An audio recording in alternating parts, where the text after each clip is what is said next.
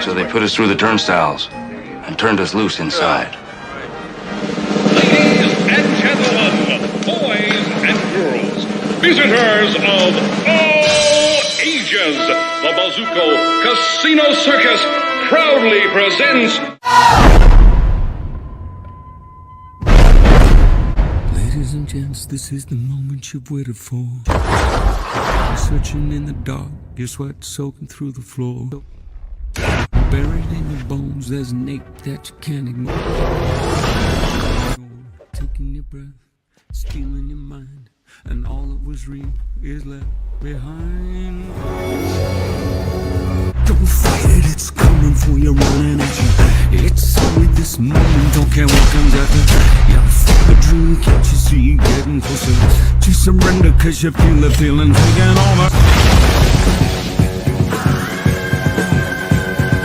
It's fire, it's freedom, it's flying open. It's a picture in the pulpit and you're blind to bullshit. There's something breaking at the brick of every wall, it's holding all that you know. So tell me, do you wanna go? Leaguer, rock on, Leaguer.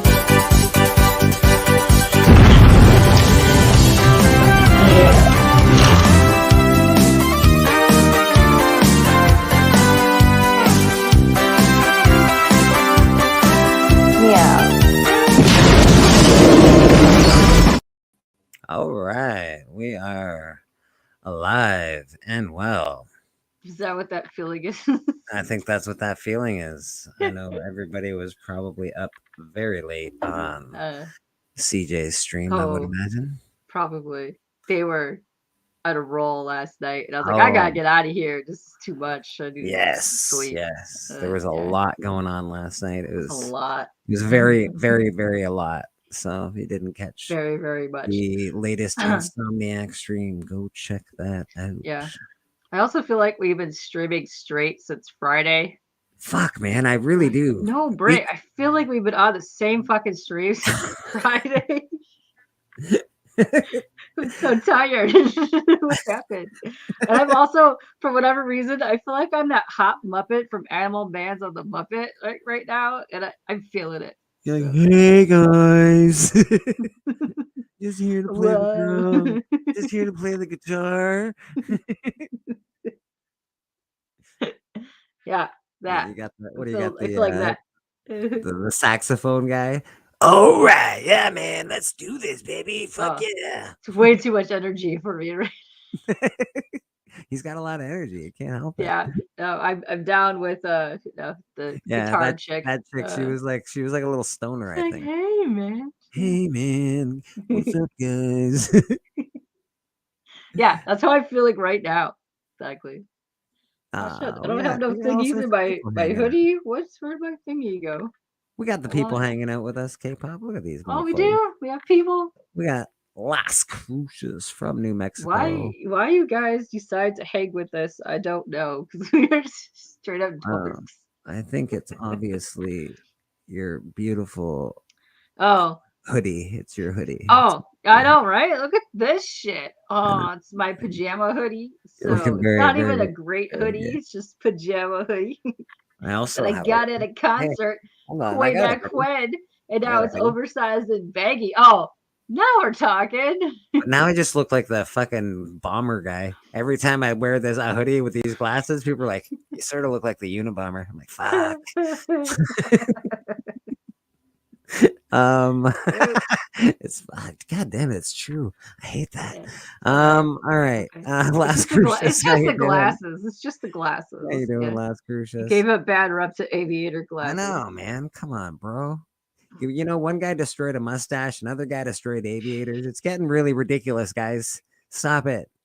I hope nobody destroys the, truly outdated vest community. Oh yeah, because like Han Solo wore a vest, and that was pretty cool. He did wear a vest, yeah. Well, I also feel like the pumpkin spice latte ladies destroyed that look, but they're keeping it alive. The Christmas vest wearing crowd. The Christmas vest wearing crowd, yeah.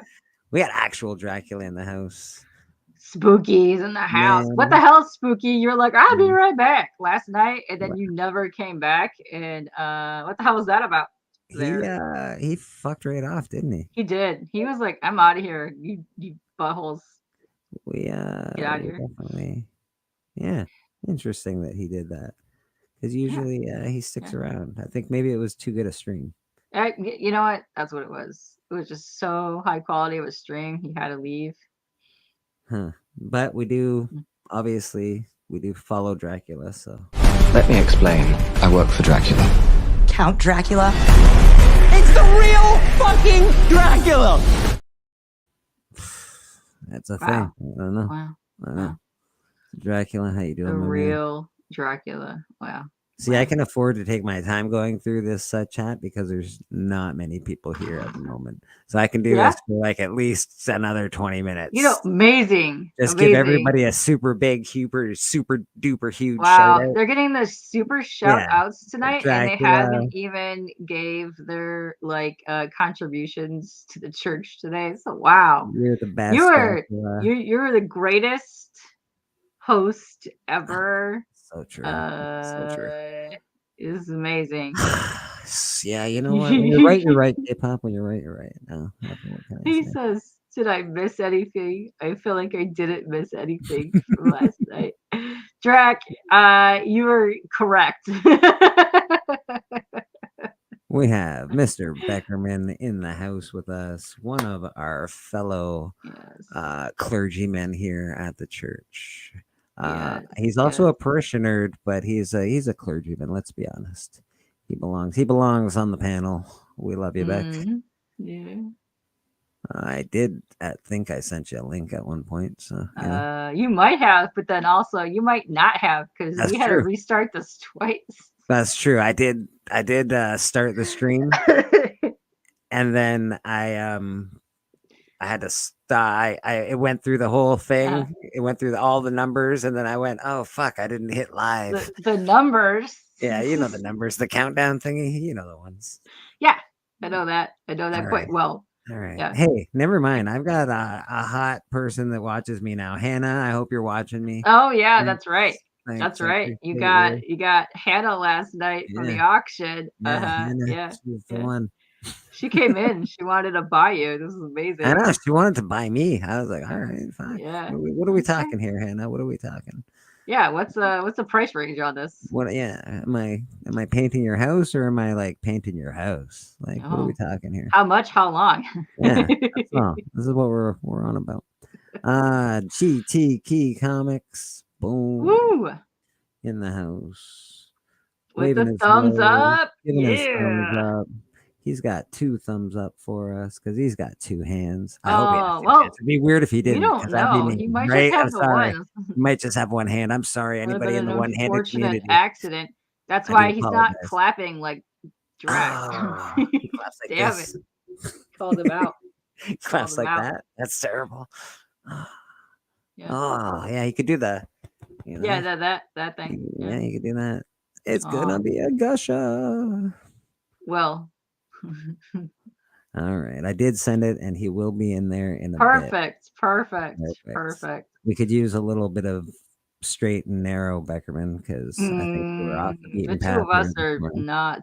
Yeah. Mhm. Yeah, collecting with theirs in the house. Oh yeah, Durs is Always in give the house. Durs a shout out. He does the Sunday lineup post every Sunday. I think he does. It is Sunday. Yeah, it is Sunday, and he does it, and he puts me on there, and he asks me for my thumbnail, and it keeps me creating thumbnails. So not only is he doing a favor, he's also keeping me working. So thank you, Darius. I appreciate you, buddy. Perfect. I was prepared. I made my thumbnail like 2 weeks ago. I did that last night, and I was feeling on top of the world. And I woke up this morning, and I was like, "Oh shit!" I love when I do that. When I did it last week, and I'm like, "Fuck yeah, I got you, motherfucker!" But yeah, take that, Durs. I got you on time, huh? I know. I'm not late this time. But this time he was messaging me. I don't know. Sometime like, "Fuck, god damn it." I was like, "Damn it! I was trying to send this to you on Friday. I don't know what happened. Here it is." 2 o'clock in the morning. Damn it, Durs! You got me again. Like, Sundays before, like it'll be Friday, and then we wake up and it's Sunday morning, and I literally can't remember where Saturday went. Like for real, I don't know why, but yes, you make one of yours at 1 a.m.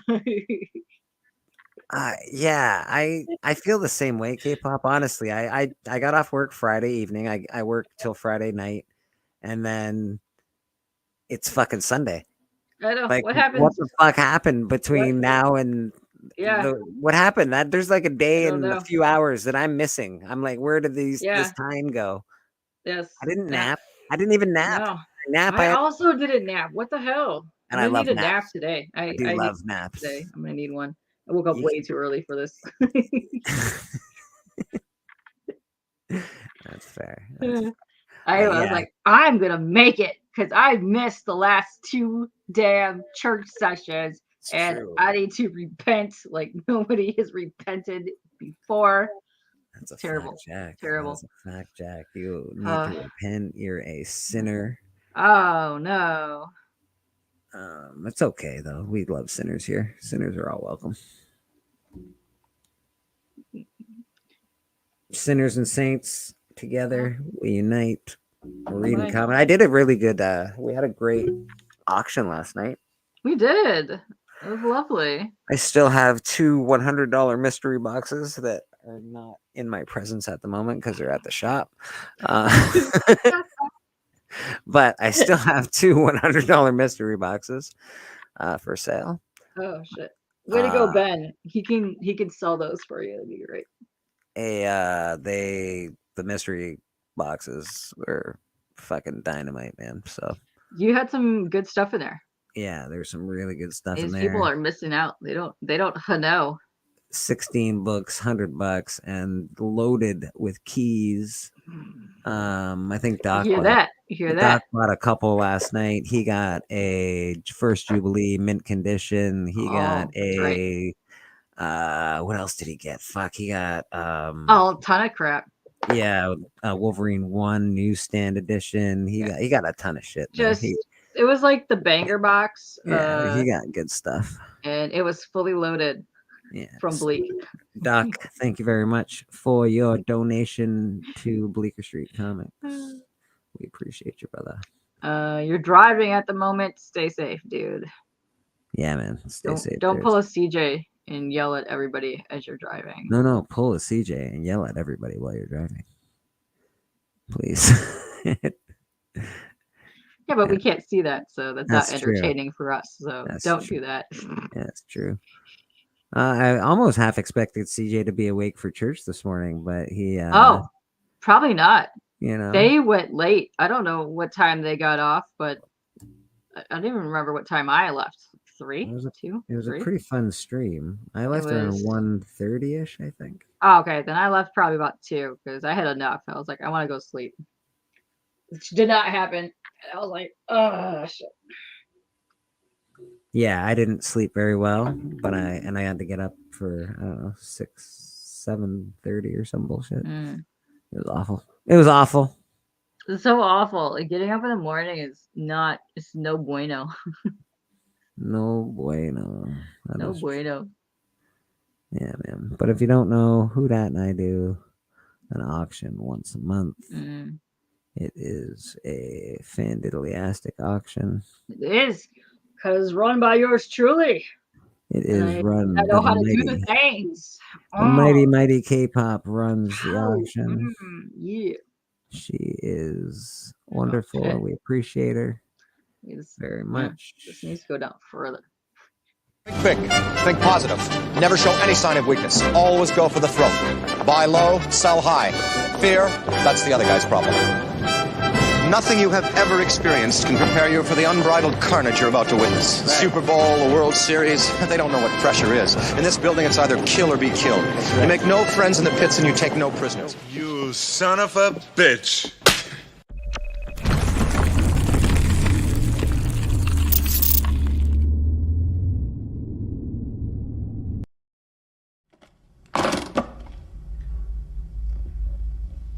We happy? Vincent! We happy? Yeah, we happy.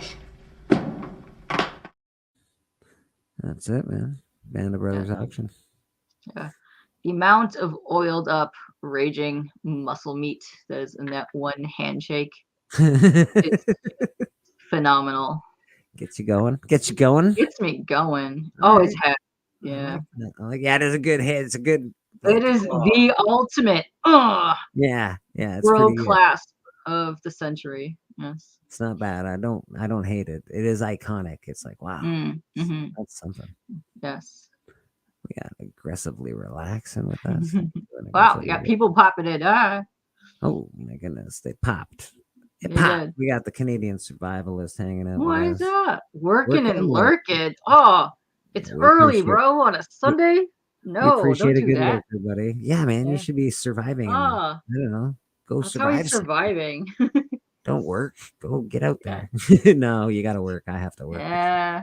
Sorry, Gotta everybody. make money to afford the nerd shit. You got to make money to afford the nerd shit. It's a fucking fact. It sucks. It's lame. We got aggressively relaxing.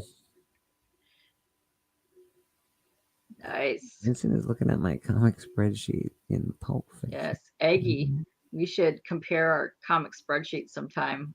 Oh, And I'm a master nerd spreader. Whoa. No, Nice. Jeez Louise. my spreading is legendary amongst the community. Okay. Spreading nerds from one coast to the next. Yeah. We got Trev, the shipping guru hanging out with us. The ultimate guru of the shipping. Oh shit. He will be on he does a show Sunday night with Evil Mike. You do. That's happening tonight.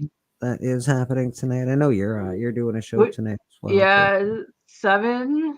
I want to say it's 7.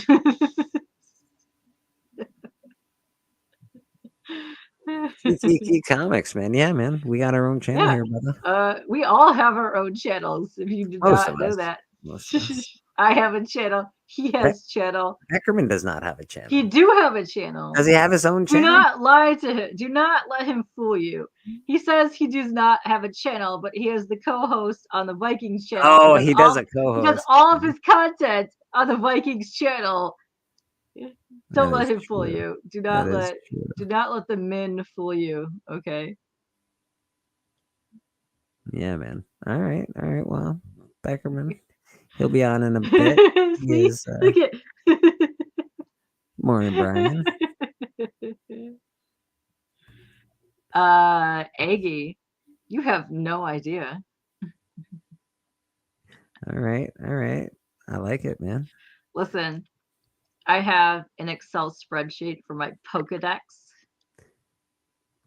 that K-pop. I have actually had people pay me to get a blank copy of. Yeah. It would be the K-pop _JUNKI. Yes. At K-pop_junkie. Yeah. On YouTube. She does some great interviews with indie comic artists and stuff like that. It's really good stuff. Just artists in general, really. Artists and writers and people in the industry. Yeah. I do all that. Yeah. Brian LCS, how you doing, buddy? Hi, Brian. Good morning. Yes. Good morning. So shout out to Brian and the CBC Awards that are going to be going live soon. That's sneaking up on us quickly. That is sneaking up on us pretty quickly, isn't it? I know, dude. It's already almost April, and I cannot wrap my head around that. I'm like, whoa, whoa, 2024. Calm down. Yeah, right. Calm your tits a little bit. Yeah, it's a tiny bit. Just like even this, like the weekends can just like slow its roll. Like I really like that. Yeah, I really like that. The weekends can calm down a touch. That'd be cool. Yeah, just slightly. Listen, Beckerman. When you're sharing a channel with somebody that is your channel, when you're on 95% of the content on that channel, that is your channel. That is true. That is true. Yeah, you know, he also does Papa Wheelies on Thursdays. Yes. He's the He's head also runner. on He's the. he's the head runner of that show, right? Oh, for Basically. sure, for sure. Yeah. I He know is. Wheelie's the it's on his channel, but like Yeah. Beckerman No. keeps shit going. Yeah. Much like you keep shit going in my auction. Jim Ross of the Papa Willie channel. You know what? It's my auction, but K-pop runs it. Let's be honest. But listen, yeah. Let's be honest. I do all the technical thingies so you guys can get your stuff ready, because otherwise it's a crap shoot. It's such a crapshoot. All right. Good morning, Vietnam. Smell that? Napalm, son! Nothing else in the world smells like that!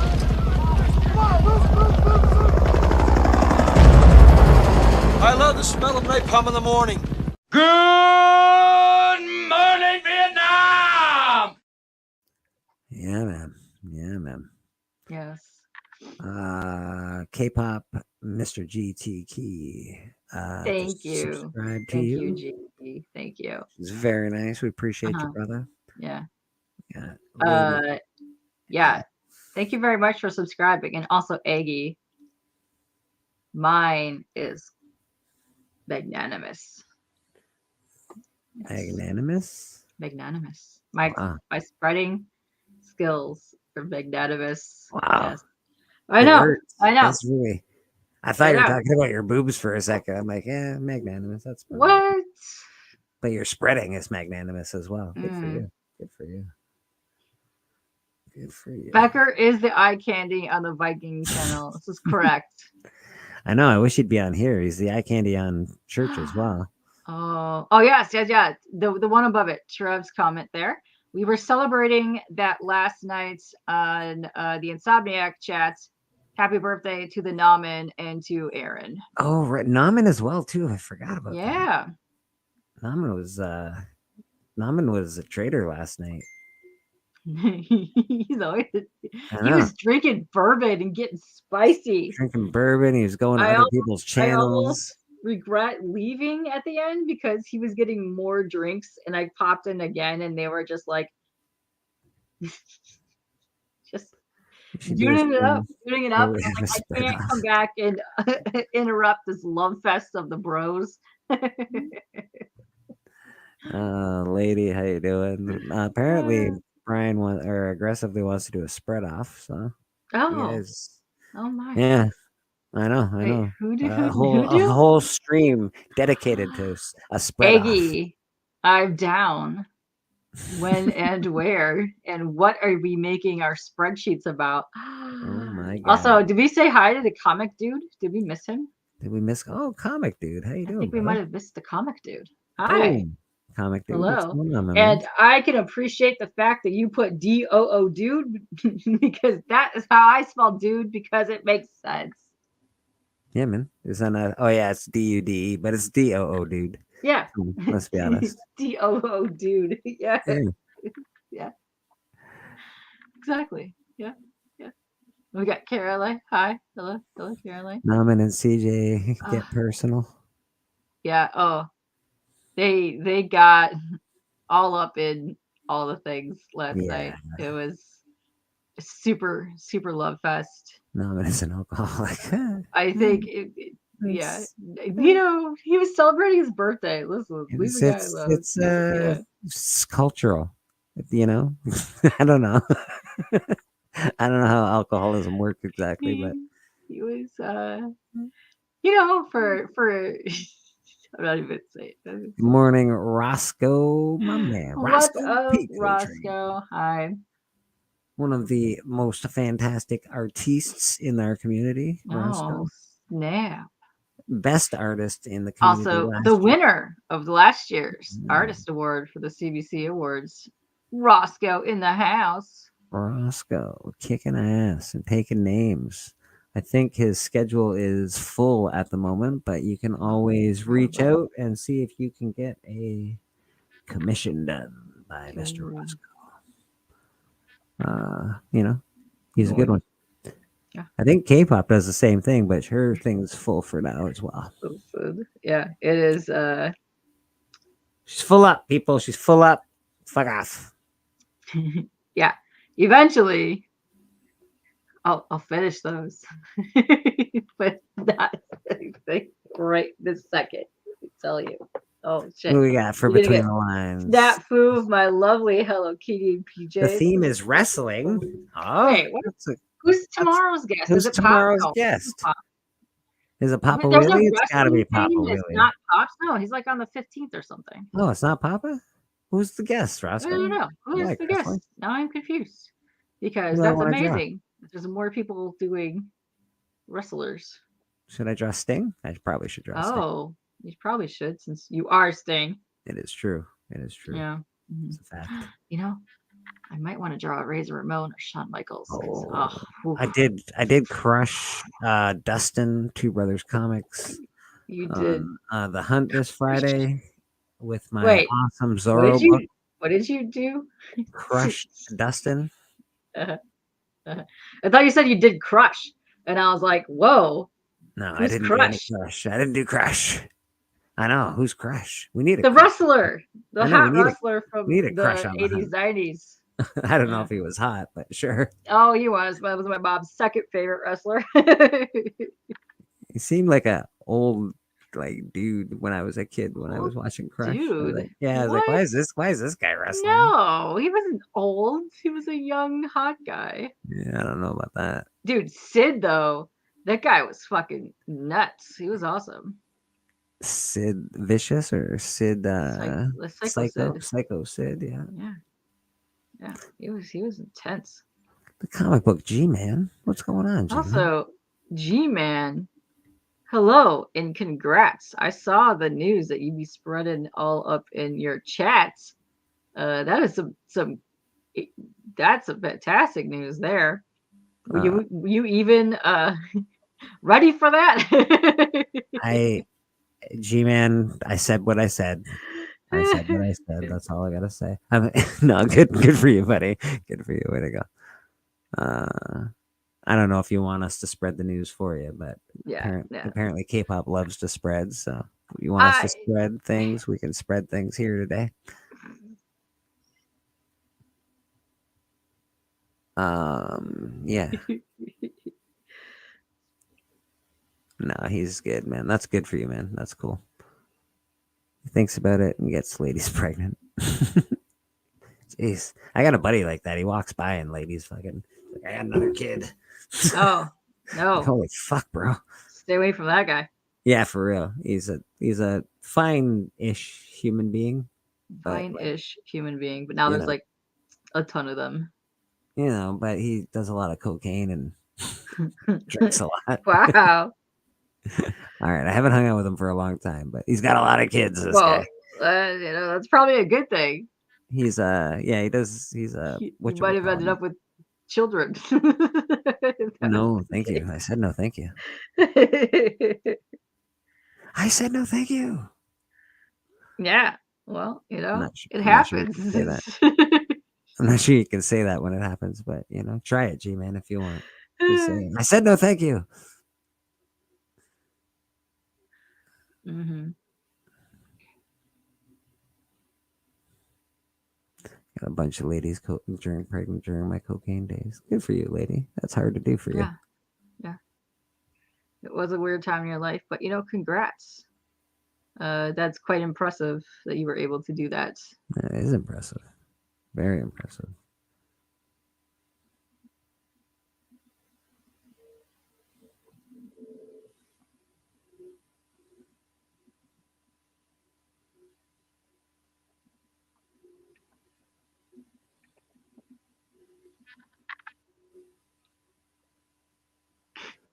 Alrighty, interesting. Aggie, yes. You showed one of the most bitchin' rooms I've ever seen in my entire life the other day. I'm pretty sure that was your account. I was half asleep and I was looking at this thing, and I was also mesmerized by the contents of this room. Was that the one where he said he needs more room? No, that was the one with the child's. They redid a bedroom. I'm gonna tell you right now. I'm sitting on Star Wars sheets. Oh, right. Is that the one? Oh, right. So I can thoroughly say I enjoyed that. And my baby Grogu is right there. Okay. Fuck baby Grogu. It's right there. I know you thoroughly enjoyed this. But yeah, no, that was amazing. If you didn't see it, you got to go look at this post. Basically, it turned it all Star Wars. What's up, me? What is happening? Did you do this? I think you did one of these, didn't Yeah, you? one of those thingies. Yeah. Pretty sure you did. He turned the bed into one of those thingies with Grogu driving it. Yeah, well, Grogu still sucks, but whatever. Hate Grogu. Yeah. He's 50 years old. He can use the Force. He can fight. Motherfucker can't fucking say a goddamn word. Ridiculous. Hey, don't make me go get my baby Grogu. You know, that's more than Chewie has said in the decades that he's been around. Yeah, well, that's because that's what Chewie's people talk like. We know Yoda. We know Yoda can speak words. Why isn't this fucking thing speaking words? It's ridiculous. Maybe he was in a freaking accident when he was younger and lost his vocal cords. You don't know. He was traumatized for 50 years. You don't know what they put him through. You're right. I'm being insensitive. I'm sorry. I'm very sorry. Being very insensitive. Yeah. You don't know. Rad in the chat. How you doing, Norrin? What's going on? Thank you, Brian. If you take the clip off, you would see my name. Yes, and Norrin Rad, again, another artist in the community. I don't know if he's doing commissions right now, but I know he does. So. He's doing something right now. I see the art that he's doing. Check out his art, and he also does awesome commissions. I have a piece of his art. I will bring it. I have it in a box right now. I will bring it out and show the art in a minute or two when I find it, maybe-ish, something like that. And I will take this off because K-pop. Yeah. The Darth Turdiest. Right there. Don't like Kevin Smith or Grogu. That's true. I have a question. That is fair. Yeah. How would you feel about a movie where Kevin Smith plays Baby Grogu? Why would you put two of my most hated things in one thing? Listen. Does that thing get killed? It could be. Then yes, I would love that. Yeah. Then yes, I would love that. That would be great. If you're gonna kill it off, then yes, that would be perfect. Yeah, I don't love Kevin Smith, man. I don't know. I don't hate all his movies, but I don't love the guy. I think he's fake and bullshit. You know what's gonna happen? His He-Man sucks. The Kevin Smith Grogu is gonna be attacked by the Ewoks, and the Ewoks are gonna take him out. I also fucking hate the Ewoks. Why you gotta be like this? Why you gotta be like this? You know? Fucking goddamn Muppet babies beat up the fucking goddamn whole empire with fucking sticks. Ridiculous. Yeah. Even as a kid, I thought it was ridiculous. I'm like, this is ridiculous. Yeah. No, thank you.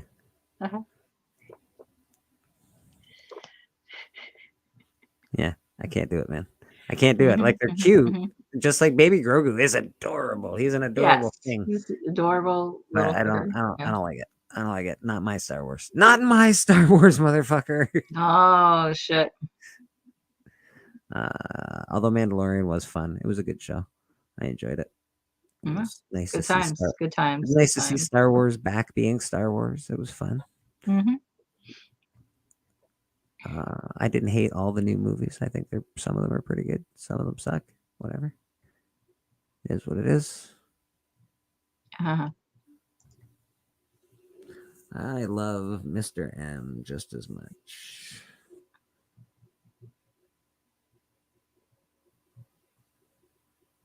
All right, that's fair. Bleak and Katie look like Senator Palpatine. Yeah. It's the look of the day. We were up late, Lady Fantastic. Yeah. We've literally been streaming since 8 o'clock yesterday. Yeah, I've been on stream, I feel like, forever. We did the auction. The auction went way later than we thought. And then we rolled it into Insomniac chat. And then that went into however long that went into. So yes, we are. I was on the hunt the night before. It just feels like I haven't stopped. So awake right now. It's amazing. Happy birthday to Norrin Rad. Yes. Yeah. No, I did my show. And then I was low grades. And then I think Biggie Shack streamed somewhere in between my show and the low grades. And then you were on the hunt. And then we streamed all day yesterday. It's like a never fucking ending goddamn Yeah, stream. no, I feel like we legit been on stream since about 6 o'clock yesterday, Friday. Yesterday, True. Friday. Yeah, because I can't True. remember that Saturday happened. Yeah. I know. I feel like that. I feel like my weekends just get crushed, and all of a sudden it's Monday. And I'm like, what the fuck happened? I don't know. Where am It's I? a What's weird. going on? I don't know. Yeah.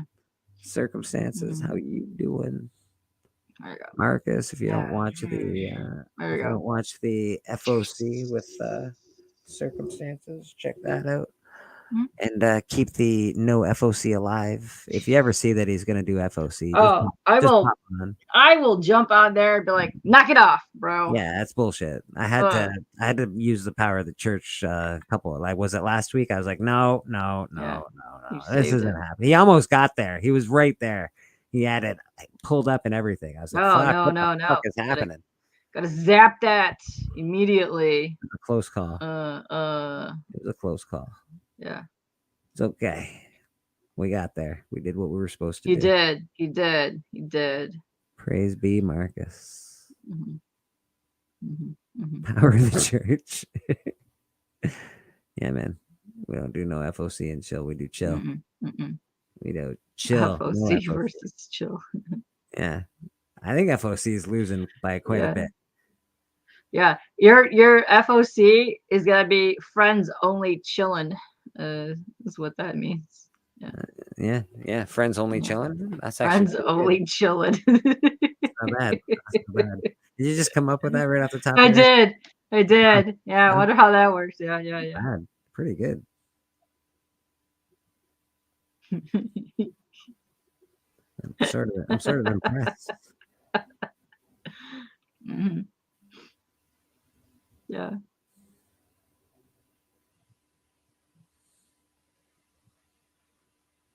Beckerman only shows up for the FOC. Lies. You've interrupted that show several times to get away from FOC. I've seen it, Beckerman. That's quite impressive. Episode 11 was the last time you got to do FOC, and you're on episode 52. That needs a shout out. Is he on episode 52 of FOC and Chill? Good for you. Yeah. What you just said? Nice. I might not type in there all the time, but I lurk in there all the time. So that might be when I'm napping. Yeah. Put it on. I lurk once in a while. You know what? I only lurk because I don't want to say hello 35 times. Oh, yeah. Same. If I see a ton of people in chat and I'm like, I don't have the energy to say hello to 40 people in a row. Yeah, all individually, or like I don't want to write a big long one like, hey, this guy, that guy, this guy, that guy. Yeah, and then you'll try to get away with it, be like, hello, everybody. Yeah, no. And then everyone says hi, then you feel guilted into saying hello backwards, and I'm like, damn it. I know. Should have not said hi. Son of a bitch.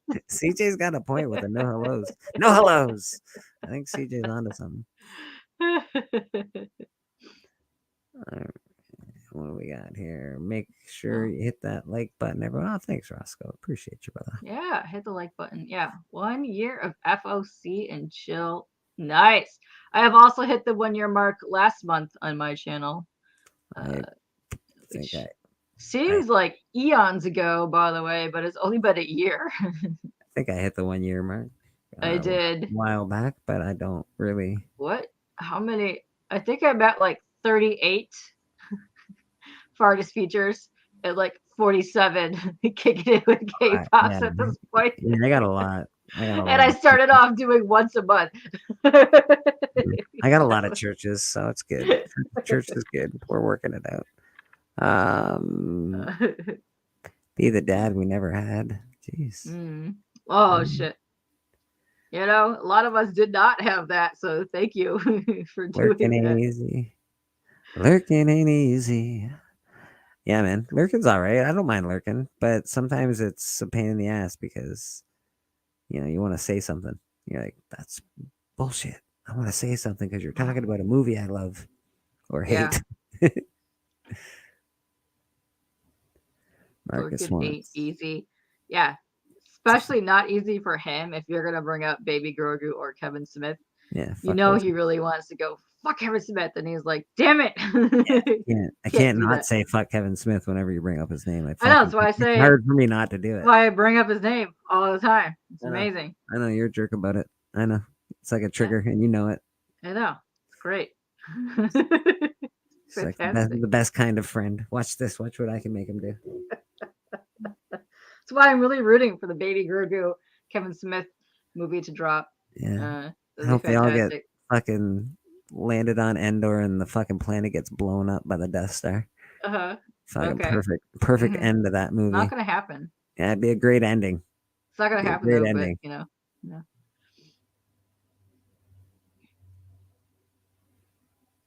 What do we got here? I will often have other things to do, but keeps the stream running. Yeah. Yeah. Last night we had CJ running a stream and Spidey running a stream, and Naman and Pops were on both streams at the same time. It was great. Oh shit. It was great, actually. It was hilarious. What do we got? You know what? We're gonna bring him in with this. It's gonna be quick though. I gotta really do this. Mr. Beckerman. Wow. That was the fastest you've ever done anything. That was amazing. Yeah. Wow. Thank you. Hello, Beckerman. Thank you, baby. How appropriate.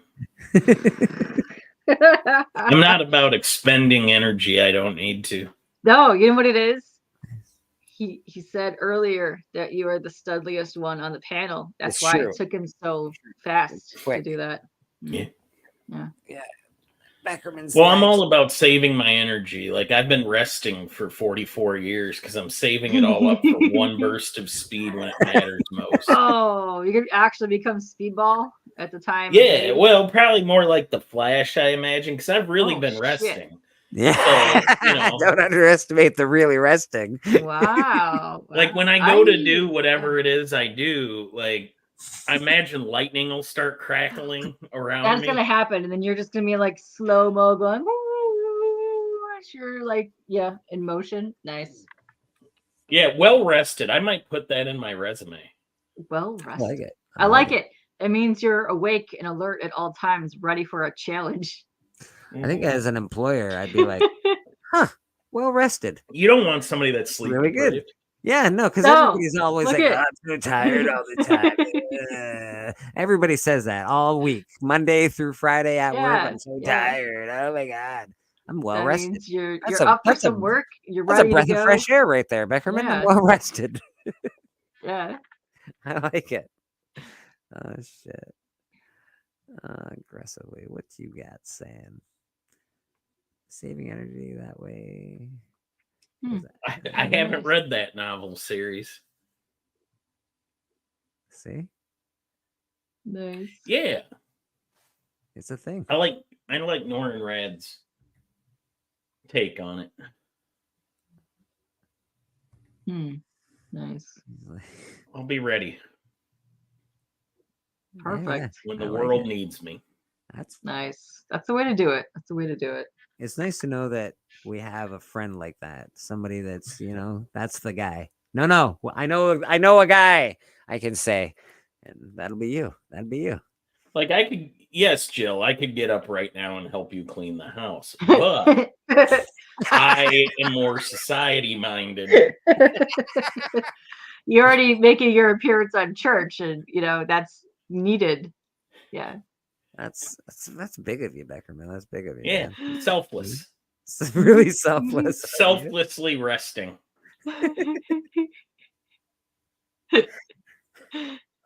This is why you and Aggie make a great partner team, because he's aggressively relaxing. Drives me insane because he's just one step ahead of me at all times. Like he's just like he's so witty. It pisses me off a bit. Nice. So, are we gonna ever get this fight between you and the Dracula, or is this happening? Oh yeah. Maybe that's who I'm saving my burst for. Okay. I'm gonna say because gonna get your big burst. Although I don't think he'll take up a lot of my energy or my time. Oh shit! You might not even have to go to full burst mode on Drac. That's what you're saying. I don't think it would be necessary. Wow. He was in chat earlier. What do you have to say about that, Spooky? I don't know. I think he left us. I think he He might left. have left us because that's what he does. He better run. Nornrad, happy birthday to you. Happy birthday to you. Happy birthday, dear Nornrad. Happy birthday to you. There you go. Where else are you gonna get sung happy birthday to on the stream? I know. I know. It's crazy times around here. Wow. Comic Collector Geek. Good morning, Mr. Allen. How you doing? What's up, Alan? How are you? Alan's never usually up at this time because he's always up. Always for some reason. Alan's always up. Yeah, it's like he's always up. It's weird. It's weird. I don't know if you've noticed, but his skin's a weird color. He just, I mean, he might be a lizard person. I'm not sure yet. It's a possibility. It's a huge possibility. Yeah, he's got big eyes. I'm not sure. yeah. Nah, Alan's awesome. Go check Alan out. He's got one of the best collections of all time in the community. Yeah. He does an unboxing every. He did win best unboxing last year. Yeah, he does one every week. There's so many winners in this chat. Look best at that. unboxings. So yeah, Alan's he's one of the best. Happy birthday to Norton too. I haven't put anything in the chat yet, so yeah, Norton. Just want to say happy birthday, and actually, that's somebody I need to reach out to. I had something I wanted to talk to him about.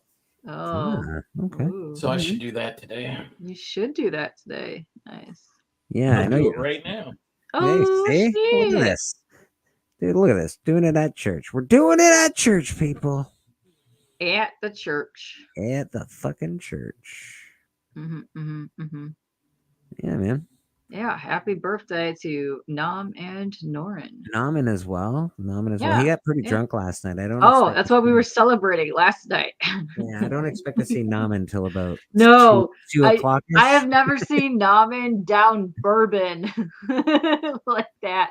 He usually gets saucy at a couple beers. He was downing like hunks of bourbon last night. Way to go, Nam. Comic Collector Geek. Not only does he do a channel, he's actively trying to get a comic pinup art book printed, I think. So. That's right. He was talking about that before. I would much appreciate that because I like that. Oh wait, it's also Chop's birthday too? What? Fucking Jesus. Choppy Chop birthday? What? Happy birthday. Jeez. It's everybody's birthday. Dude, March is a huge birthday month. My week alone, we had CJ, Mad Spidey, me, and somebody else was that 1 week. A lot. It is a lot. It is a lot. Yeah. What? Birthday of the month. I do have a $3 pull box beside me. If anybody wants to buy comics, I will sell them for $3 a piece at random pulls. Whoa. Just because I can. So if anybody says, "Hey, I want a random comic book," you were tired last night after the auction. You better make sure that that's the correct box that you're pulling. It's a good box. It's a good box of comics. I'll show you one that's in there. Thingies. It's worth $3. I think it's worth $3.99 actually, but we're selling them for $3. It's amazing. Look at that. Yeah. We had a great auction last night. Biggie was on there. He was good. He wasn't selling, but he was just hanging out. Yeah. Amping everybody up. Boston was on there. Houdat was on there. Callie was on there. Callie. You all sold things, so that was a bonus. Yeah. And I got actually I sent something to Callie and it arrived today. So Callie, if you're not awake, wake up, go get your fucking mail. Dude, it is 3 hours behind California. What? I don't think he's up. He was 8? also late last night. It's like 8:30. Get out of here. Get up, Callie. Quit being Who a the little. hell's up at 8:30? Shut up. Me every day. No, Me every lies. day. Don't. Yeah. That's the grossest thing I've ever heard in my entire life. Yeah, I know. You're not wrong. You're not wrong. Yeah, happy birthday to all. I know. Everybody. Apparently, it's everyone's birthday today. Beckerman, is it your birthday by any chance? The only It is person not. I thought I'd birthday- ask. October. You should October. ask. You don't know. Okay. October, nice. Wait a minute. When in October?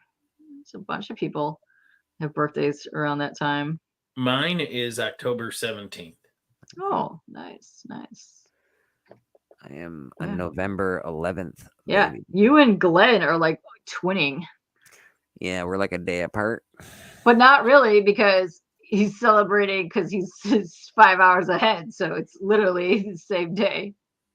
Yeah, I guess, but technically not because It's the same day. Yeah. his So birthday. it's a falls party weekend. on that day. Party weekend. Yeah, it's party weekend. Yeah. So Alan, the comic Viking, he's 2 days before me, but I'm a year older. So for exactly 2 days out of the year, we're the same age. Wow. Nice. It was Houdini's birthday today. Oh, It was nice. Houdini. Okay. Oh, actual Houdini's birthday? The comic Wow. Viking. I've seen a lot of posts from the comic Viking lately. He's doing some good sales on Instagram. Yeah, he like shed like 95% of his collection. Wow. Yeah, so many he people are doing that. did some Fantastic. good things. I know Glenn's finally getting rid of a whole hunk of stuff for his stuff as well. My mom's birthday is October 16th. I went the other way with it. Yeah, I'm like, I'm getting more. I'm just getting more. Listen, Beck, I 3 years ago, I was like, I have 7 comic boxes. I want to get rid of half of these. I'm at 30 something now. It's fucking same thing, man. It's so bad. I have stopped like getting made like big. Like I haven't gotten a full box in a long time. Yeah. So we're like I buy like one or two comics at a time now. Like when I can afford them. I haven't bought a new comic book in months. Yeah. And I'm happy with it. I've only been backing like the Kickstarters and picking up random crap in back bins. That's how I run shit. Oh, Lauren, I sent something to your IG. Brian apparently has mystery boxes as well. Nice. Oh, nice. Saving funds for heroes. That's the way to do it. I also have mystery boxes that are filled with Silver Age keys and modern keys, and they're fucking awesome mystery boxes. $100 a mystery box. I've got 2 left. What? You would not be disappointed. True. I can show you what's in Doc's mystery boxes. What he got last night. Yeah, he picked up some good stuff in there. Well, these he bought out of my personal collection. I showed them to somebody. He was like, "How much for the Shazam?" I was like, "Fucking Doc, Jesus." I sold them for. These are only $15. I sold them those for $15. A couple of my favorites, I like Shazam a lot. What else did Doc get last night that I have to? Yeah, he cleared out. He cleaned up a bunch of people. So this is what Doc bought 2 mystery boxes off me last night. All right, so we got Green Lantern, a Silver Age Green Lantern, not in the best condition, but still awesome. We got America Behind Bars. I like the shadow and the lights on that.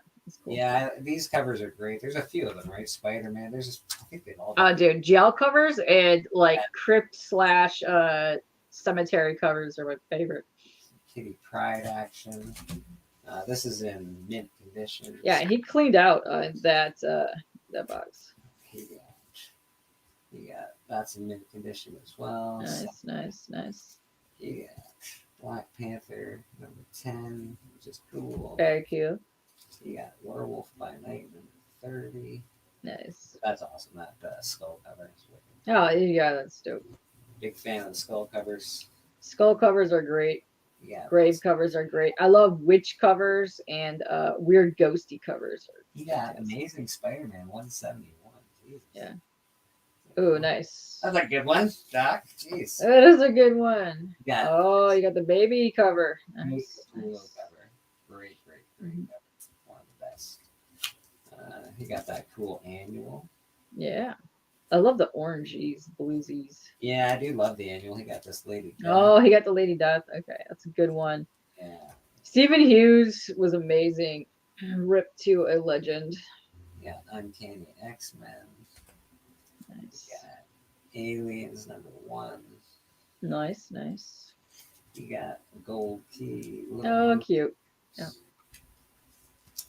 You got Fantasy Masterpiece. Some Nice. Silver Age stuff.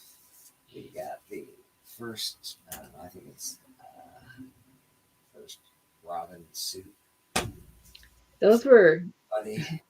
the tiniest of shorts I've ever seen in my entire life.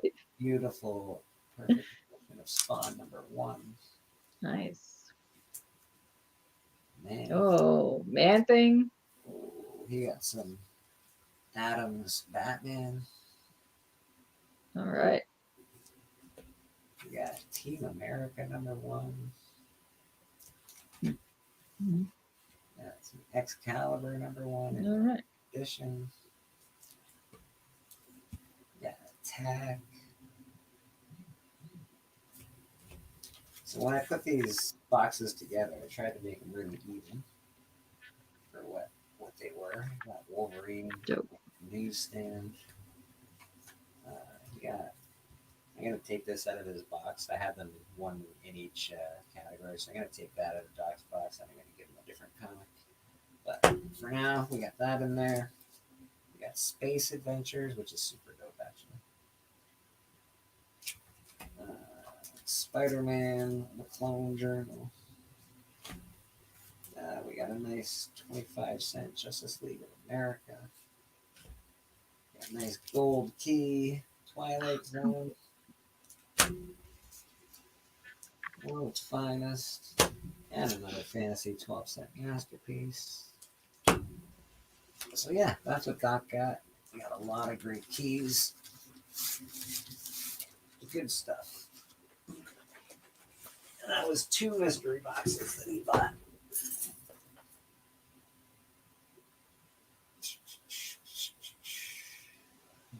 Brian's got mystery boxes. I've got mystery boxes.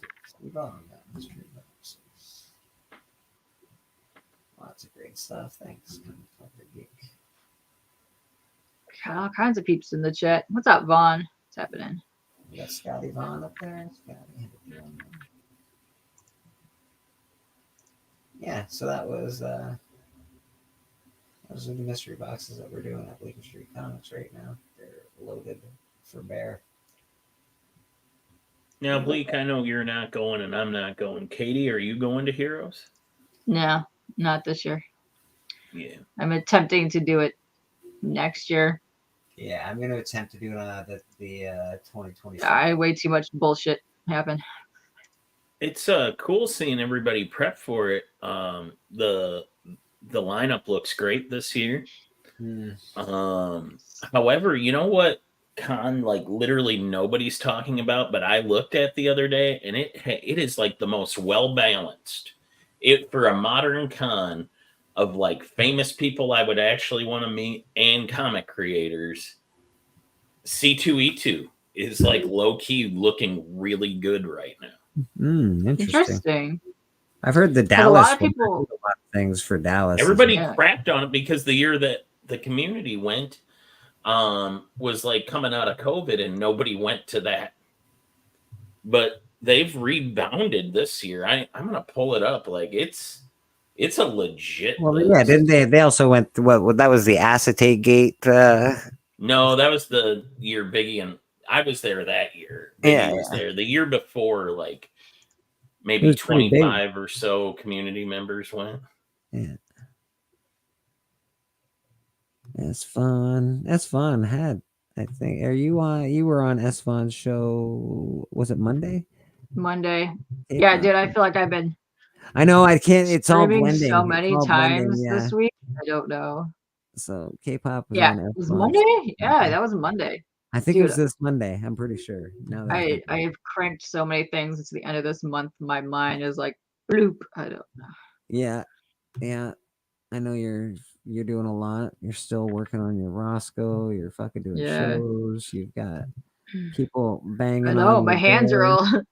I have stab wounds all over my hands. It's been It huh. has been a long It's been fucking week. rough. Okay.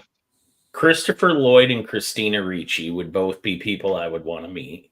Oh, Yeah, nice. I'd like to meet I've Christopher actually met Lloyd. Yeah, Christopher Lloyd, but Christopher Lloyd still would be cool. legit.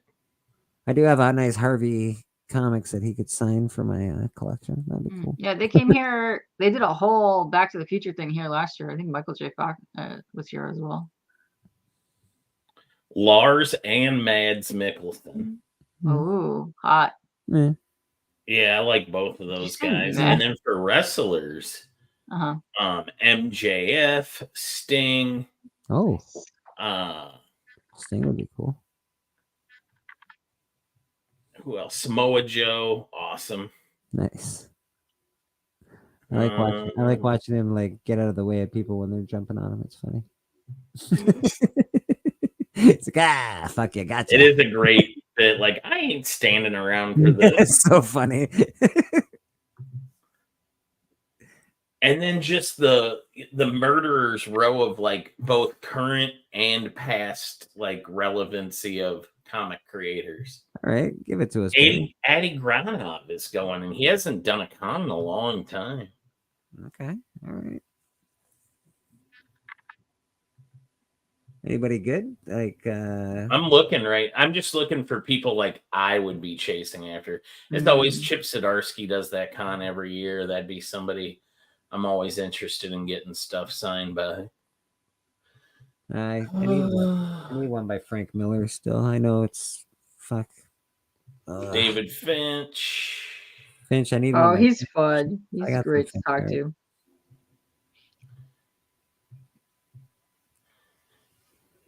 I wish Gene Ha got out of Chicago more because I miss seeing him.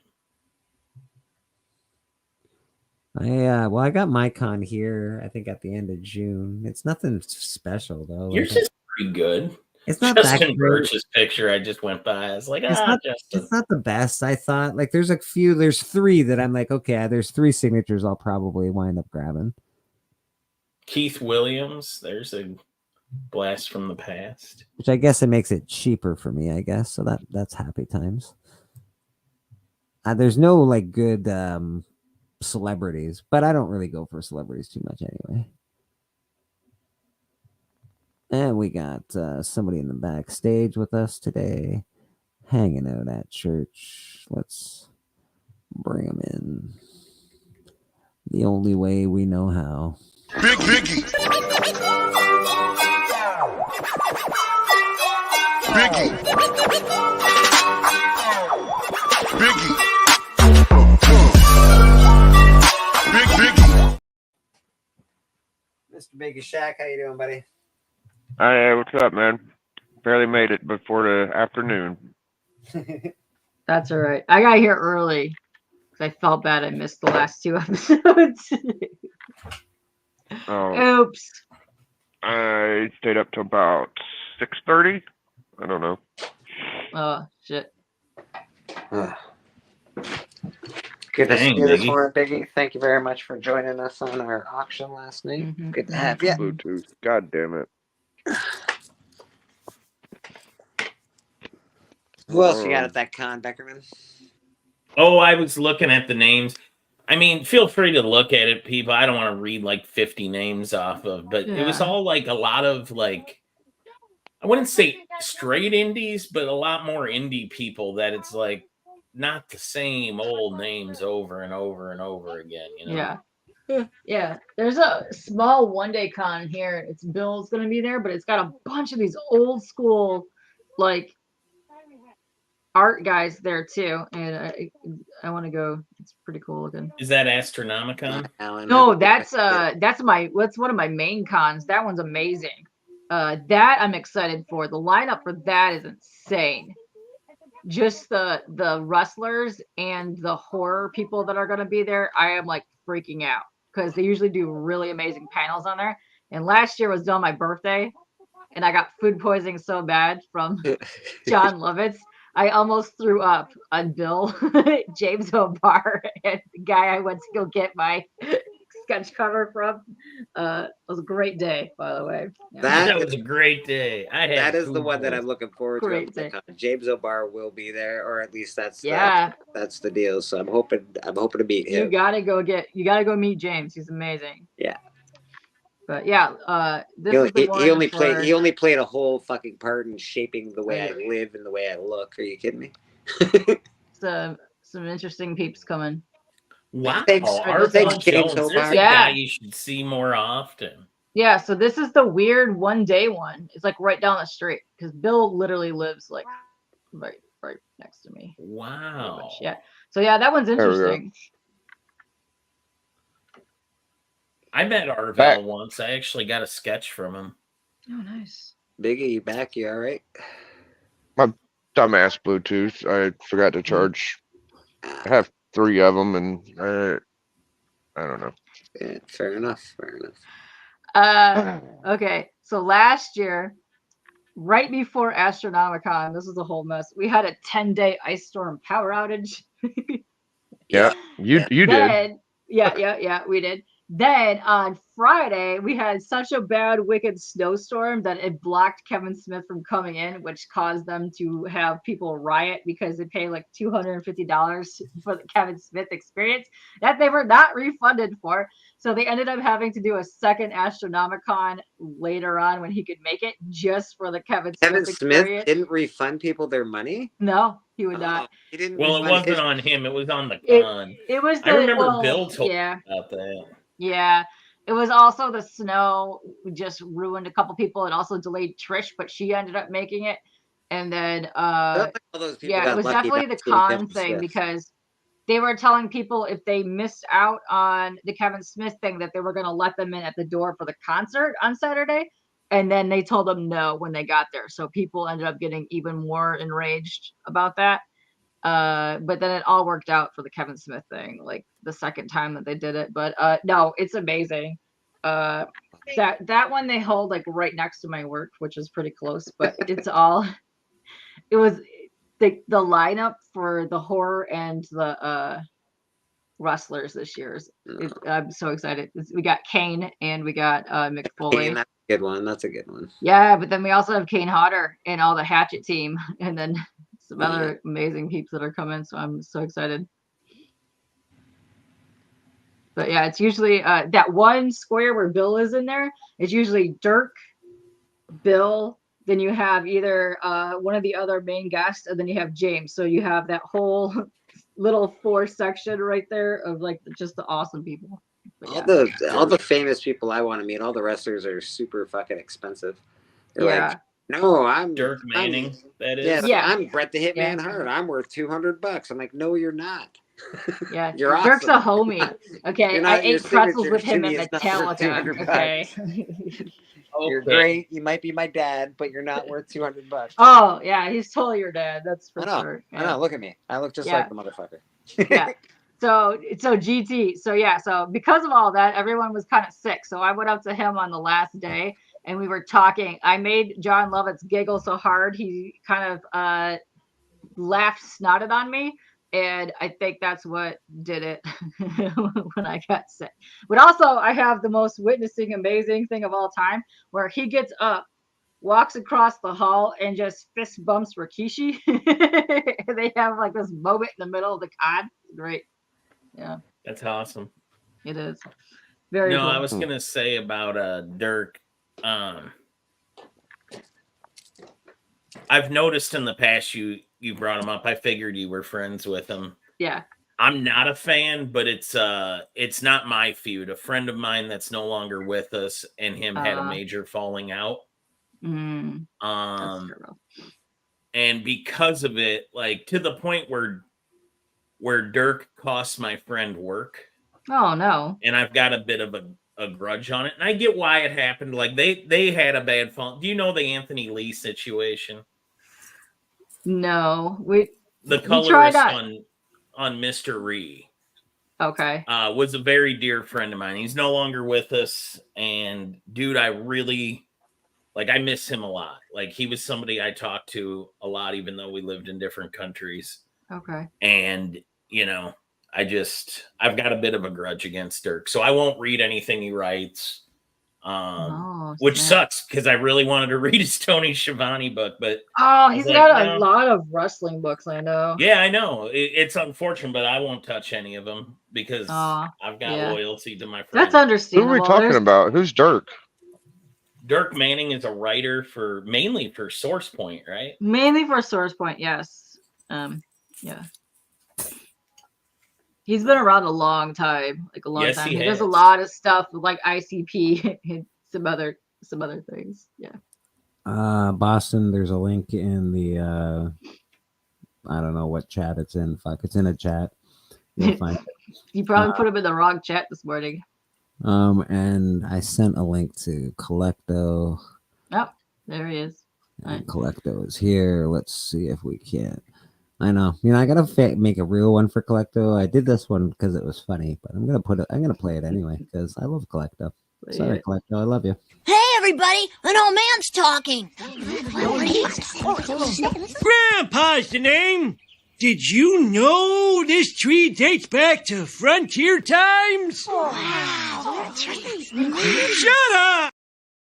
And here's Shut up! Shut up! Collecto actually knows that motherfucker. So you went to school with that guy, didn't you? Yeah, I went to school with Matt, and he was always he had a character in high school called the Mad Crayon, and he would basically write the Mad Crayon in his Simpsons script in various places. So, like on any given wall, or in the bathroom, or on the side of the Lincoln statue, Lincoln High School. And it was always the Mad Crayon, so it was I'd like to say hi to the group, Mr. Beckerman, Biggie, Katie, and I'd like to say hi to the champ who dispatched the guy with the amber egg. I have to say it's most impressive. And he tried to use Bleak against you, a Bleak comic book against you, which I thought was rather cheeky. And then, of course, you drew the Sword of Zorro and dispatched him with a Z right across his face. Yeah, you can't mess with 1949 Zorro. Mustn't prod Zorro. No. And you don't want to bring him out of retirement. Come on, it's Zorro. Nice to see you. I thought you were gonna establish the lead a little quicker. Like, it came right down to the wire. It sure is. Through the first two. I won the first two. I figured that the Breaking Bad was a winner, so I laid off on the Breaking Bad, and then I knew I had the Zorro at the last for the last one, so I would whip out my sword and thrust it into his still beating heart. Yeah, I know. You thought I was going to go different there, didn't you? Don't be dirty, K-pop. Don't be dirty. Wow. That's fun. It's church, goodness gracious. Yeah, it was good, Big. It was good. It was a really good match. Oh, my. It was fun. I sure enjoyed it. You had mentioned to Sue that you were going to use the Zorro, and I think that your strategery is very, very good about waiting for you, laying on the Sunday punch, and then of course the crowd went wow, and that was all she wrote. It was beautiful. It was a you swept the last challenge to take you over the top. Yes, I'll be back. I'll be back in 6 months' time. Yeah, do whatever you want to do. I'm here waiting. Don't give me trouble. We love Dustin. Dustin's all right. Hey, I'll be happy to show a few books if it isn't too early. I would be happy to look at those few books because it's never too early for awesome comic books. We got Susan in the chat. How you doing, Susan? We got Boston will be coming in pretty soon. He says, Boston, we're waiting on you. No worries. He says he's on the way to a birthday party. We are. Oh, he says on the way. Oh, I see. I thought he meant on the way to here. What a tease. Who types out on the way? I know. And then says to a birthday party. No, he messed it up. He put I'm in the way, and then he corrected himself on the way to a birthday party. He's in the way of a birthday party. Exactly. Well, Yeah. that happens to the best of us. Come on. Sheesh. All right, we got High School Romance. Boom chakalaka. This one is Harvey publication from February of 1952, and it has an Al Avison cover. Al Avison was a big Timely artist, and was drafted and went into the war, and then Sid Shores was the main guy, and then he got drafted, and so then I don't remember. Then they just basically limped along until the further duration, because Kirby was already in the war as well, and both Kirby and Shores served with George Patton in the Third Army, and were involved with the I don't know. Shores got wounded and had to be evacuated to England to convalesce until the end of the war, and then until his turn to come back home. But anyway, she's the blonde is rather upset about the fact that she's lost him. She's bewitching him, Wow. and it's like she's one of these entertainers, so to speak, at a nightclub. And he's going, "Yeah, that's a pretty nice nightclub." She has I love her outfit. The way that he did the sheer, it looks great. He's got the reddish oranges on there. It also looks like fire, but the way that he did the sheerness, lovely. She's going, "Boy, I should have let my hair grow out. Why did I wear a green? Why did I wear a green dress?" Yeah. This book is from the collection, the personal collection of Frank Bruner. A few years ago, Frank sold his books, and he went through CBCS, and these books are all noted for him. And this is The Human Torch, number 13, Alex Schomburg cover. Cool. Oh, that's it. Oh, okay. I got confused for a second. I was thinking Frank Bruner didn't start doing art till a little later than Timely. I was like, did You're he? absolutely right. You're right. I don't know if I don't even know if Frank was a glimmer in the eye at that point, Big. I think he was not so much. This is from the fall of 1943, and the one this is issue 13. Issue 12 is the redhead that has the Japanese guy committing atrocities, and the Human Torch is basically burning his arm. Basically, is burned through his arm. This one, the guy Toro has set fire to the back of the head of the guy that's cutting the rope into the snake pit. Yeah, that's the only Marvel Golden Age guy I want after I got Submariner and Cap. I'll get a Torch one day. Yeah, Torch is pretty cool. Torch has got some nice, and they're not quite as expensive, but depending on the cover. This one is a standard comic from Standard Needler, but just plain standard, from February of 1953. It's a Dan DeCarlo cover, and it is Jetta Comics number 6. Oh, cool.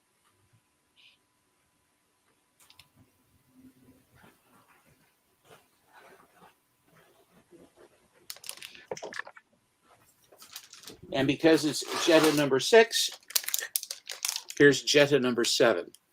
Oh. Nice. I love the spacey, weird ones. There's only 3 of these. The one I'm missing is the first one where his name is Arky, and her name is Jetta Rain or something like that. What is her name? Jetta Aircraft or something like that. You know, the jet aircraft. 1952. Ooh, spacey jet aircraft. Very on the nose with that name. This is a Timely book. I don't know who did the cover, but it's Joker Comics number 20. Oh, very cool.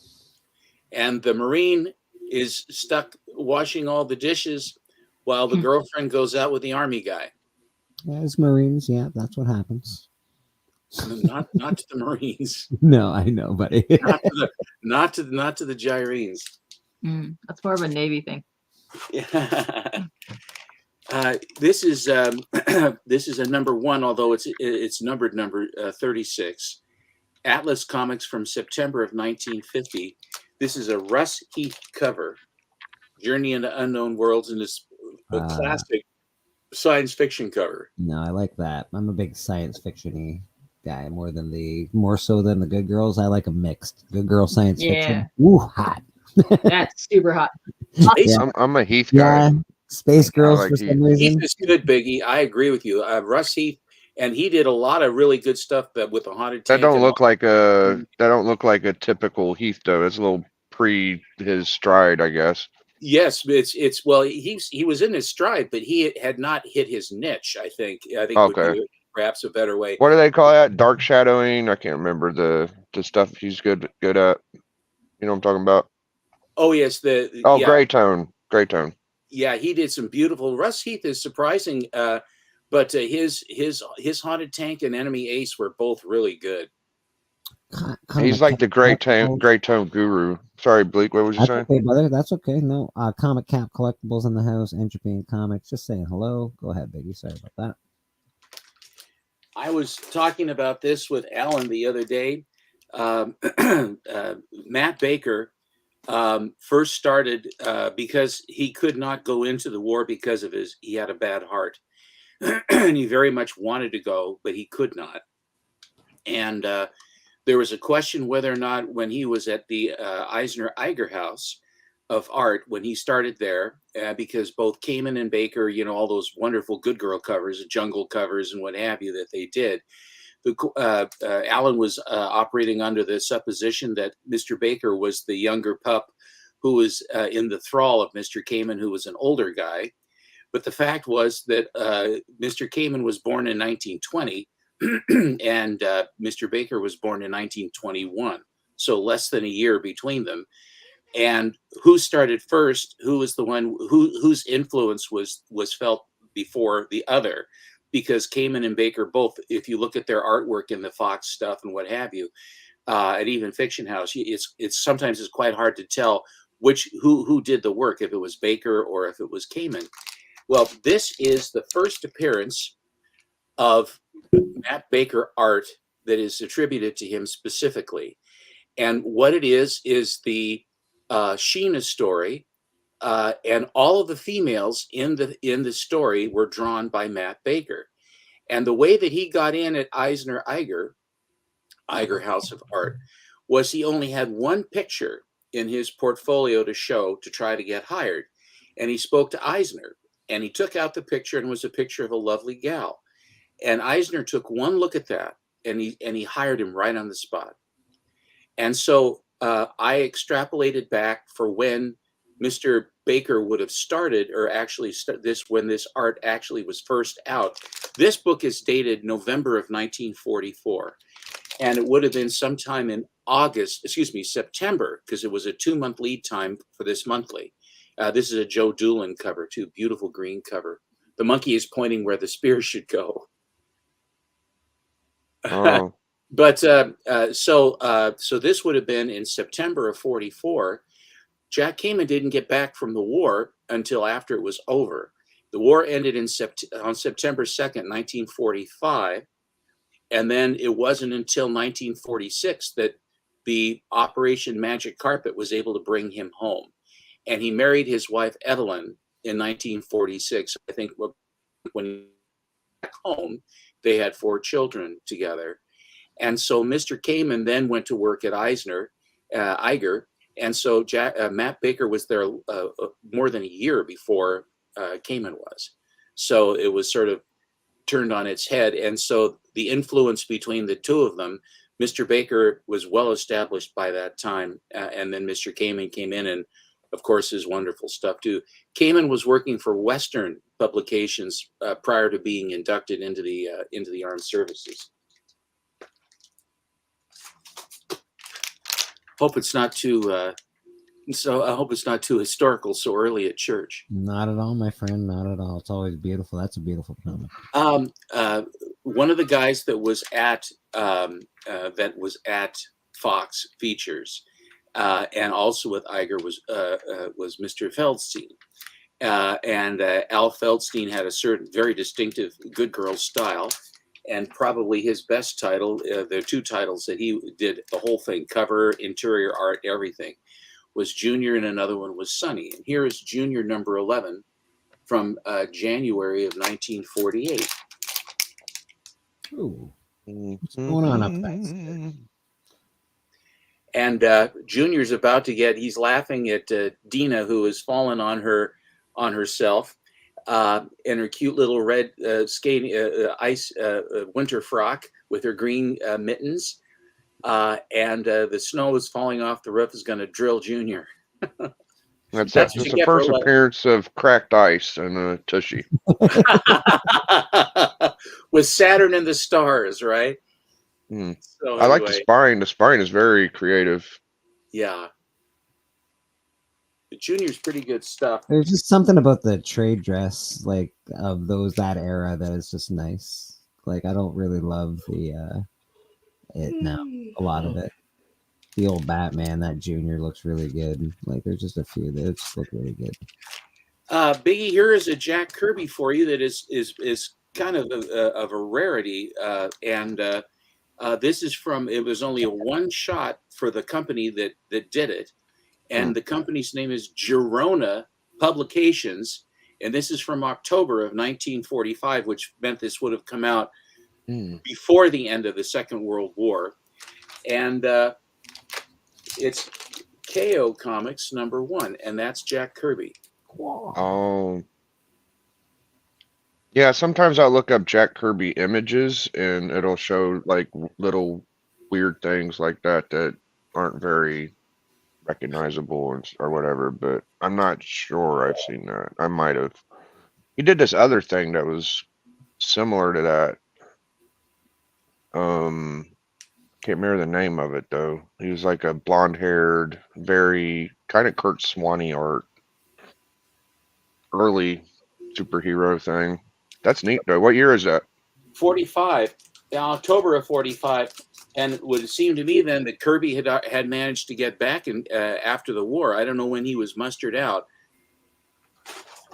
One of the guys, the artists that and characters that Alan FOMO'd me into is a character called Lady Luck, and she started in was it Smash Comics, Smash Comics, and she she was drawn to begin with by a different, I think Eisner, Eisner, but then a guy from Finland. His name was Klaus Nordling, and old Klaus took over with Lady Luck when she took over the title, and then ended up drawing her as a lady of mystery. She was a debutante and had a lot of money, and all the guys are after her. And he was very good he was a very diminutive man, Klaus Nordling, and he always dressed like in a three-piece suit. He always took his work very, very seriously. And one of the nice things about Lady Luck was that he would draw. He drew her very sexy. And at the same time, whenever when it was time for her to turn into Lady Luck, he always would have a sequence of her taking her clothes off down to lingerie to then put her green suit on. Thank you very much, Klaus. This one is from December of 1949, and this is the first Smash Comics was where she first got her first appearance. Actually, I think she was there in Smash first, and Smash 85 was the last issue of Smash, and this is Lady Luck number 86, which is the first, and she only went five issues before then it stopped. You know what kills me is like collectors say like, oh, women ain't in the spotlight enough in comic books. It seems like they were in the spotlight more back then. Like I don't know. Like it sounds like bullcrap to me. Like there's so many women comic books, it's crazy. Yeah, and I can tell you that at Atlas Timely, Stan Lee, they must have had 15 or 16 girl cover titles going. Jeannie, Lana, so many of them. I can't even rattle them off. Cindy, there was a raft of them that they did. There's more than superhero. Yeah, That's what a lot of young boys want to read. want to read those. Well, a lot of the guys did too, because post-war, Yeah. superheroes running around in tights and capes, they were kind of going ho hum. They wanted to have crime and horror and good girls and stuff like that. They wanted stuff that would be a more entertaining than Superman grabbing a guy and saying, "You're going to jail." Here's another Lady Luck. I can't even imagine if the comics code didn't happen, what would Superman and Batman be really like it back in the day? Because they had to dumb down those comics. They're pretty graphic. Yeah, Well, the early ones were graphic. They were pretty. Well, cool. the early Batmans, the Joker was killing people left and right with the Joker venom. Yeah, and they all died like this. Yeah, I mean, Batman wasn't playing around either. Batman would drop people from buildings and all types of crap. Superman did. Superman was very much a proletariat. Well, Batman wasn't supposed to kill people. You're right. I'm getting a little crazy. But he basically, Batman would just beat the hell out of him, beat him near death. Superman would actually throw them off buildings to begin with. And this is the last one, and this is actually a Canadian. The Canadian edition to this one.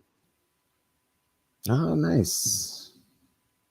Oh, that makes it better for you, huh? But it's Canadian. Okay. It does make it better for me. Splendid. Canadian. That is beautiful. I've shown half of a short box. I have another half, but I will cede the field to conversation. Exit solo not so I don't drag everybody down too far. No, not at all, Steppo. Come on, your books are amazing to look at, and you have a very unique way of displaying your books. Not many people have as much detailed information about each issue they show when they show a book. Usually I just hold a book up. I'm like, wow, that's cool. Hey guys, you like that one? You know, that's about all I got. Thank you, Biggie. I appreciate that. Mm-hmm. Thank you. It's pretty neat. Thank you. You all right there, Becker? Yeah. Yeah? Yeah, doing all right. Enjoying looking at books and listening about the history of it.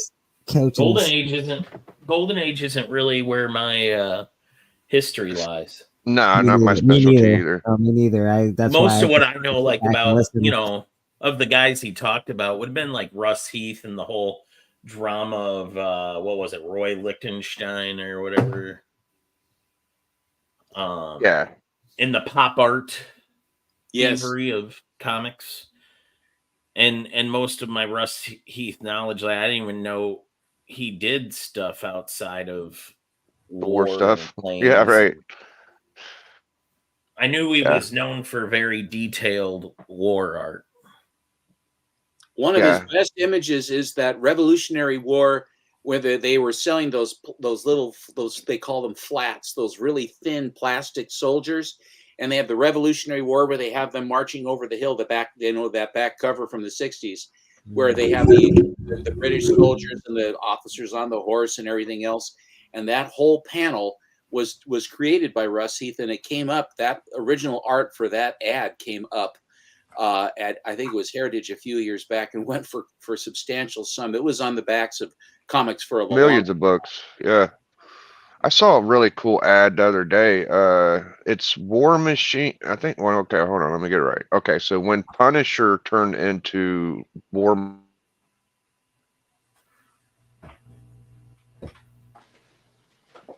Did we lose Biggie for a second there?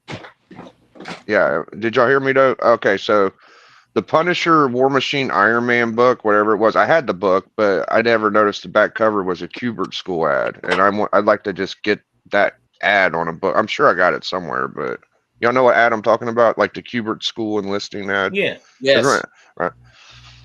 Okay. I was gonna say around 2010 or something. You owe me a New Mutants 98 story. Oh, my New Mutants 98 story. Okay, so I tried to buy a direct from somebody, like a near mint direct, right? And it was around the time everybody AOK'd me a Hulk 2. So I paid like $3.50 for a direct near mint copy, because I feel like if you have a New Mutants 98, I'm not a high grade collector. Everybody knows that. I don't go for 9.8s. but since it's New Mutants 98, I wanted a 9.8 just to be able to say that because I like saying goofy shit. Like, I got the Hercules, so I say Hercules, Hercules. I got the Brainiac, so I say I'm not a Brainiac. Or I just do shit like that. And so I pay for the book, and I'm waiting for it. I'm like, why is it taking him so long to ship me this book? And I guess he was holding off because everybody was in on the I'm getting a Hulk too, and they were all A-OK-ing me a bunch of books. So he wanted to be part of that and send his books when I got my other package. And he sends me the package, and I'm going through the books, and I bought a raw book. So I get through all the raw books, and there's a slab. And I'm like, oh, well, I guess my New Mutants is slabbed. I'm thinking, like, I hope it's a 9.8, like, I don't know what's going on. And I pull it out, and it's a 9.4 newsstand. Oh, geez. So nice. I mean, well, nice, but you kind of want what you paid for. Like I paid for a direct. You paid for a raw near mint. Yes, a raw direct near mint. You were hoping that could catch a 9.8. Yes. And see, the catch was. Go ahead. So instead, I got that. Did he think he was upgrading you then? The story he gave me was kind. Well, I mean. Not, I don't think so. I don't think that a 9.4 news is. Correct? Yeah, I paid for it. You paid for the book, okay. Yeah. I paid for a direct that looked like it could be a 9.8, and he sent me a slab. The story he gave me was he had a direct and he had a newsstand, similar condition, sent them out to get slabbed because he said I would never probably slab a book, and he wanted to keep it protected for me. And they both came back 9.4, and he gave me the newsstand. I highly doubt that. I mean, I know. Well, exactly. So he to add on to all of that, to like make up for the potential, it's a 9.4, it could have been a 9.8. He AOK'd me a Ghost Rider 1. Okay, all right. Well, that's pretty nice. It's pretty good. So that's not my New Mutants 98 story. That's pretty awesome. Yeah, that's okay. Pretty good. That he made you whole, that's for sure. Yeah. Yeah.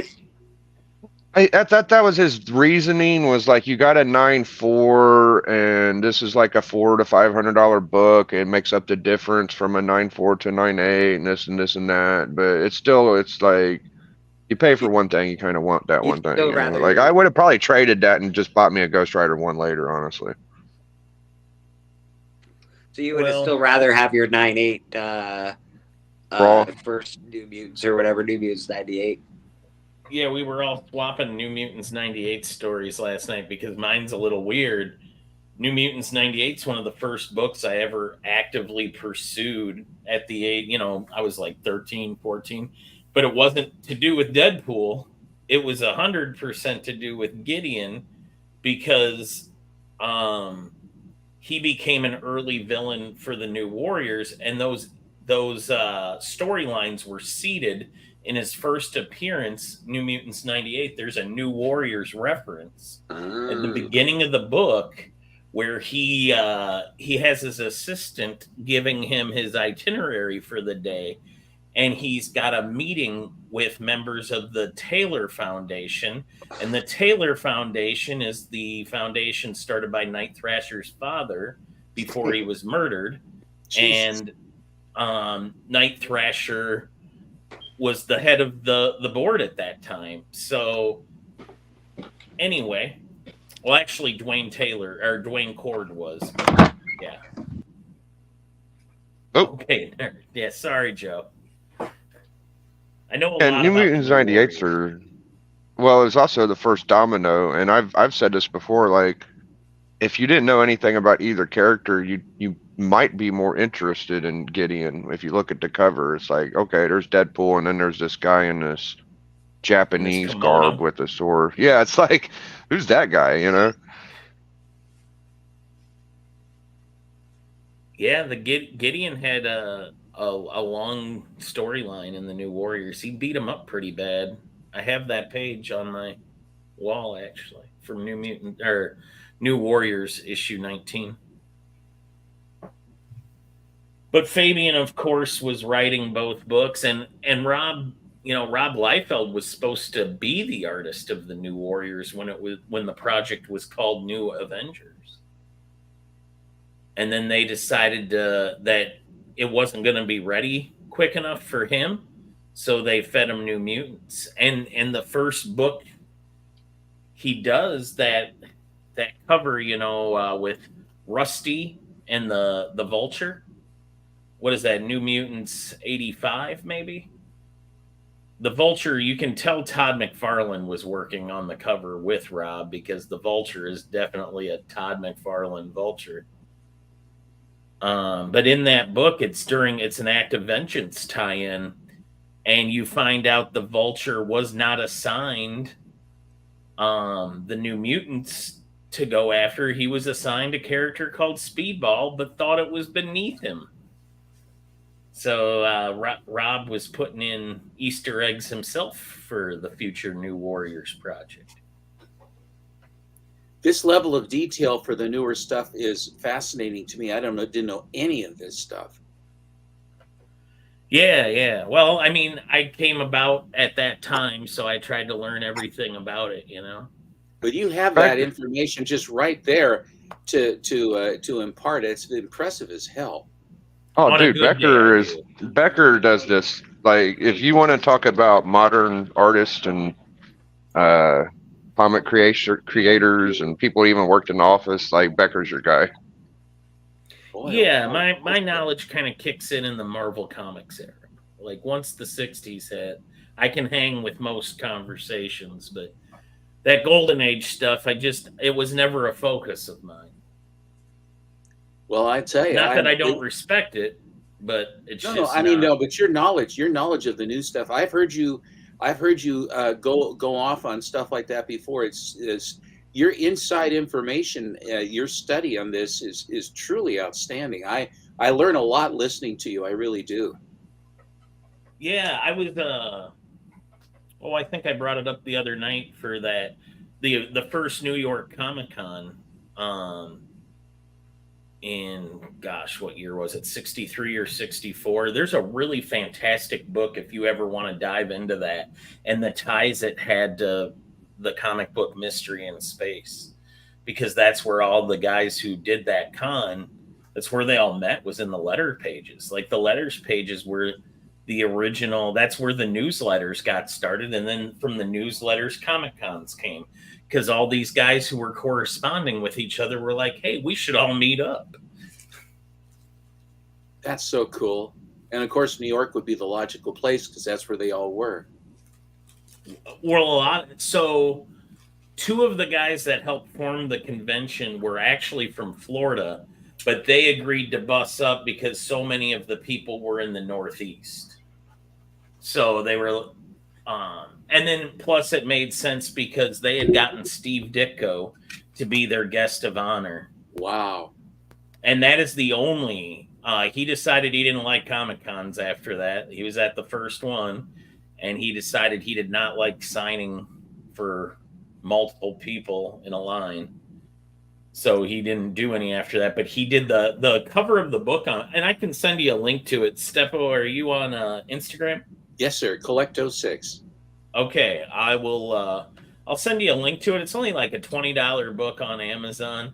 Fantastic resources, and all the documentation they kept is there, so you can look at the catalogs of all the prices of books sold at the first Comic-Con. Wow. And so the program was designed and drawn by Steve Ditko, and DC National donated a bunch of art. So the first 100 people to walk through the door got a page of sequential art donated by DC, because that was before artists got their art back. So you walk in and you could have gotten a Gil Kane or a Dick Giordano piece of art for being the first 100 people. Wow. But anyway, yeah, go check that book out for anybody interested. I will, definitely. Well, I will. It'd be something to go back and go to the first con, man. That would be something. Well, and then the door guys were George R.R. Martin and Len Wein, and they were like 14. The door years guys. old. Yeah, they worked the door of the con. Who's this guy? No, I don't want to talk to him. Who's this kid with a beard and a captain's hat?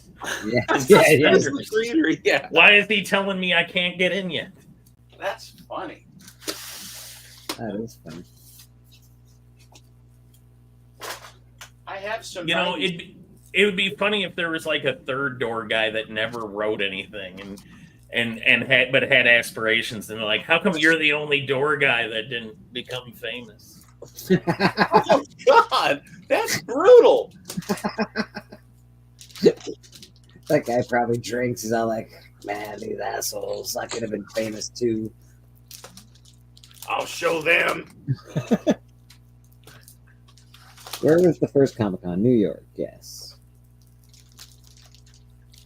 Of course, out here in the West Coast, it was always San Diego was the big one that everybody would go to and want to go to, and of course, it's morphed into this incredible pop culture thing that it is, and the beta testing for lots of movies and all that stuff. It's really, really quite something. I want to go to that one, Steven, but it just seems so huge. I feel like you'd need like 2 weeks for that Comic-Con. It takes it's so enormous. I went once, but I was very fortunate when I went because there were some books. This was probably about 1996 that I went, and I had met Dave Alexander in '95 when I became an advisor to the guide, and because they foolishly invited me to become an advisor because of the work I had done on proving the Sandman's first appearance was in Fair 39, and much to their consternation and surprise, I showed up. And but my class of advisors was Stephen Fischler, Dave Alexander, Dan Greenalch. I think Harley Yee came in at the same time. A lot of these guys that were Richard Evans from Bedrock City, and I got a chance to meet all these guys, and Robert Rogovin and various other people, and we got to go down in this would have been in '95 down to we bust. Mr. Jeppy had just bought Overstreet and opened up the International Gallery, and all of Bob's books he got and everything else. It was really quite when he said, "Come into my office," and here are all these Mile Highs stacked up on the smell in that room. I mean, all of us were just completely salivating. It was one of the greatest look what I have I think it's the best look what I have situations I ever saw of all these books, and all the original art for all of the price guides the original art had been framed and was right along the baseboard. So you're walking by and you could just see all the original art for that. It really was quite impressive. I mean, well done. You have to say well done. But then they put us on a fancy motor coach, and they bussed us from Timonium, Maryland, down to New York City. And then we went to the Sotheby's comic convention or comic auction. And the door guys on that one, Mr. Beckerman, was Carmen Infantino, Art Modell and his wife, and Craig Flessel. Oh, I've met Mark. Just a couple of little names there. We got to say hi to Two Brothers Comics at the chat. How you doing, my friend? I believe it's Dustin. Hope you're well, Dustin. Good to see you. I have some. Looks like you're getting ready to show some books there, Mr. Steppo. I have some 90s stuff. I thought I would go a little bit newer. Oh, all right. Or like new around here. We do like newer stuff. Let's see here.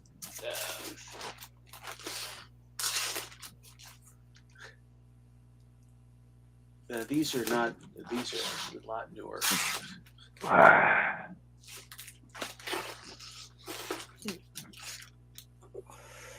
No, these are the ones that avoid. Here's one. Here's Chew number 1. Oh, Chew. Nice. That was really expensive at one point. I have a 9. Okay. I have, I think, a second print. Signed and remarked. by Rob Guillory. Here is number one, I guess. This is number one. Mad Love.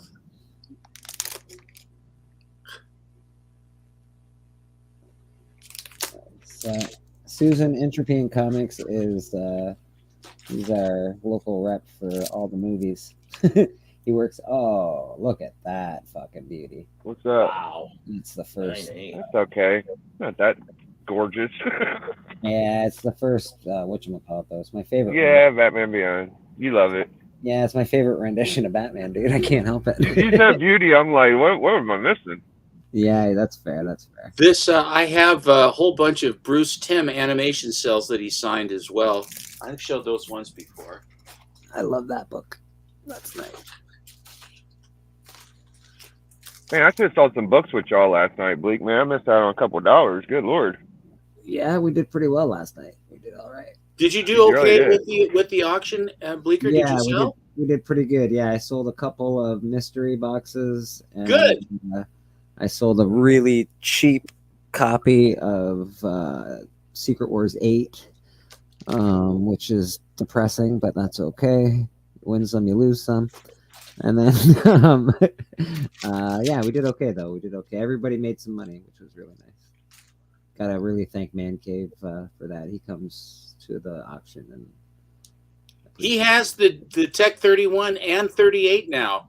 Yeah, that he was going to get, and that he had mentioned a while back that he was going to get. And here's the Tech 31 and 38 replacing. He sold that. The other one found its way to Alan, the first Rob. Yeah, Alan. Now he's got Blue Label. He showed it on Club a couple of days ago.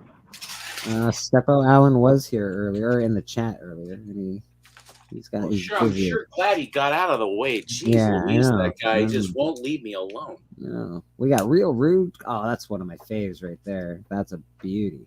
There's a real beauty, Biggie. That's a fucking gorgeous comic. Yeah, that's pretty good. That's Alex Ross. Yeah, that's Ross, but it's just, I don't know. It's different than probably one of the best Harley covers. It's probably one of the best. Yeah, I get you. Real Rude. Love you, bro. Hope you well. It's my local comic shop sent in, I think, a half a dozen copies that were beautiful. 5 came back 9/8 and 1 came back 9/9, and I snapped the 9/9. Dang! Oh, you got a 9/9 of that bad boy. Oof. Yeah, my fucking 9/9. Jesus. Entropy in Comics just finished the 34th season of America's Funniest Videos last night. Filled my room with celebration balloons from the show.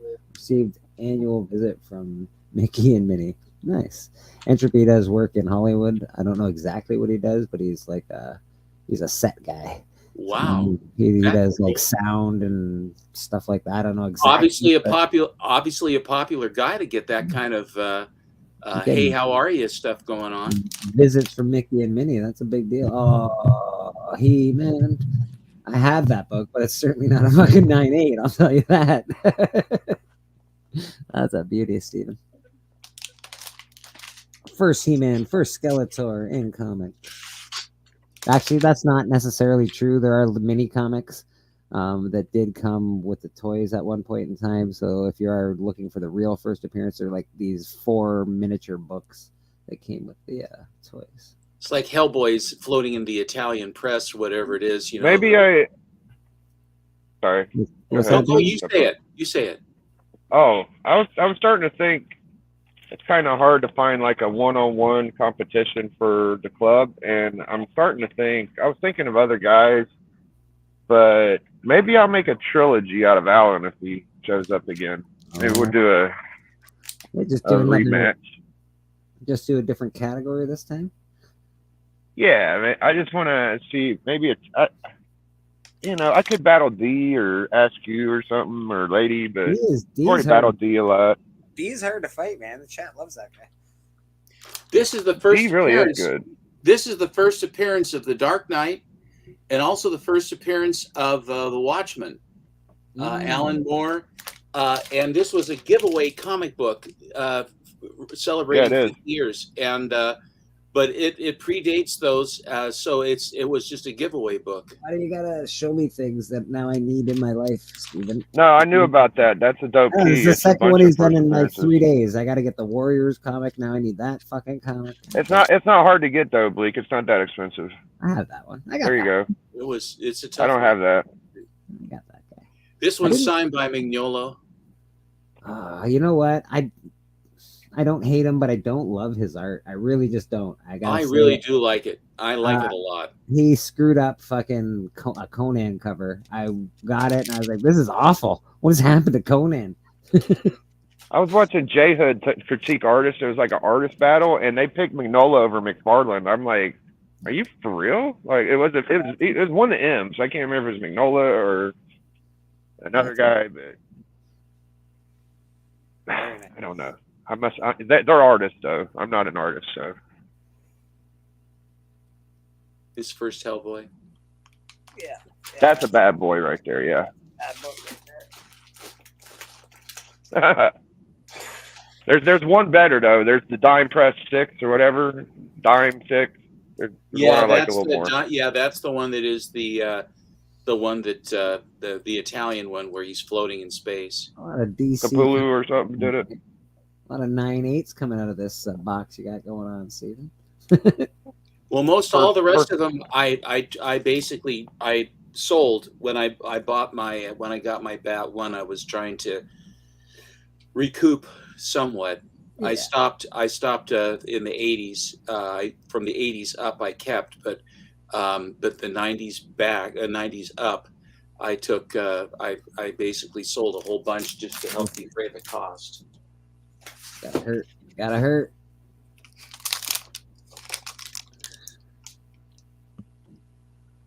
The arguable first appearance of Gambit. I don't think there's much argument to it. Yeah, I don't either. I think that Who would ever debate about that? I would debate about it. I know. I was just joking. I would absolutely debate it till the cows come home. Oh, Veronica. No, I was just thinking about Mike Mignola. Didn't appreciate him as a kid, but as I got older, I did. Like, I remember being a kid and feeling ripped off in X-Force number 8, where he takes over the art, and now that's one of my favorite early issues of the series. Beautiful. iZombie. Darwin Cook. It's got that 50s sort of art style to it. Very cool. Air Pirates. Sell a There you little dope. Disney, why would they get upset with Mickey Mouse selling dope?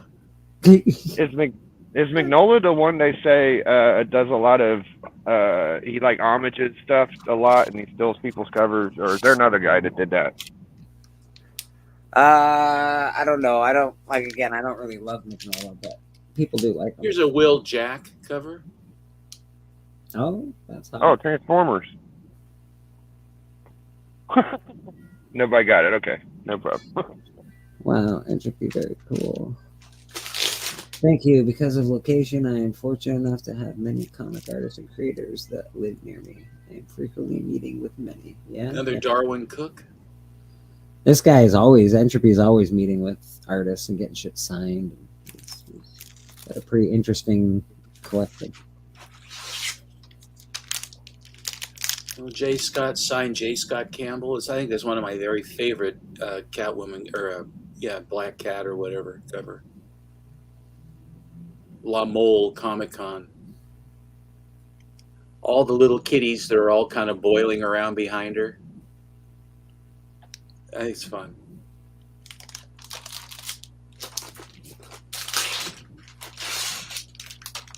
A little Adam Hughes. Oh, nice. See, I like Adam Hughes better than I like Art Germ. A lot better, actually. I don't know. It just seems more like art to me. I'm not saying he's bad. I just said like Hughes better. That's all. Yeah, I would agree with that. Bruce Timm. Yeah, that's nice. Yeah, Bruce Timm is probably one of my favorite lady artists. Him and who's the guy that did the Airboy stuff? That was Stevens. Stevens and Tim.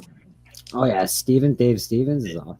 What is with the Dave Stevens like revolution going on right now? Everybody like woke up a few months ago and They decided did, dude. they needed some Dave Stevens in their life. Yeah, it's so disgusting to me. I did Well, the post- Matt Baker thing too. Like everybody loves that now. You know, that's hot. LB Cole, all that stuff. They're like, oh goodness. Is that a one in something? Yes, it is. And the story, my LCS, whenever he would get books from Diamond, he always the people that would pack it was very random, and they basically about the time this came out, and he always had to have returns, and he always was shorted, and he always was percentaged, and all this other stuff, and he got really tired of it. But anyway, studies the guide, that comes out where you order. And this was like one in a I can't remember what it is, the one in a lot, and one per store or whatever it is. And somebody at Diamond screwed up, and they put them up at regular price, just the regular dealer price. So my friend ordered 50 of them, and by God, they sent him 50 of these. And whoa! So then. He basically went through them all and picked out all the 9/8s that he found as 9/8, sent them in. They all came back 9/8. And out of the stack that he didn't send, 25 he got. And then I said, that one looks pretty good to me. And he sold it to me. And then this one came back 9/8 also. And right about that time, Diamond said, hey, we saw that you, and he also got the Green Lantern, the Flash, and the Superman action sketch covers, also very difficult to get. I have raw copies of those 3 as well. They said, we made a big mistake. Those were not. We'd like to have you send those back. He says, gosh, I'm awfully sorry, but they're not coming back. I've already sold them, or they've been slabbed. And they said, oh well.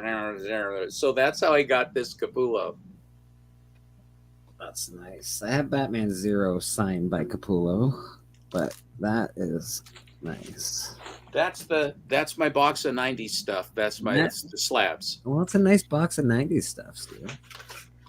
I did recently pick up some comic books, so I guess I'll show off a few comic books. Bleeker, you have black eyes from your contest on the hunt. I didn't think the guy laid a glove on you.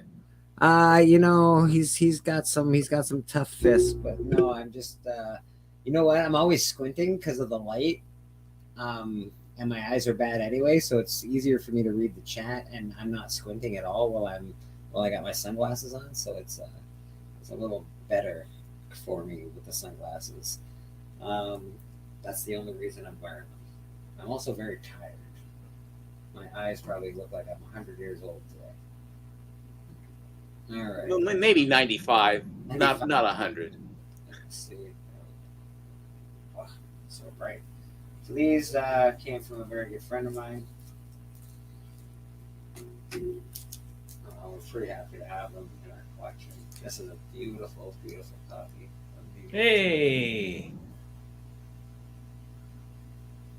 Gorgeous. Perfect copy, really. It's a perfect copy.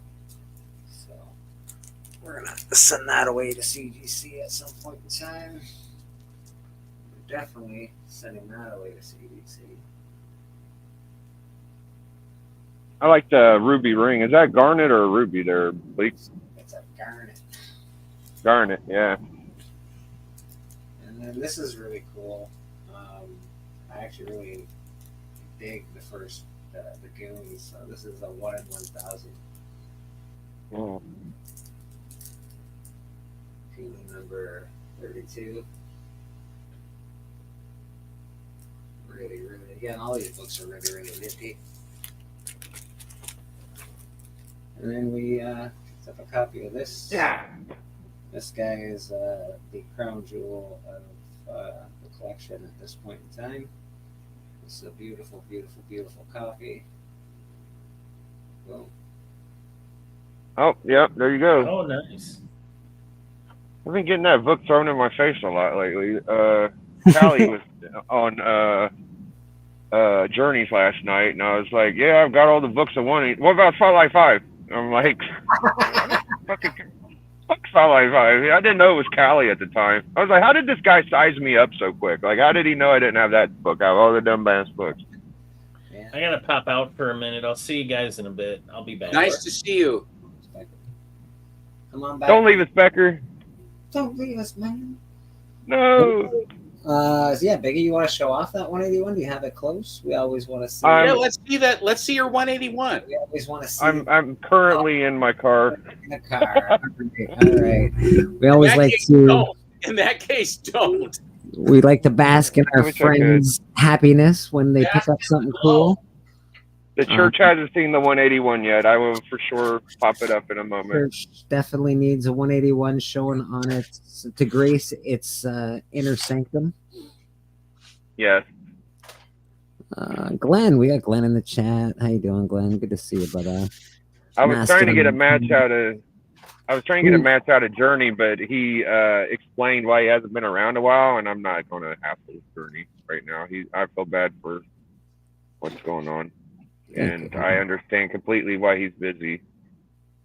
So I'm dropping that. What is it a medical or just professional or personal? It's a family issue, yeah, medical stuff. So you can tie it all together. Journey's a very sweet man, and I don't want to hassle him right now. You know, are we talking about Ricky? If he wasn't busy. No, we're talking about Journey. Oh, Journey. Yes, yeah, he's having some hard times right now. That's not right. So good. It was nice to see him on stream last night. I haven't seen him in a while. So. Yeah, I had no idea it was that rough, so I don't want to hassle the man. I'd leave him out of it for a while. Yeah, I hear that, Biggie. You know, he might need it though. He might need the distraction. He might, you know, sometimes I use a lot of this as distraction from my own personal life. Just hanging out and having good conversation with everybody, seeing the chat, all this bullshit can be a real nice distraction from the hardship that is life. You know, it's good to have friends. Well, I don't know how to break it to you guys, but none of us are getting out of this alive. Yeah, that's a fact, bro. That is a fact. No one here gets out alive. They wrote a song about it and everything. Who Dat Comics? Are we talking about Black Comic Journey? Hey, man, Black Comic Journey is a mystery. I don't know who Black Comic Journey was, but he was a very interesting dude. Black Comic Journey? That is the question we all want to know. And 1-inch something or other. There was a 1-inch somebody and a Black Comic Journey on the panel last night. They both didn't talk. They both kept their avatars on. It was very interesting. Yeah, I popped on after you left.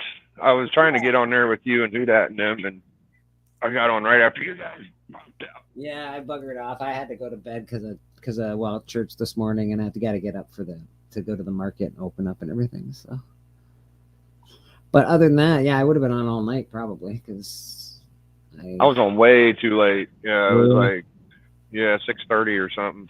Ooh, that's terrible. Holy smokes. You guys were up that late, eh? That's insane, bro. Oh, they kept going. I don't know how long they went. Reincarnation is a thing for that's what I would love to believe in, reincarnation, because I'm super afraid of all that stuff, but I don't know about it. You can't fear it because it's coming. My father always said, he says, well, you might as well just relax. I mean, getting sweaty about it, you just waste your time being sweaty. Yeah, I just don't think about it, Stephen, because there's no point. Right? I mean, whatever it's going to happen. It's going to happen. Enjoy yourself and your friends and your things, and do the best that you can, and try not to worry about that because there's not a damn thing we can do about it. I want to live forever. I want to live forever. You know, that's where I'm at, baby. I want to. I'm so interested in what's going to happen in the future. Like, I want to be around when they actually invent a transporter. I want to see, I want to be there for all these weird things. Like, you know, like the first transporter accident. Oh my God, that guy got turned into a weird creature. Back to the drawing board. I want to see all that. Here's the weird thing, though, you guys. So Joe Rogan and Cat Williams did a podcast. Yeah, and they were talking about. Is that right?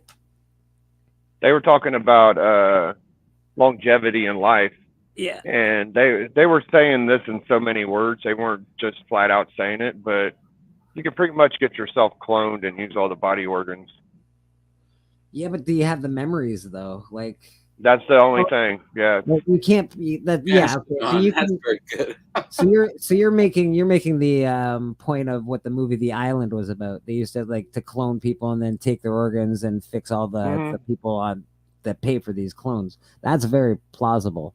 But like if you have a clone, you need a memory upload and stuff like that. I'm sure they're working on it. I'm positive they're working on it. I can tell you that. Rich people, they want to live forever because they got money. I want to live forever because I'm so interested in the future. I really do want to. I'm so interested in what's going to happen. I don't want to die, but that's my own thing. That's good. Nobody should want to die. Yeah. With my luck, I will pass on the day before the speedball comes out. That's sort of dark. Oh my God, Beckerman, I do not even wish that for you. Of all the people in the world, I hope that you get to see a speedball movie, my man. He's such a big fan. That would suck for him. I assure you, I am neither one of them. I barely have time. I love that line. I barely have time to be myself. Believe me, I understand that one. Shut up! I'm honestly, I don't understand. Okay, so I know we have a meat shortage on the planet. This is going to get weird, but like I know we have shortages of this, that, and the other on the planet. I don't know why they just don't. So people are against cloning whole things. Like don't clone a human being, don't clone a. But can't you just clone like I don't know, like a thigh of a sheep or something, or like a cow thigh? There's a lot, never lived. Vegans would be happy. We're happy. I don't know. There's got to be some science around here. We're not cloning full things. We're just cloning food. Come on, people, get your shit together. I don't know about this, but I know there's probably a whole bunch of church people that are like, nope. And then I know there's probably a whole bunch of crazy people that are like, nope, they're going to try and poison me with cloned food. So I don't know. Got to be something, though. I don't want to eat fucking goddamn bugs. That's where we're going, and I don't want to eat them. I'm afraid I can't go with that. I appreciate the protein and how everything is wonderful about, but I will not eat bugs. Me neither, dude. I can't do it. I cannot do it. There's no there ain't much of a difference between that and lobster or crab. Ugh, I don't eat. Well, yes, there is, because they're little crunchy thoraxes. I'm sorry. Having a heap and plate of locust. I'm sorry. Like in Hidalgo, I'm gonna have to pass. I'll just. What it makes me want to do is go out and buy a New York steak and charcoal broil it. That way, then I can hurt the environment and drink bourbon neat, and that's what that drives me to do.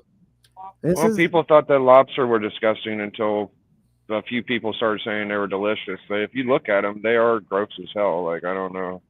Cooking is viable using stem cells. I saved my kids' stem cells for their medical future. That's actually stem cell research is amazing. It is really amazing.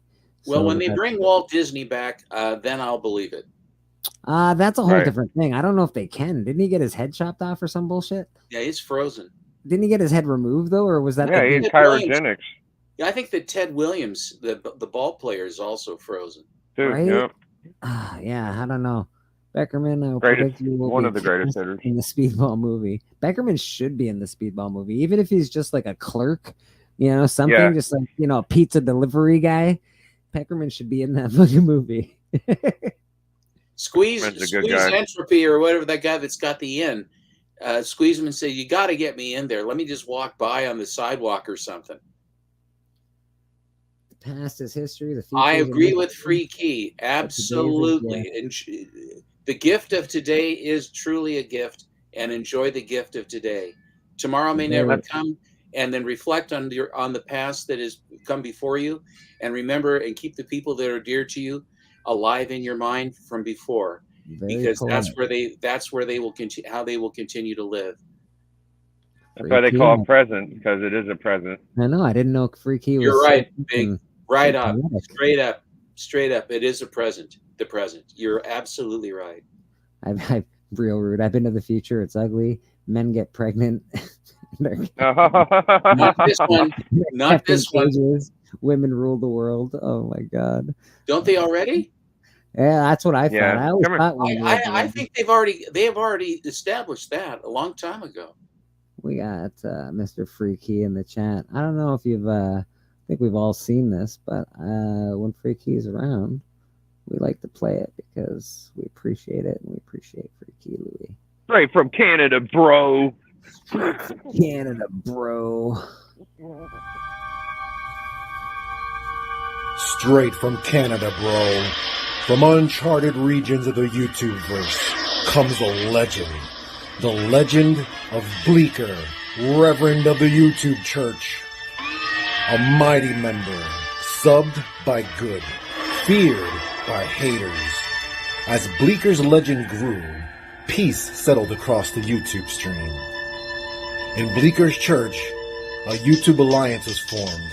Together with the Hunt and Insomniacs, they maintained grails throughout the Collectorverse until a new, horrible collector threatened the community. Bleeker was needed once more. This is the shout-out of the Freaky Force for the comic community. Specially written by Freaky Louie to shout out Bleeker, Reverend of the YouTube Church.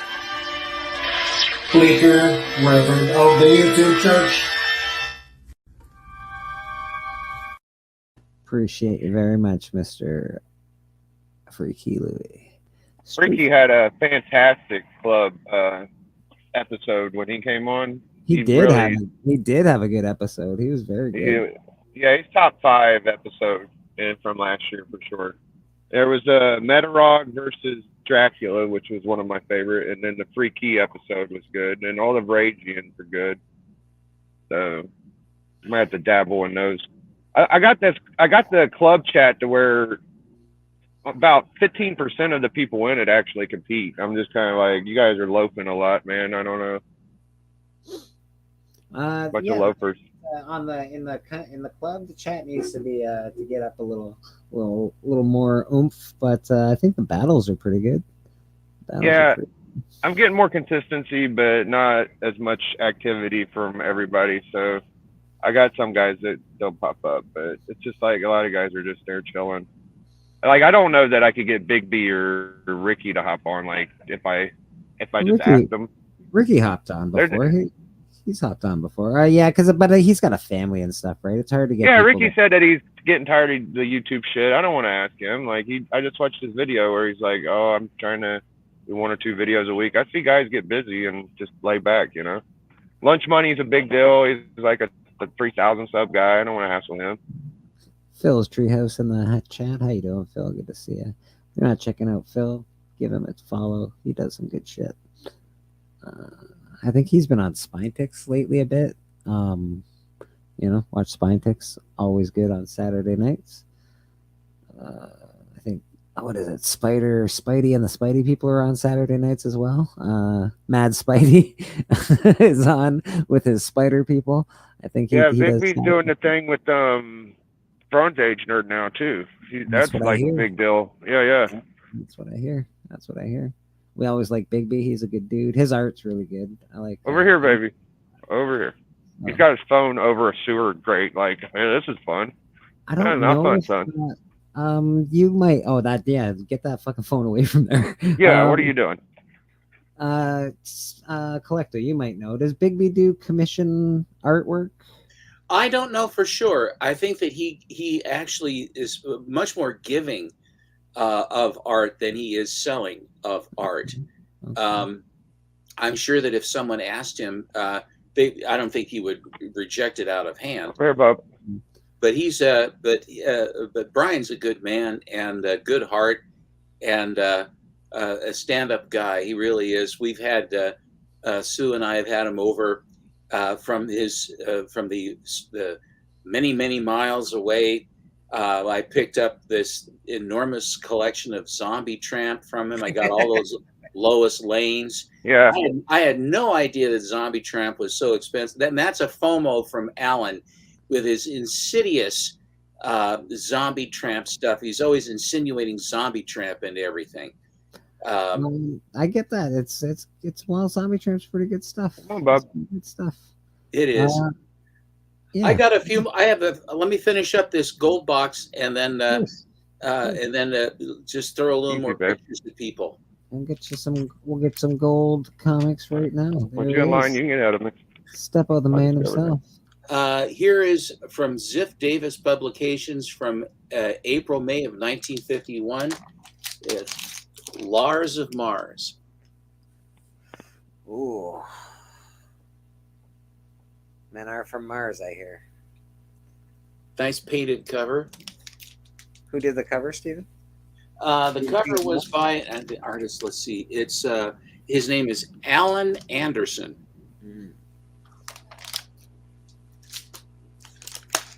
And here is the first issue of Lil Abner, which starts with number 61. Look, you're it also is the very first appearance of Wolfgal, and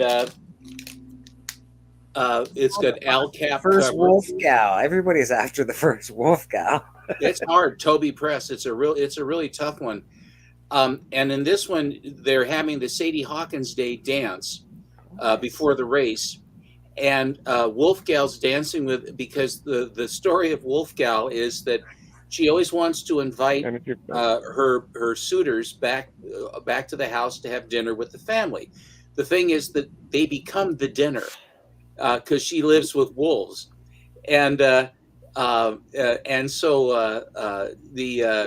she's dancing with all these fat guys, and she's feeling them to see how they will eat. It's hysterical. But anyway, that's Lil Abner. Susan says the short answer to Steppo's long answer is yes, Bigby will do commissions. We always like to Cut to the chase. We always like to help people out. If you're looking for art commissions, check out Bigby. He's an awesome artist. We've already mentioned a couple artists today that are great in the community. Check them out. They are fantastic. They all do commissions. So if you're looking for some work done, I'm still waiting for Katie to get my turn. Yes, for Power Girl or whatever, and she's very busy and she's terrific too. She's terrific. Here is a beautiful Bill Ward cover, and this is from Bell Features. This is the Canadian edition of this particular book, and she is lovely. And in the story, she's a bad cat. She's trying to break this guy up. And on my Instagram, I have been adding music to my posts, and I try to put music that is indicative and representative. And on this one, I went, and because it was Canadian, I said I got to get a Canadian artist, and so I had Gordon Lightfoot singing "Sundown," and it really works. Yes, this is my wife. This is my wife helping me. Cut to the chase, Gentner. People have lives to live. Nornrad is doing a drawing for Callie right now. Very cool. Very cool. I actually sent Callie a piece of mail. He should have it today. I hope he wakes up and gets his fucking mail. Your fucking mail, Callie. Oh, this is one of the Atlas. This is one of the Atlas books that Stan Lee in Marvel, where one of these the named girl titles, Lana. Wolfgal brings home the bacon. I think we have a question. Steppo Mastodon. Steppo, was Bill Ward a freelance artist, or did he have a primary publisher? He worked with Quality Comics. Quality Comics. And then, of course, the Canadian Bell Features reprinted his stuff up there as well. But Bill Ward worked for Quality, and then he broke off. But he was also, I think, freelancing because he did all of those male joke books, which are so wonderful, and his one-page jokes, that he has is wonderful stuff. Here is an L.B. Cole cover and it's Top Love Stories number 11 from February of 1953. Love story action, beautiful. That one girl doesn't look too happy about it. No, there's always the one that's the one that's getting You don't say the shaft. Don't say the shaft. Trying to find the word. Here is Lily Renee worked at Fiction House until Fiction House left New York. And so then she went to work for St. John, and both she and her husband. And this is a Lily Renee cover, and it harkens back to her Planet Comics Good Girl stuff with Lucy the Gone Gal. These are the real. I gotta get a Planet one day. Yeah, Planet comics are cool. Maybe you're starting to get into more Golden Age stuff. I know you just got your bronze stuff, but like right, you've been picking up a lot more Golden Age stuff I've seen in the last year or so. This is Man of Mars from Superior Comics in Canada, number 1 from 1953. It does not say who the artist is. It looks very Wally Woody to me, or Joe Orlando, one or the other. Well, and it looks like. I'm sorry. Go ahead. That's fine. This looks like the babe from Star Trek when Yvonne Craig was the Marta. Everyone likes a green chick. We all like the green chick. Everybody likes the green chick. It's kind of hard for me to run across like Golden Age collectors that I spend time with and learn from. So it was good having Alan and Steppo and Doc, and I got the bunch from. I haven't been buying a lot of them, but I do think I've learned more about Golden Age in the last year than I have in a while. I went through my Golden Age little spell about 3 or 4 years ago when I was buying Timelies and Golden Age. I had like 40 Superman Golden Age. Ended up selling them all to get a Brainiac. Ricky Louis says these are awesome, Steppo bro. Thank you. Here is Miss Beverly Hills of Hollywood. And it's a Bob Oxner cover and art. And this is from March, April of 1949.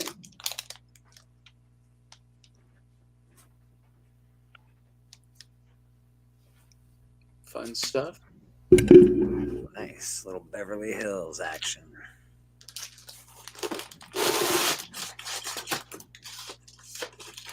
Oh, those girls from Beverly Hills, baby. Now, here is Tarpe Mills, Miss Fury, Timely. This is from the summer of 1943. And Alex Schomburg. I knew it. Yeah, Alex Schomburg helped with setting these covers up because Tarpe Mills, who did she did this Miss Fury, and it was a newspaper strip a Sunday, and it's a wonderful story. Truly, there is the whole canon of the story she wrote. She created all the characters, and Miss Fury is before Wonder Woman. And so when Timely started reprinting the Sundays, I didn't know that. Wow. When they started reprinting the Sundays, then she did not do covers because she was just doing the Sundays for the newspapers. And so they asked Schomburg to help her with layouts and stuff like that. And so some of them he did, and some of them he helped her with the layout. But this, I think, is a Schomburg cover. And you can tell by the way she's laid out. The Nazis that have the hatchets and they're giving her trouble.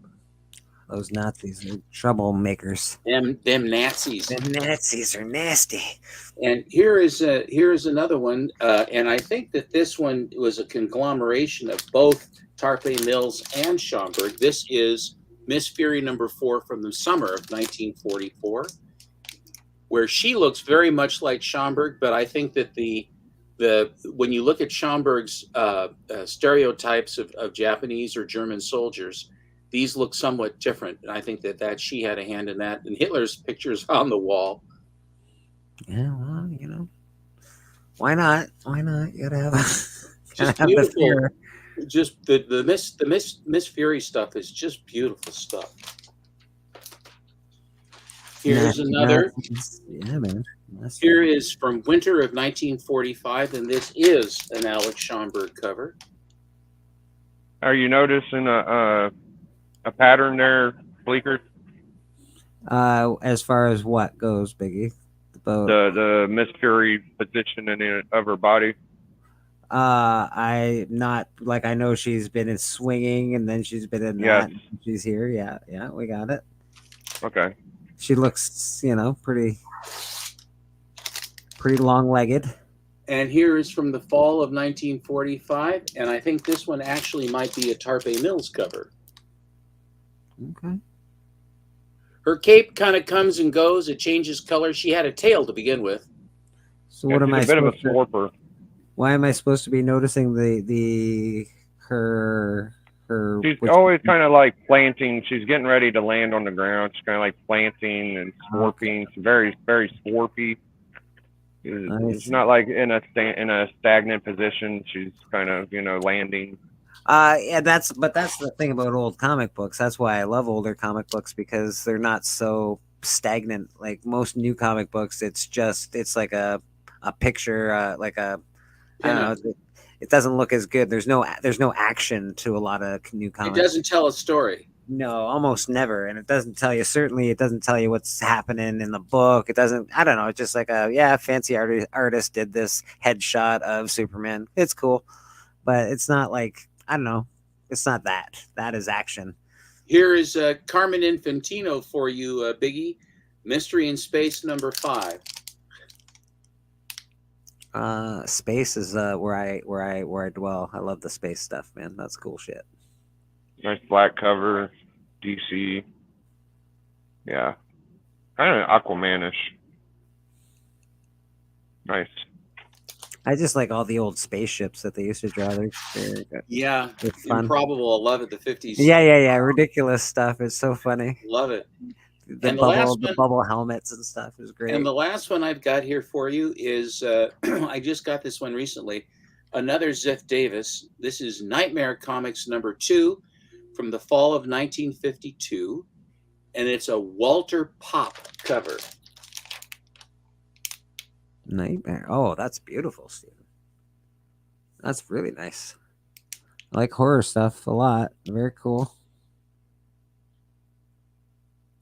Did Miss Fury... I see what the woman says.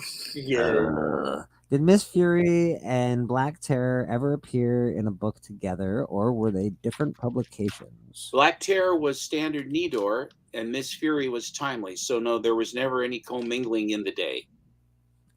That's, and you know what? Those are two you want to commingle. You really want to. I very much like the Black Terror.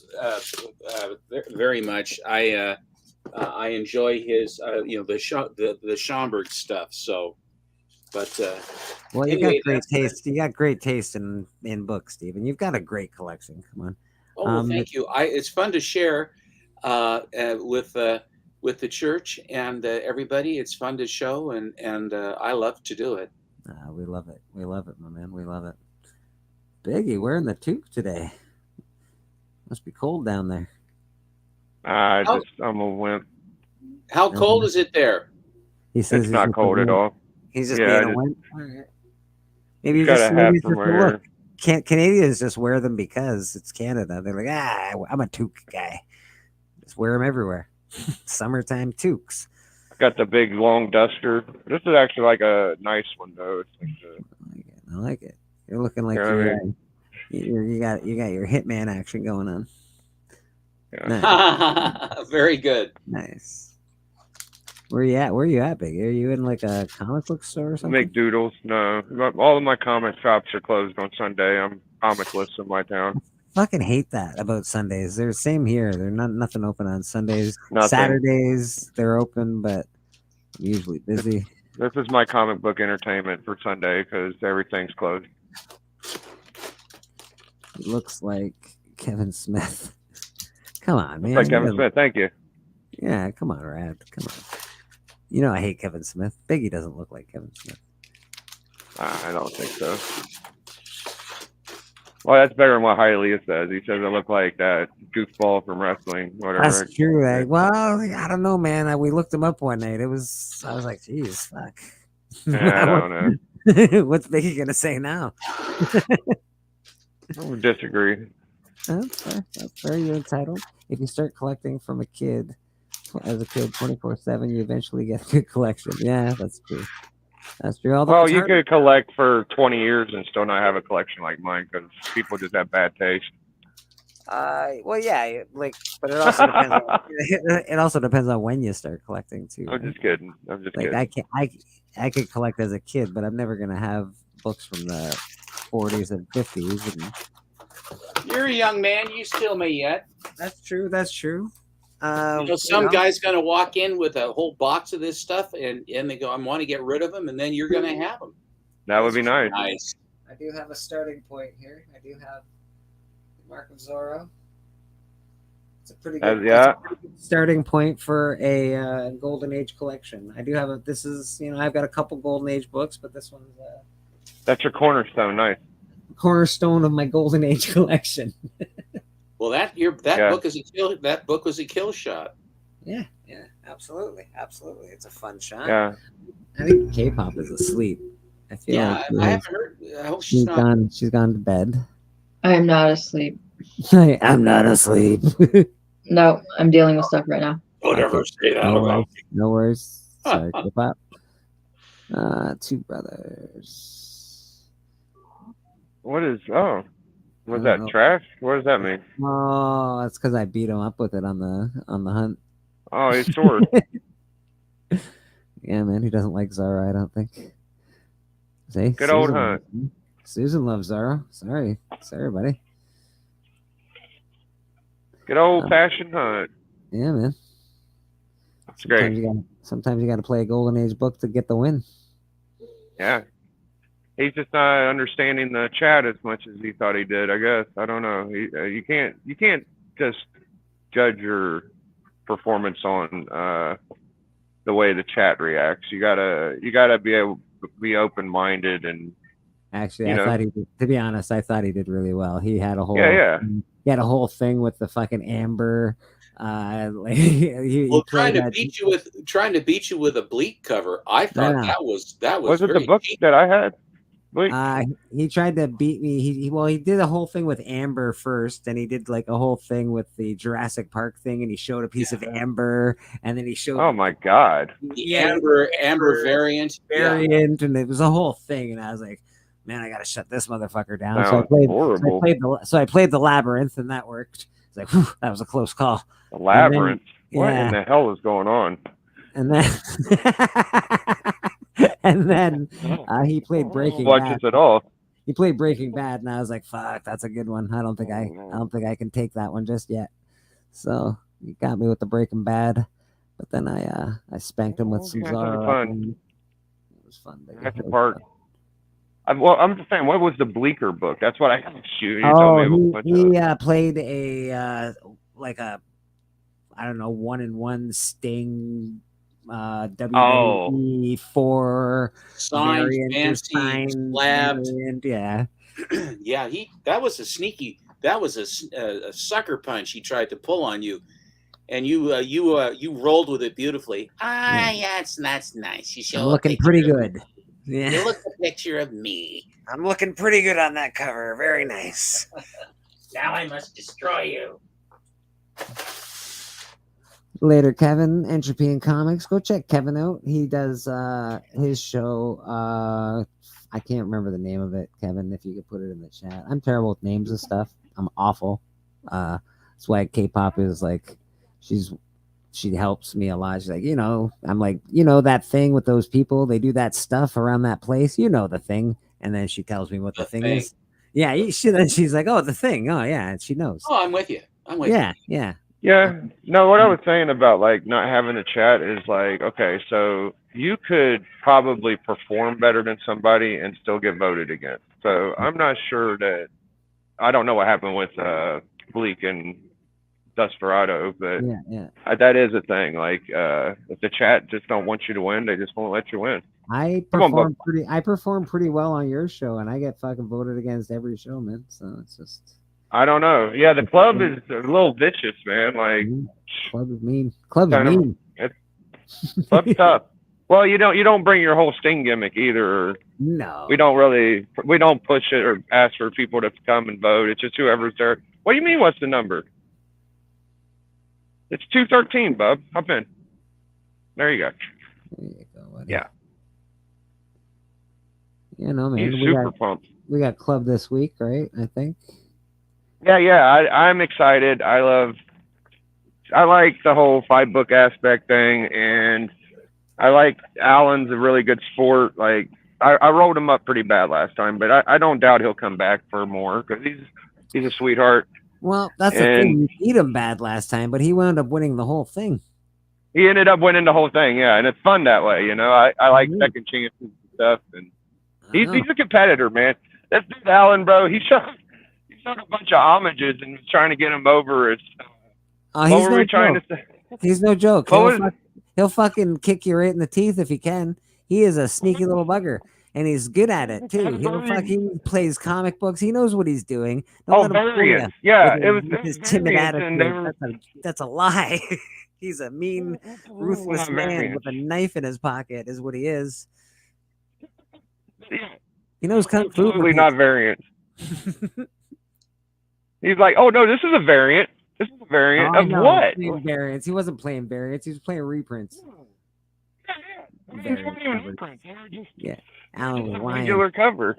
I know. Don't worry. And he still won. That's how you win. You convince yourself that you're telling the truth, and when you know you're full of shit.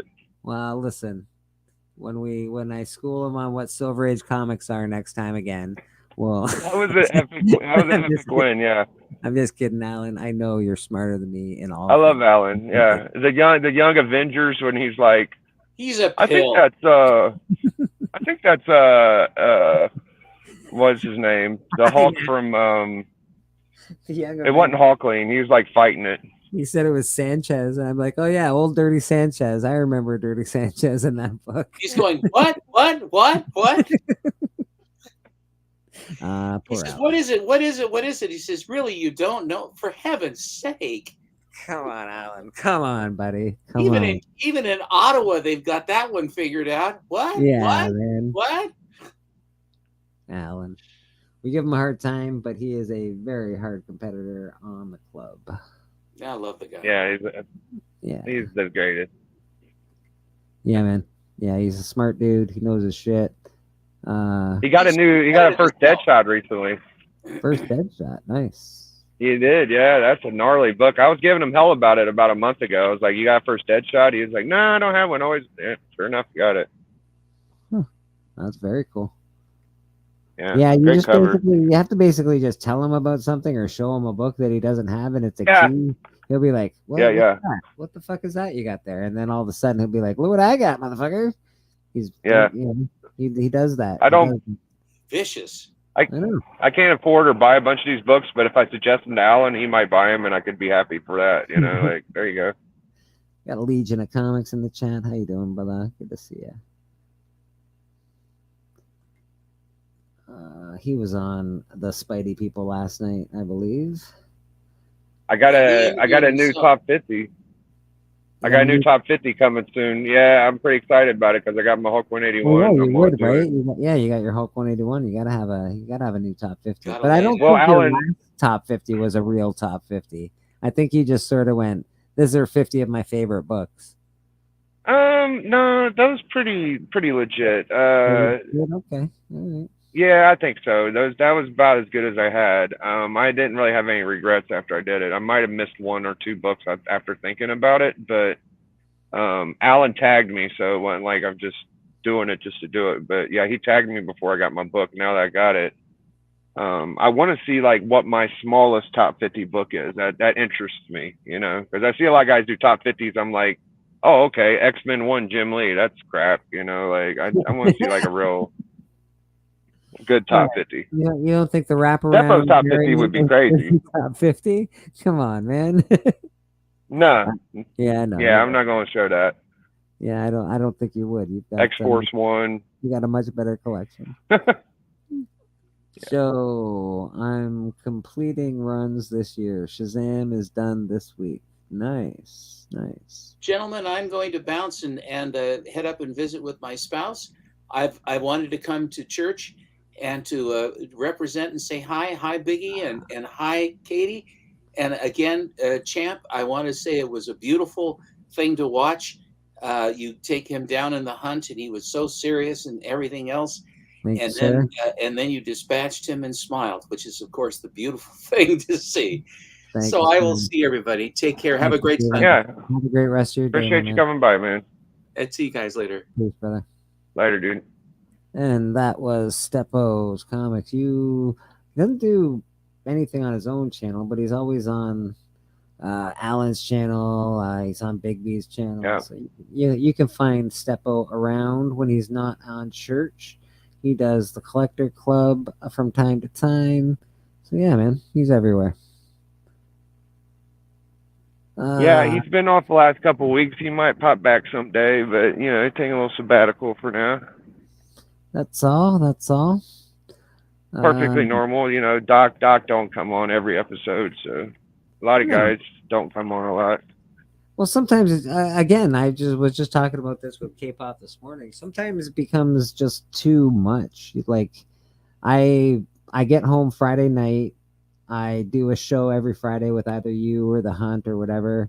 I'm on YouTube till 1, 2 in the morning, talking backstage. I go to bed. I wake up. There's YouTube all day, trying to say hey to everybody in chats. And then by the time I realize it's Sunday morning, and I do a whole day YouTube show, and then I work Monday. It's like, it's crazy. It goes by so fast. It's a lot, yeah. Sometimes you just want to be like, I just unplug, just be like, fuck this. At the same time, like, we can't do it on a weekday though, Bleak. No, I know. I can't do it on a weekday, which is why I save it to the weekends. Right. Like if I did it shit on Wednesday or Thursday, I'd have a lot less people. But weekend usually some people can make it. And I'm just thankful that people hang out with me on the time that I can be here, which is, like I start pretty early in the morning. I start at 10:45 on a Sunday morning. That's pretty early for most people, especially when CJ does a show till 6:30 a.m. and fucking you got the spider people on all night. You got fucking spine ticks on. So you got a lot of shit going on Saturdays. Fish Cat Collectibles, how are you, man? Good to see you. Yeah, I don't know, man. Saturday. Yeah, I was watching Ricky's thing about he was talking about the things that are important to him and things he cuts out, and I get it, but it makes me feel like a bit of a freak because it's like, I've been doing this YouTube thing forever, it feels like, and I've never cut it out completely, but I hear what people mean by like it's a little wearing. I run into bullshit more than the average YouTuber. Like I've had a lot of people turn on me and a lot of people X-name me, and then I see guys that are just loved and worshipped by people, and they're like, "Oh, piss on this YouTube thing." I'm just like, what is wrong with me? Why am I such a fucking freak? Like, I could have took any time and a point where I've had a disagreement with somebody. It's like one person disagrees with you and then 30 people do. That's the way it usually works. And then I like just deal with it, like, okay, here I am. I don't care. One person that disagrees with you that has a lot of friends yet, then 30 people tend to disagree with you. That is true. Oh yeah.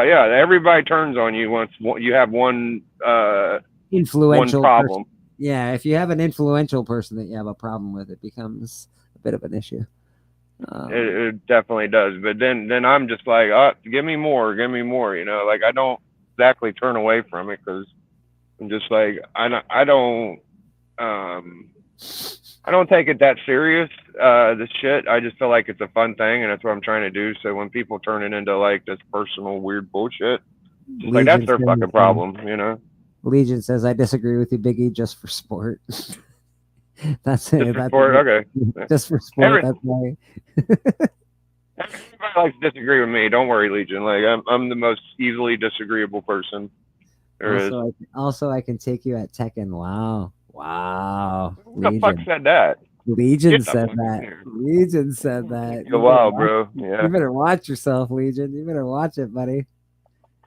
I don't even have the new Tekken, so I just got the old one. If you want to play old Tekken, I'm ready. Yeah, my main character ain't on there. That's just YouTube and social media in general. You're right, Mastodon. It is.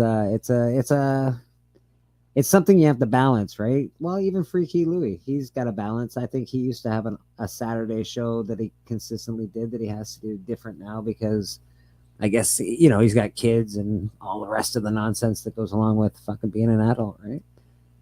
You got to change your lifestyle a bit.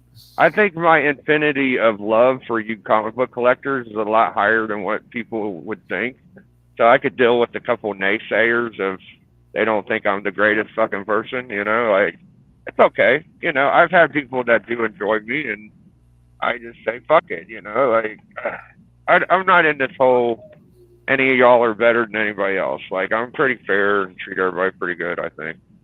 I can honestly say because of my upbringing and my whole bullshit problems, I just always think people hate me. So I don't know. I'm always like, everybody I fucking think everyone hates me. No matter how many nice things I hear, I think everyone hates me. It's really weird.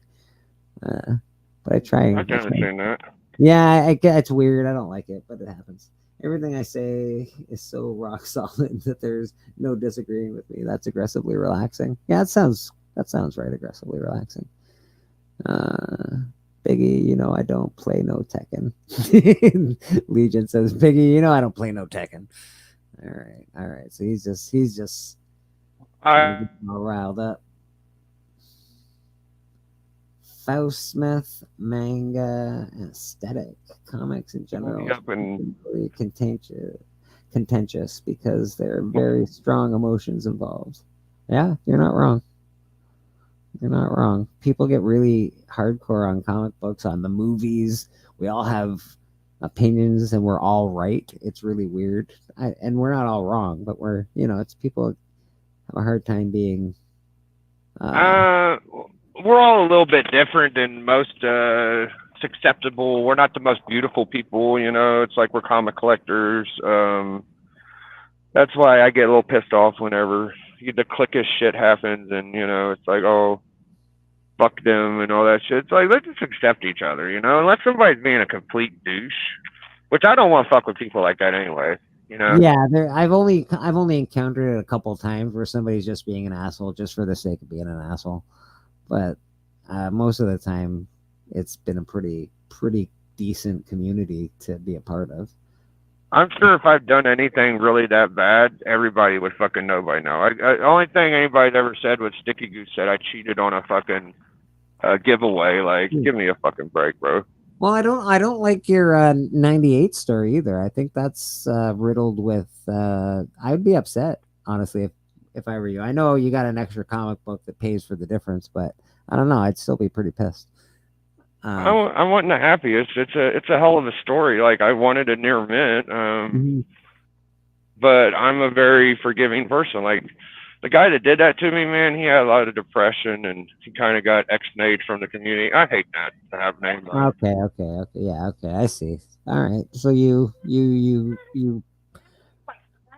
forgave him is basically what you're saying. You're like, all right, bro, that's cool, whatever.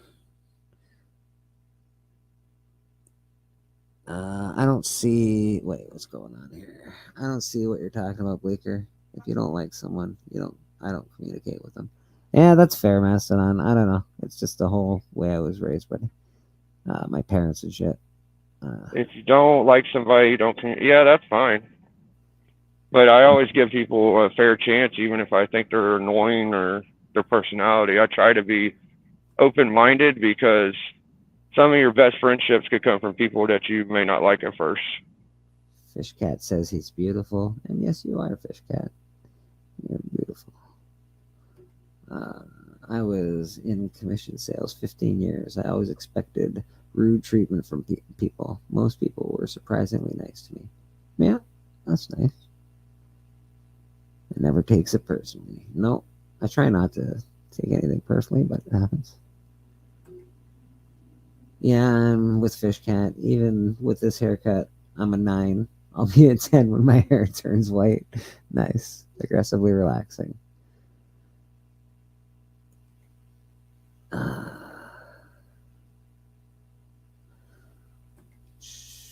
I post vids if people watch. Cool. If not, oh wow. YouTube is not life. Yeah, amen. Hey, K-pop. Hello.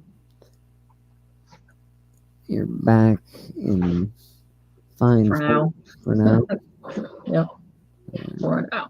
I'm just talking about people getting burnt out. It ain't got to be everybody much like me. You know, like, I don't give a shit if everybody don't like me. That's fine. That's all right. Not everybody likes me. I don't give a shit. K-pop's been burned out on YouTube before. I've been burned out on every platform possible. I legit took a 6-year break from streaming. That was 8 years ago.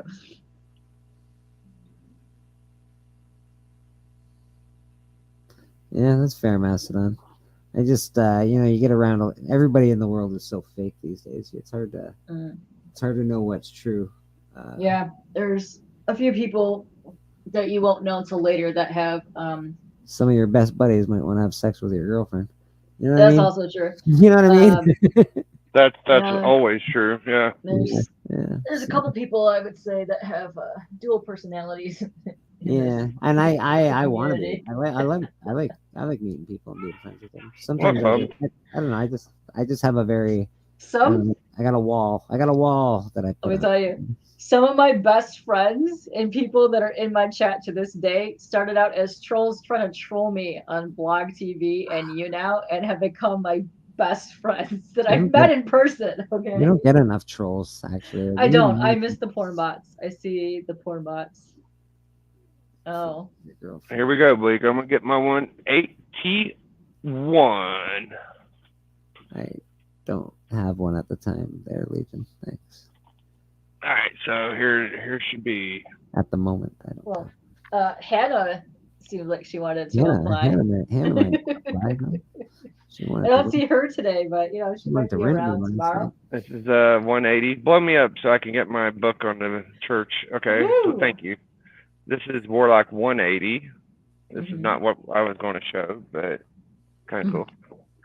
And there it is, people. There it is. The 181.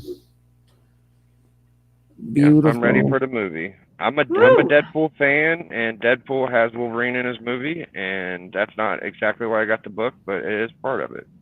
Nice. I want to be able to watch the movie knowing I have the cool book. Yeah, you got one in hand. You're good to go. You're not going to pay some fucking ridiculous $100,000 for the book once the movie hits. Yeah, I got in at a good little price point. I was willing to part with the stuff I had to get it, and here we are. And thank you, everybody supported me and helped me out and listened to me cry about it. We had you a couple times on the auction. Did pretty well there. Yeah, man. Yeah, we feel the church feels we helped on that 181. We're feeling pretty good about it. Absolutely. Here, I'll show a couple more. Let me do my step though. Yes, sir. Let's get biggie big. We're not going. I don't have a bunch of Golden Age Schomburg stuff, but I do have Kirby. Little Kirchberg, Jacob Kirchberg. This is my favorite gold suit cover. Bam. Oh, look at that. The Miles Morales, Secret Wars 8. Yep, that'll usually happen, Susan. And the Ghost Rider 1, the infamous New Mutants 98 AOK. And one more for the road. I was thinking about selling this to get a bigger, better copy. Dope. Yeah, I had to keep that. No, I can't sell that. No, it's pretty dope. Yep, I think Cardi did it. Cardi did the cover. That's all I got, Bleak. Thank you. Sorry to hassle you for just 4 books, but I was bookless a minute ago, and I got home. I got a little excited. Oh, that's fair. That happens, man. That happens. You get to looking at your collection when you walk in the door. You're like, man, do I ever got some fucking good books? Yeah. Sometimes you just gotta pick it up and hold your stuff and like, this is amazing. Yeah, I Sometimes don't. you do. Sometimes you do. Yeah. Actually. You're gonna be like, "Wow, fuck! Look at this! Look at Holy this! shit! Well, Look at this!" Well, Yeah, you I had don't. that. I'm fucking We all nerd. don't have money to get a new book every week, so we kind of look at the ones we got last week. You know. Yeah, I am not one of those people that you're gonna see an unboxing or 2 or 3 every week. Never ever Yeah. gonna happen. I just don't have the I money. have a pile of crap that I keep putting aside, and it's amazing. We got And then circumstances. I'll unbox it when I feel like cool. it. Yeah. Usually hoard my boxes for a while. You And could then do be an like, unboxing. oh yeah, I forgot about that. No, no problem. More than welcome if you want to do an unboxing, K-pop. I do not. All right. I do not. I That is can something- show off the slabs one more time. I did it for a split Oh, second at wanna one show off time, some but I slabs? guess I could do that. If you know, Get me ready. I gotta get them. I'm not ready yet. Quit your I think they crying. gave me a bigger I don't cup have no this room time. for that. I gotta get ready in the room. I'll be right back. I will gladly show you my box, Joe. Oh man.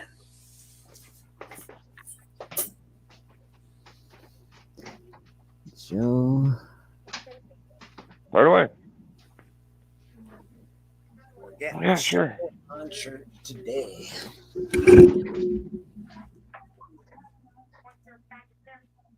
Yep. Well, I mean, you asked. I'll I take 'em. can't.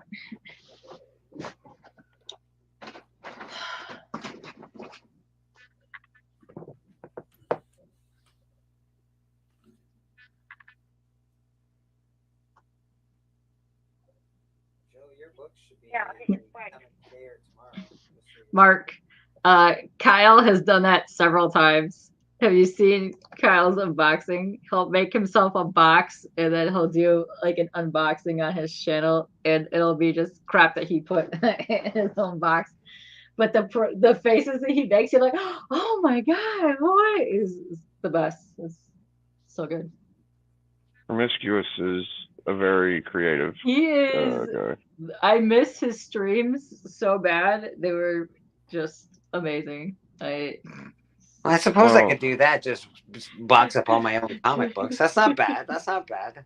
Yeah, he did a review of himself unboxing the video. He gave himself shit for using too much tape, and the best. I like it. It was amazing. It was amazing. All right, this is quite possibly my greatest win ever. This was for a $2 super chat. $2. Oh yeah. $2 super chat, and I won 2 slabs. So we got the 9/8 Red Room slab. Wow. Love I the know.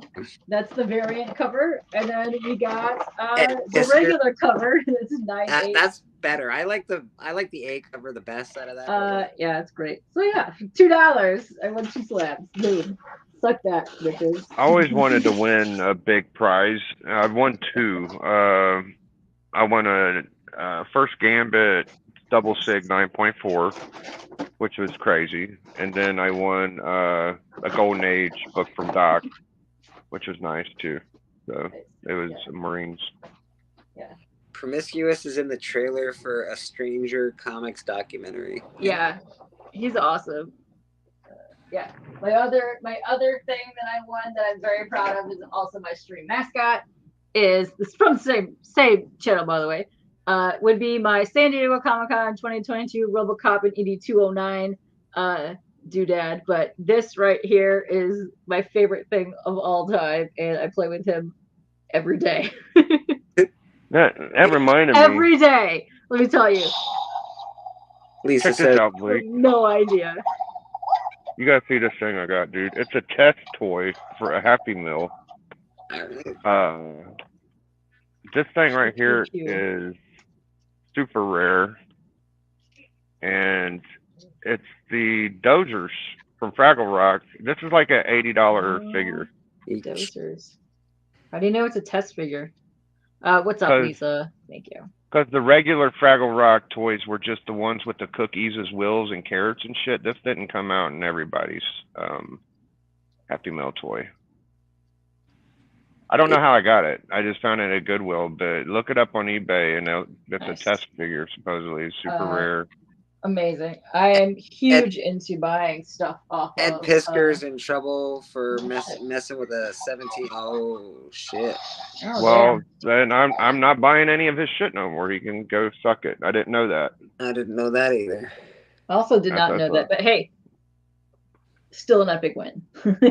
Yeah. I usually don't enter contesty things. Yeah. Well, fuck Ed Pisker. Wow, fuck Jesus, that sucks. Super fuck him, dude. I didn't know that, but what a loser! Like you're a public figure in the media, big time. You think you get away with that? What the fuck? Yeah, that's dumb. That's just fucking dumb. Fuck that guy. It's sad because he had great art, but yeah, he had. I mean, Jerry the King Lawler ain't no better. You know, fuck him too. I googled that about Ed Pisker and didn't see anything. I hope so. I hope it's not true because I like his art. Yeah, I also like the channel. It Cartoons sucks, though, Kayfabe. when that happens. Yeah, sucks when that kind of crap happens. You're like, damn it. Some little bitch. People, fucking stupid shit.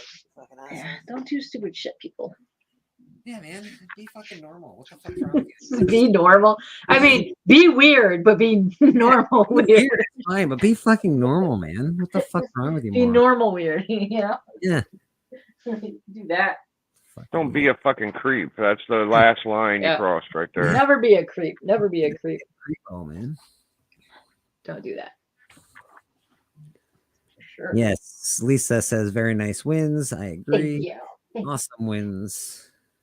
I take all my wins and sell them for bigger bucks, so I don't have any to show off. I don't have space in my house, so I try not to enter giveaways because I have nowhere to put things that I don't want. I think every win that I've ever won, I had given away to somebody else to win. Yeah, I give them away too. Yeah, put them in I've my done that as well. Yeah, because I legit have no space anywhere.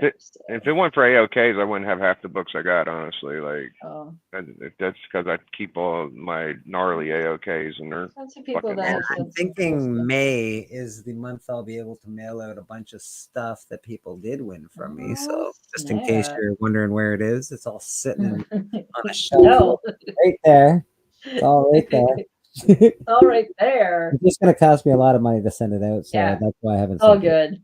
It's no shit. Shipping is expensive. I sent that. Oh my god. I gotta send like 8 things to the States. That's like fucking $200, no problem. An easy $200. I'm like, I don't have more than that. Yeah, it's probably like 3 or 4. I don't have 200 fucking bucks. It's insane. So I don't. Oh man, yeah, no. It was. I'm not sure. I think Legion won something off me too. I think he won some toys off me, but they are there, Legion. I do have them there. I still can't believe I sent you the space worms. Okay. Yes. Yeah. A 2-pound package going to you. Okay. Was $26. The fact that it went over 1 ounce bumped that bitch up to $37. Yeah, that's astronomical, man. That is stupid. Stupid. Put space worms at the moment. Yeah. Oh, dude, Legion. I am a sucker for toys. If you do not know, I legit have an upstairs that I could probably sell people toys for the next like 5 years of nothing but sealed 90s action figures. Here's one of my favorite right here. A little Jetfire action. Woo, nice. Later, Mastodon. I hope you have a good day, buddy. Who's that? Starscream or who is that? That's G1 Jetfire. Jetfire. About $100 figure, yeah. Nice. I got the first aerial bots in my box here somewhere beside me. Oh, I got stupid Transformers, bro. I got aerial bots. Check this one out. I collect them all the time, and Legion I found loves like toys, this and that's why I was so happy. antique store, and I want to go back to it because it's next to the antique mall. The flea market that sells tons of comics and stuff, and they had like $2 figures from the 90s that I was missing, and I want to go back and get the rest of them. And it's my weakness. And if I find a really good, like if you go thrifting and you find a good bag of like toys, I grab them all the time too. The Pizza Hut Cowabunga. That's cool. I also have massive amounts of like sports cards that I need to figure out what to do with one day. And then not just sports card, but my greatest flea market find in the 90s was this massive mega thing. And I'm talking like thousands upon thousands of cards that I got of 90s comic book trading cards. 50 cents. Greatest thing I ever bought at a flip market. Is that a taker? Nice. That's got to be a taker. Yeah. Beautiful. Yeah. Yeah. Oh, here's a good one. Wow. Got another one. We got another one. G1 Dinobot. Oh, I think I just sold my G1 Grimlock recently for $65 or something. Sweet. That's a good deal. It wasn't in like the best condition. So. And then of course everybody has Hulk Hogan, but here's the original. Well, mine's got his finger smashed off, but I got 2 of these. Nice. Now let me show. I'm pretty sure it's Legion that won these. Let me show you what you won, Legion, if you can't remember, because it was so long. Because it was so long ago. You want some toys? Sweet. Captain Phasma. Toys. It's the die cast, so this is metal. It's really heavy. Oh, that's awesome. He won a Legends White Vision. Oh, that's neat. And you won this one's, whatever. This one's a whatever, but it's still pretty. Yeah, it's still fun. It's got cool things in there. It's got accessories, fun things. Heads off. It's all dope. That guy as well. All boxed, all in the box. So that is coming to you at some time, Legion. I'm also really big into figures that you have to put together. Like I have a ton of Gundam model kits upstairs that I need to put together. And I like figures that are like the gray base ones that you paint yourself. Yeah. Yes, you really can actually. It's pretty fucking heavy. Yeah. Well, now you can play with the metal figure versus your Godzilla, which is dope as hell, and I'm super jealous of because I love that thing. Godzilla really does. I will, however, play you with Godzilla versus my Skelefish in my army of skeletal kaiju minions. Yeah, that's what I would say too, Legion. Those smaller ones are for kids. The bigger ones are for adults. Adulting.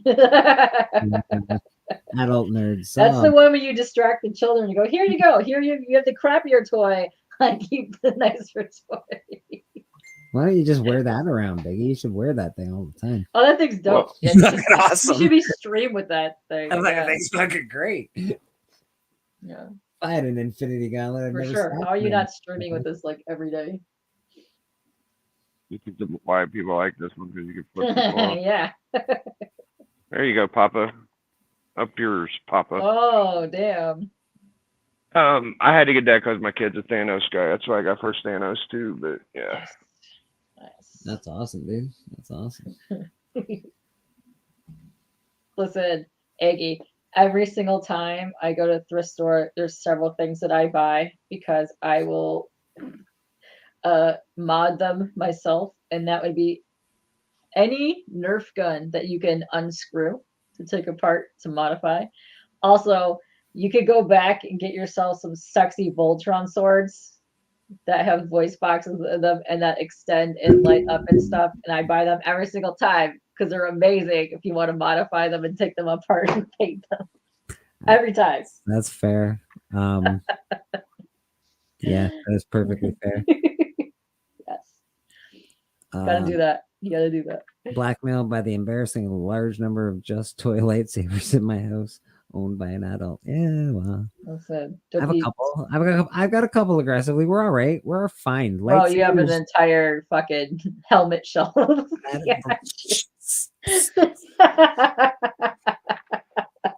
remember when I first met Bleeker, he would show toys on the hunt. He'd be like, "Here's my Millennium Falcon, motherfucker." That's right. That's right. I did the same thing, Bleak. Don't feel bad. I feel like, yeah, I felt like it was like, you know, everybody had all these awesome fucking comic books, and I'm like, oh god damn, I better show something awesome. Screw your comics. I'm showing my toys. Show my Millennium Falcon. Yeah. I had a shotgun the first hunt I went on. Yeah, we can't show those on anywhere now. Nope. You do that. Don't fucking do that. that. That will get you banned for life. Oh. Yeah, man, you got a show coming up, don't you, K-pop tonight? I do. Who else has got a 7 show o'clock. tonight? I know. Everybody on the planet is streaming the weekend now. Yeah. Is what it feels like. I think Dares is going to be on. I think probably yeah. Cliff is going to be on at some point. Cliff is on with Black Crown Comics tonight. Okay. And so Black Crown is on. You've got fucking Jesus. You got Trev the Shipping Guru's on. Mm-hmm.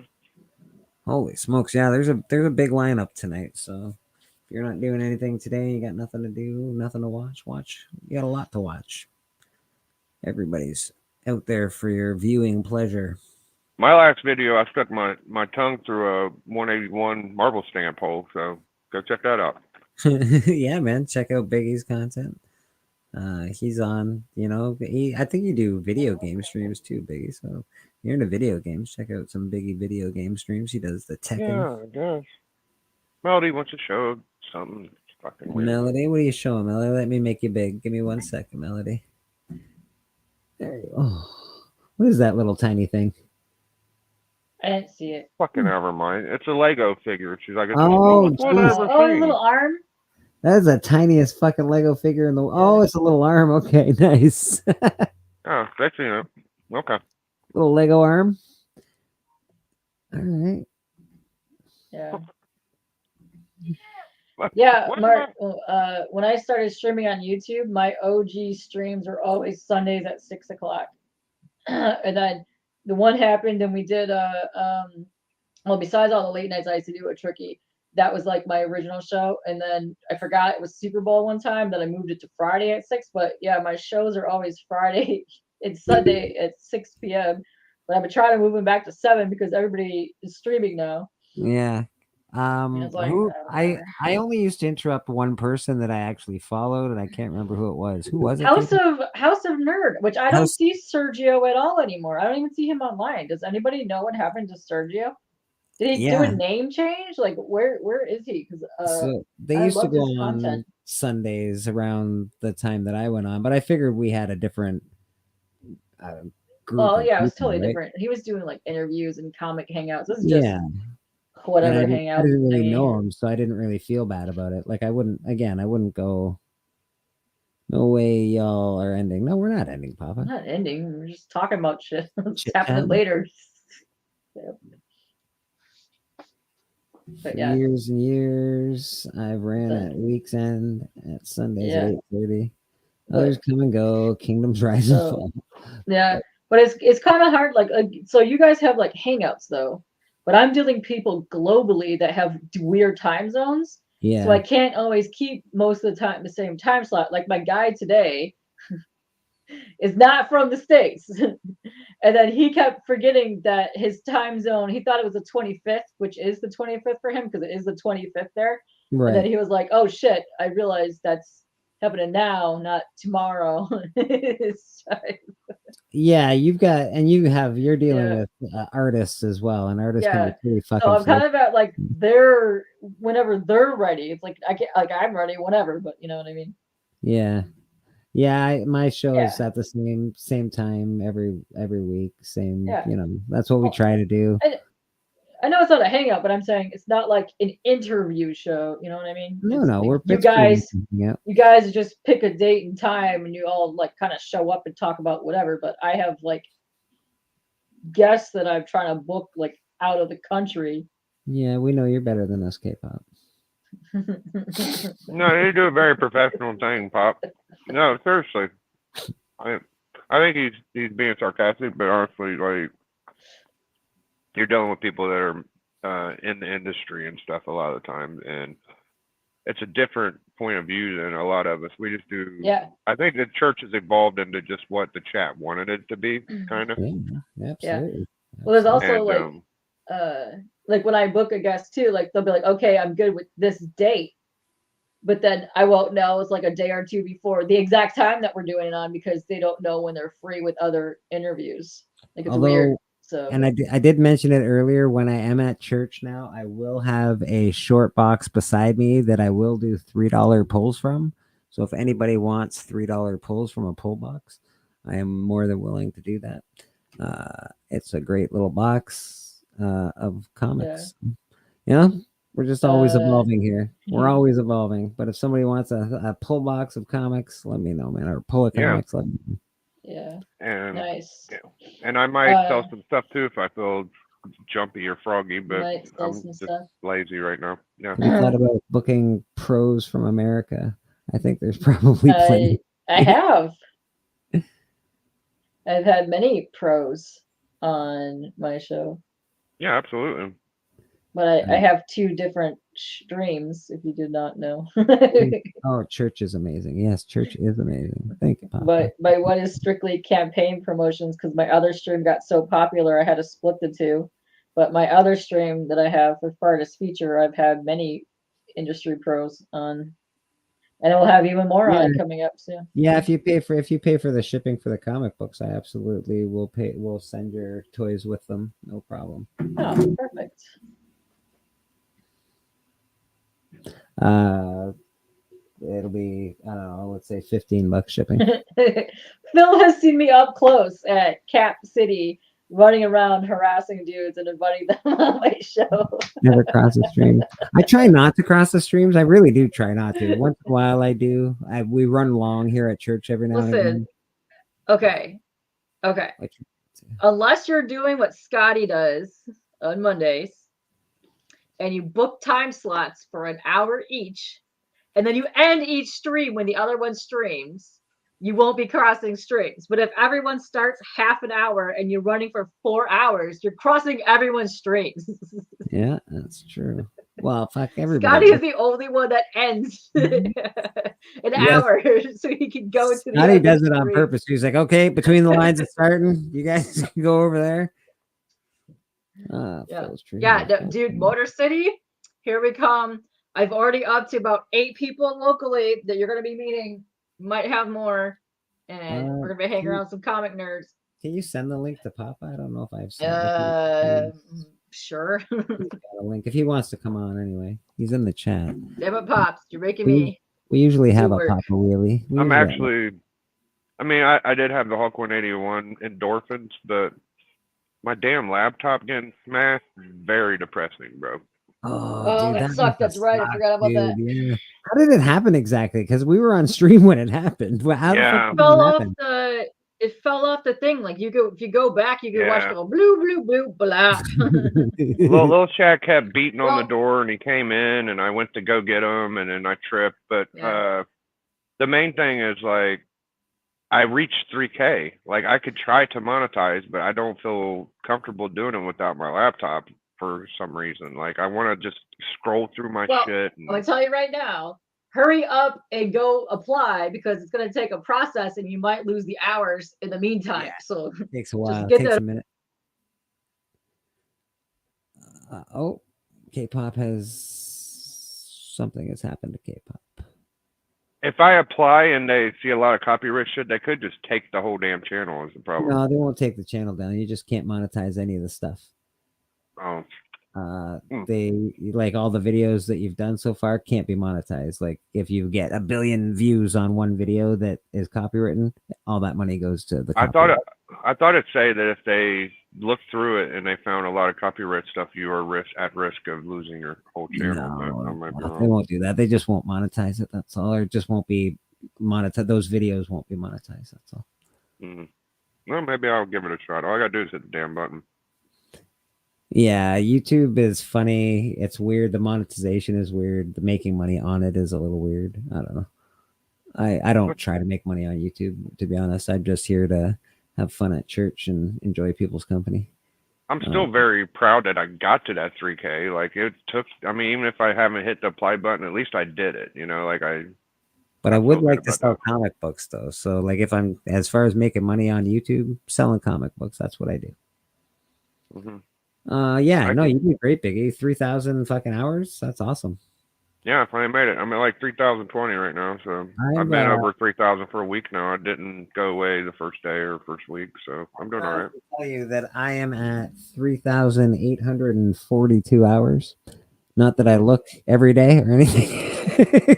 but I am nowhere near the amount of people I need to be to because at 4,000 hours you get the next level of monetization, and I'm just not at the amount of people that I need to be. I need another 500 subscribers or some bullshit, which is a lot of subscribers. We got the turdiest turd of them all.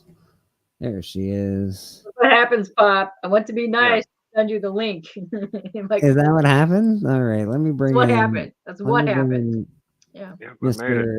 Wheelie himself. Nice job. All right, we got. Where is it? Stepo hot dogs, $20. Jesus, so many things.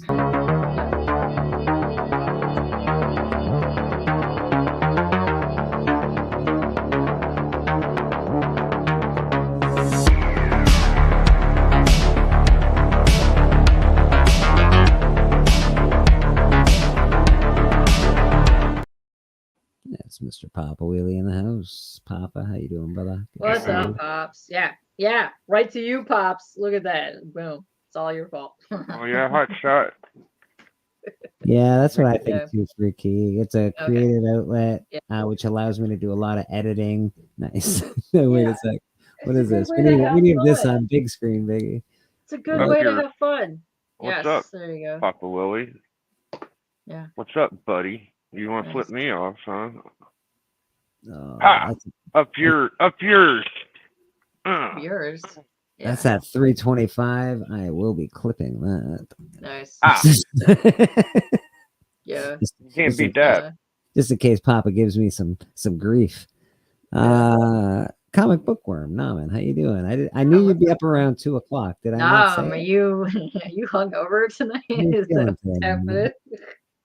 But yeah, what I was saying earlier is who cares what time people's shows are? Open more than one tab. Go in the mall. Just bounce around. That's what I do. For real. Support everybody. Like, big deal. Yeah, K-pop's watching like 3 fucking channels. I at a do. time. I usually do have like 4 or 5 streams open talking to everybody. But yeah, no, it's a good way to go meet people, find people that like your interest, find similar dorks to hang with. Well, to be fair, I do stream the same time Illuminati's on, but I did my show before they started doing Nerds at their time, so I did not copy their time mark. They actually who cares stepped on my about toes. time slots? Seriously, who cares? Yeah, about I'm time just slots? saying. The thing with the time slot thing is there's 30,000 members of millions of people in the community on YouTube. You cannot watch everyone's channel at every single time. There's only so many hours in a There's week. going to be 20 more tomorrow. Yeah.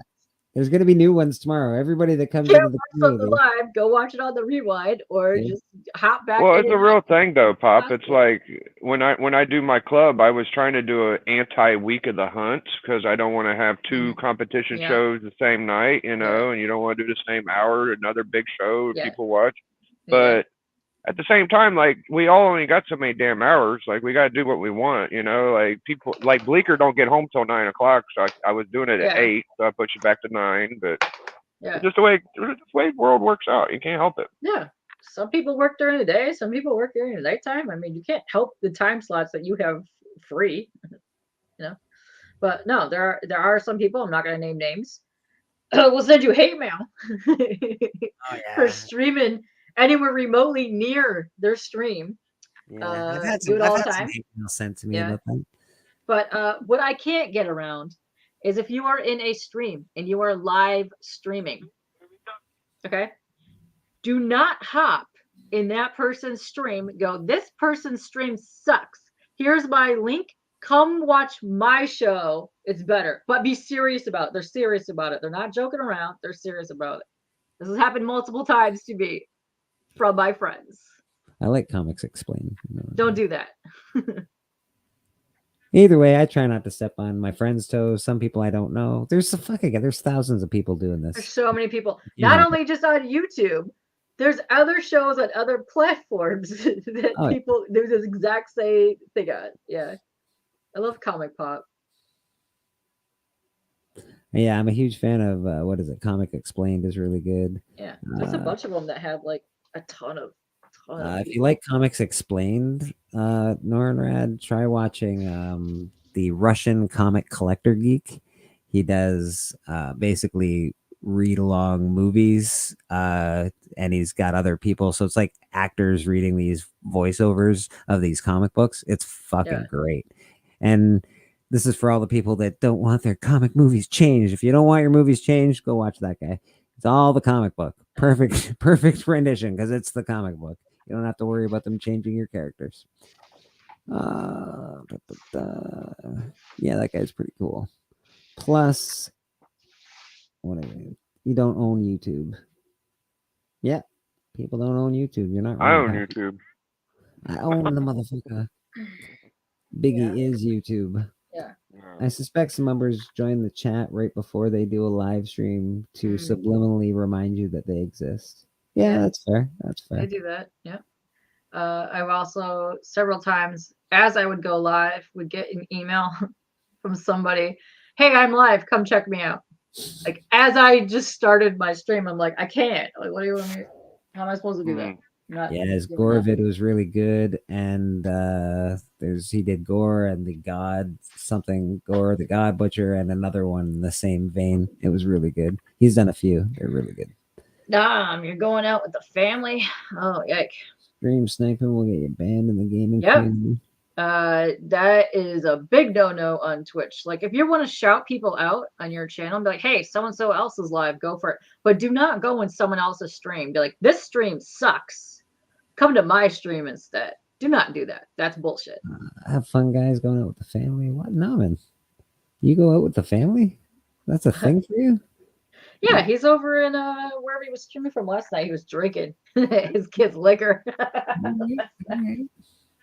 Nice. It's like he was doing the bourbon last night. Enjoy the family day. Oh, it's probably your birthday celebration, eh? Have some good food. It is. Yeah, it's your birthday. Happy birthday, Naaman. Happy motherfucking birthday. And We happy found birthday. out it was like 5 dudes' birthday today, including Houdini. I already sang Norrad happy birthday. So you're Nam, you're gonna have to go back in the stream. Negachuko Hamida.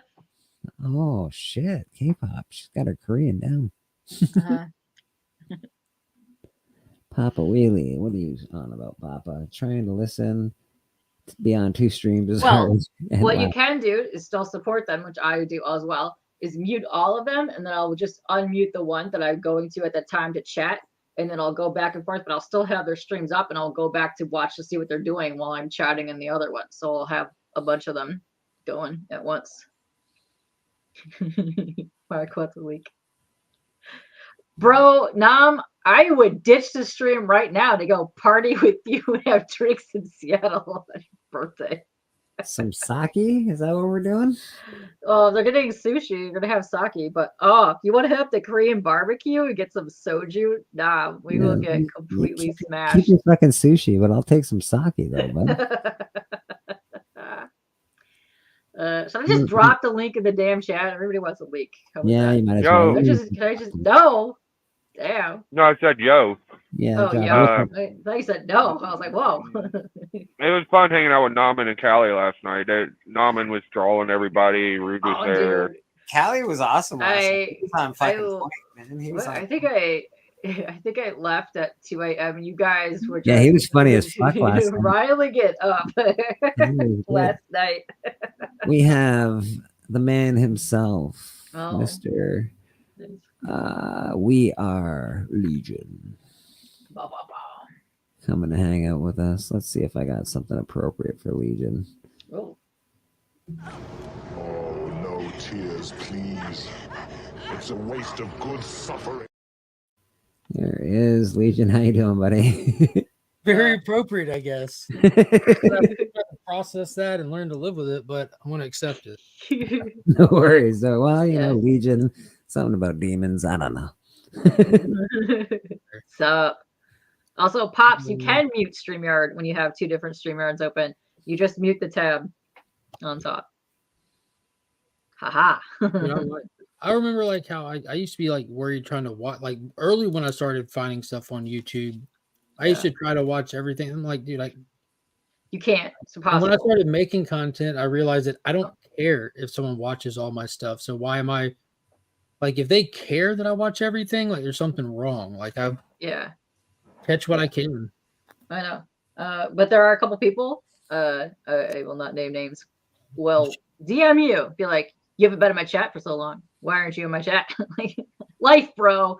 Or they're DMing just to check on you. Like there's like, for example, if Las Crucias stopped commenting or being on the stream, I would send him a message like, yo, bro, everything all good. Haven't seen you in a while. Like, Amen, brother. Amen. You know Same with my Not the opposite. Like, yeah. Are they what's up, checking, or are they petty checking? They're petty. No. I'm here to tell They're you like, guys that this stream sucks. You guys need to come over. yes, we'll party it up, Naman. It's your birthday. Come over to my party. That so. We would all gladly ditch the stream to go with you and get party. Let me tell you. There's I guaranteed was gonna to come be here and preach, but I wherever got an event going on. So yeah, you're gonna come preach. No, I was gonna come here and preach. Yeah. We're gonna read Ezekiel again. Yeah, well, other one. I watch nothing. Now I like the community more that way. That's the way to do it, Lisa. That's the way to do it. I gotta ask for my forgiveness. I give 13 Joe Huberts, 5 John Romita Seniors, and 22 Jack Kirby's. Thank you, comic book gods. Yes, exactly. Amen, Now I've brother. been so burnt out on life, just even being in a stream sometimes. I won't even say hey because I am so burnt out on stuff that I don't have the energy to just type hello to I a think bunch of Biggie people. was kind of touching on it earlier, like where he says, like he's been doing this so long. He's seen so many people put out that little, "I'm burned out, I'm tired." Like this is my outlet. This is like, why would anyone come to a platform like this to hang out and have fun and get burned out? That doesn't compute with me. I think that they have I think they have expectations when they do it. I don't know if they do it just for an outlet. Fun. I honestly think they have expectations. Well, I guess the ones that I've seen personally, like they're clearly not people that are doing this for financial gain. You know what I mean? Me neither, but yeah, I hear that. Like, no. When I say I'm burnt understand out, if you're trying to make a career out of it and it's not working out and it's like disheartening. I mean, I wouldn't say don't ever. I mean, if you got the time, effort, energy, and skill to do it, go for it. Why not? But like 99% of people that we encounter on this platform, that's not their goal. No.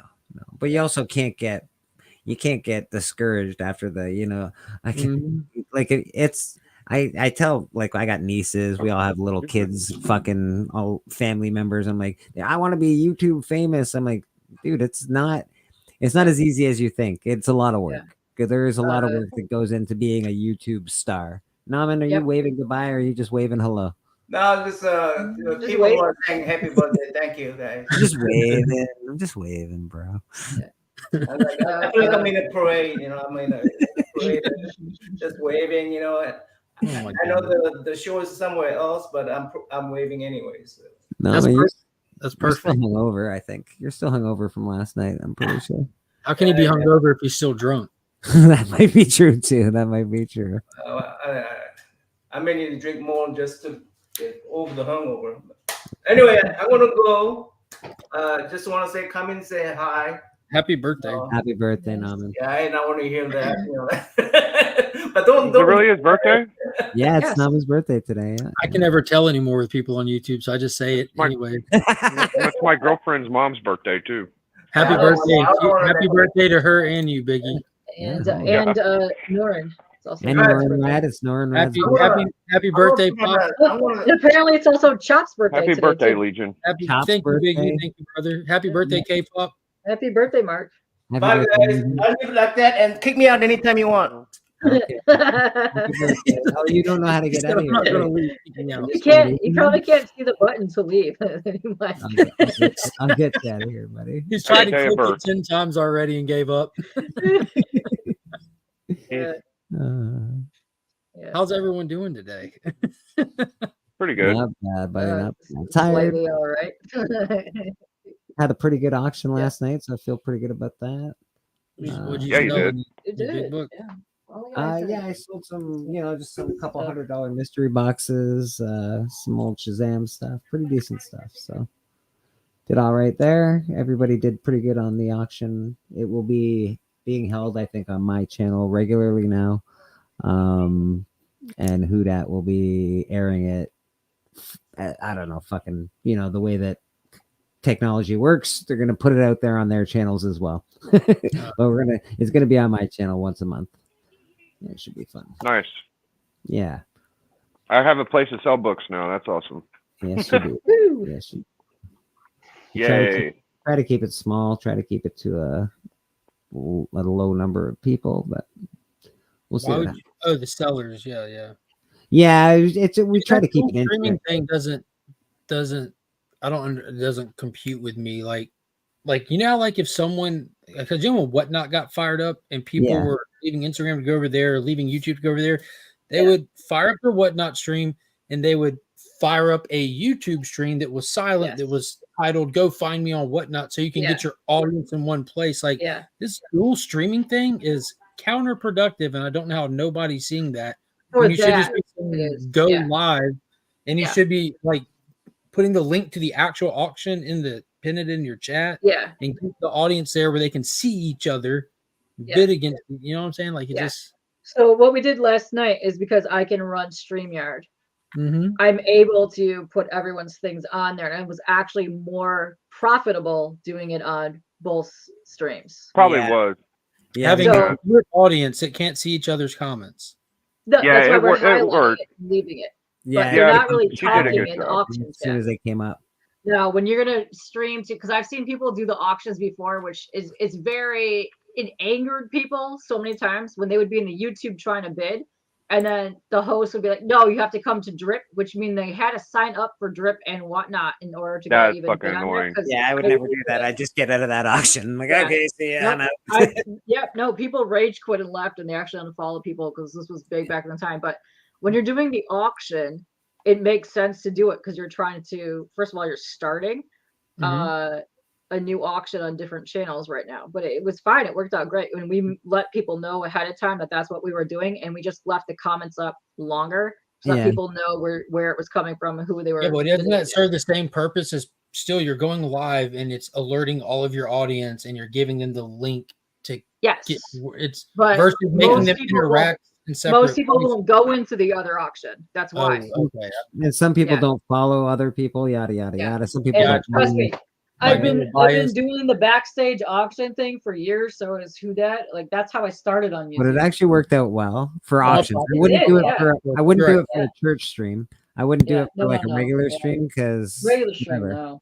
But for an auction stream, it sells worked a out lot well. on his channel, so it like if it would have been my channel, it wouldn't have been that smart. Yeah, but we're gonna do it. We're gonna get K-pop to send it out on her channel as well next time. So that way, like K-pop's got a lot of peeps as well. So I think it'll really work well. I think it's well, look at you guys, all buddy. I feel left out, man. Fuck, I'm not part of the. You were there last night. I was there, but I'm not a fucking show it on my channel guy like Pop and Whodat. Dag. You could have. You were in the chat. You were on the panel.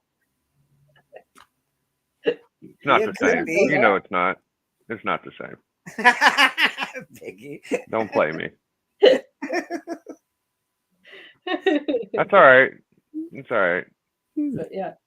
I don't want that. I share my channel with one person, and that's 84. And Discovery asked me once, but nobody else is. No. Like when you're the live, you just click the button, go live. That's it. That's all you do. No.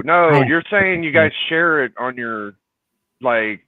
What are you saying? Like, if I go live on my channel, you're on my channel. If I click a button to share it with you, you can share the live on your live channel. Yes. So I thought you meant that you were like admins. No. Well, fucking K-pop can handle your K-pop's an admin. Bullshit. Don't fucking lie to me. Don't fucking lie to me. K-pop is an admin on my channel. K-pop no, you're able to bring people in on and off the panel and handle the comments. Yeah, K-pop is my admin. That's what I'm talking about. That's not what you guys are talking about. Something different. You're talking about something different. Oh, you want to be my admin, Biggie? I don't want to. I'm just saying that it's different. You guys are saying some bullshit when I'm telling you what I'm saying. We're telling you the exact same thing. You're not listening. I see. You can only have one StreamYard admin unless you pay assloads of money to have another one. Paul in the 619, Wellbore, how are you? Who Dat Comics. What's going on? We Is Who Dat an admin too? No. You can only have You can only have one one. admin. Yes. Oh, okay. We had multiple got it. people who didn't follow Bleaker pop in and buy stuff. Yeah. Exactly. Actually, yeah, you both got new followers that day, and I put it out blast on Twitter, and we had a bunch of other new people come in as well. Yeah. Because I had my comic people that were sharing it out too. So it's just very cool, you know? Yeah. Very cool, man. Papa Wheelie saying hello. Sup, Pops?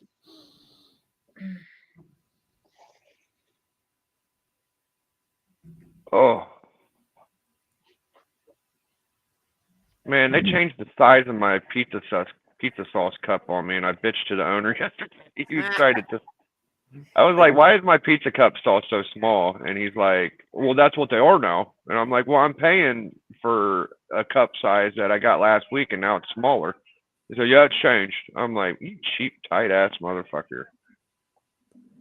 Yeah, they well, fuck, you notice it in everything. Like, you remember chocolate bars when we were kids? How small they are fucking now. Like the Reese's peanut butter cups have shrunk. They used to be much bigger. Yeah. They just keep taking things away and adding more cost to it. It's worth more money, and it's less than what you get. It's like, come on, man. I finally found something I want to eat. I've been eating it every day, and you fucking changed it on me. You didn't think I was going to notice or say nothing? I thought they were just giving me the wrong cup size. He's like, no, we completely changed it. I'm like, golly. Joe says, ask for another cup. They pay another $1.25. I don't know, man. I kind of got a tight price fixed through there. I don't want to pay $11. I'm paying $9 something. McDonald's burgers are as thin as paper. I know. You know what, dude? I fucking McDonald's is the bane. I love McDonald's. I can't help it. Maybe it's because of it's got to be. It's French fries for sure. But fuck, McDonald's are so good. It's the one treat that I'm all like, God damn, I need that. Now I want to order McDonald's. You see? They're not bad. I like their pickles. Their pickles Yeah, are man. a lot better. Wendy's pickles taste like cucumbers, man. What the hell's up with I know that? Burger King has a much better hamburger, but I don't like it as much as McDonald's for some reason. McDonald's has good toppings like their bullshit onions. You know how they make them onions? No. No. You never worked in a McDonald's? They're No, like, I'm guessing it's dry. I'm guessing it's dry, freeze dried onions. yeah, freeze dried. You add water too. Yeah. Yeah, that's what I figured. Okay. Makes sense. I guess. I don't know. I mean, it tastes good. I know at what is it, A&W, all the onion rings are made fresh every day, shit like that. Because I worked at A&W for a while, but don't get the horsey sauce. That shit's fucking nasty as fuck. A&W. Yeah, the A&W, the cone. I think it's called the coney sauce or some bullshit. It's fucking gross, man. Oh. I used to call it horse sauce because it looked like horse meat. It was disgusting. Yeah. Oh, what's up, Paul? What's up, Rude? Paul in the 619. Yeah. I had to go to my office. I was watching you guys on the big screen, and my wife is on a Sunday conference call. You guys, the F-bomb quota. Yeah, sorry, buddy. We do say the F-bomb a lot. Oops. That is true. That is true. I do apologize, Paul. That is rough. I think your F-bomb's a little more polite than mine. When I say it, people get offended. But for some reason, when Bleaker says it, they eat it up. Delicious. It's a Canadian thing. I'm a polite effer. You're just better at it to be, man. When I do it, people get offended for some reason. Order a slice of tomato at McDonald's, it's $1. I try to tell people that in Ohio, that's like saying please and thank you, but they don't believe me. Yeah, I know. I feel that, man. I swear like a trucker. It's true. Hosanna, hey Santa, Sunday at church. Hosanna, Hosanna. Saying Hosanna. Yeah. All right.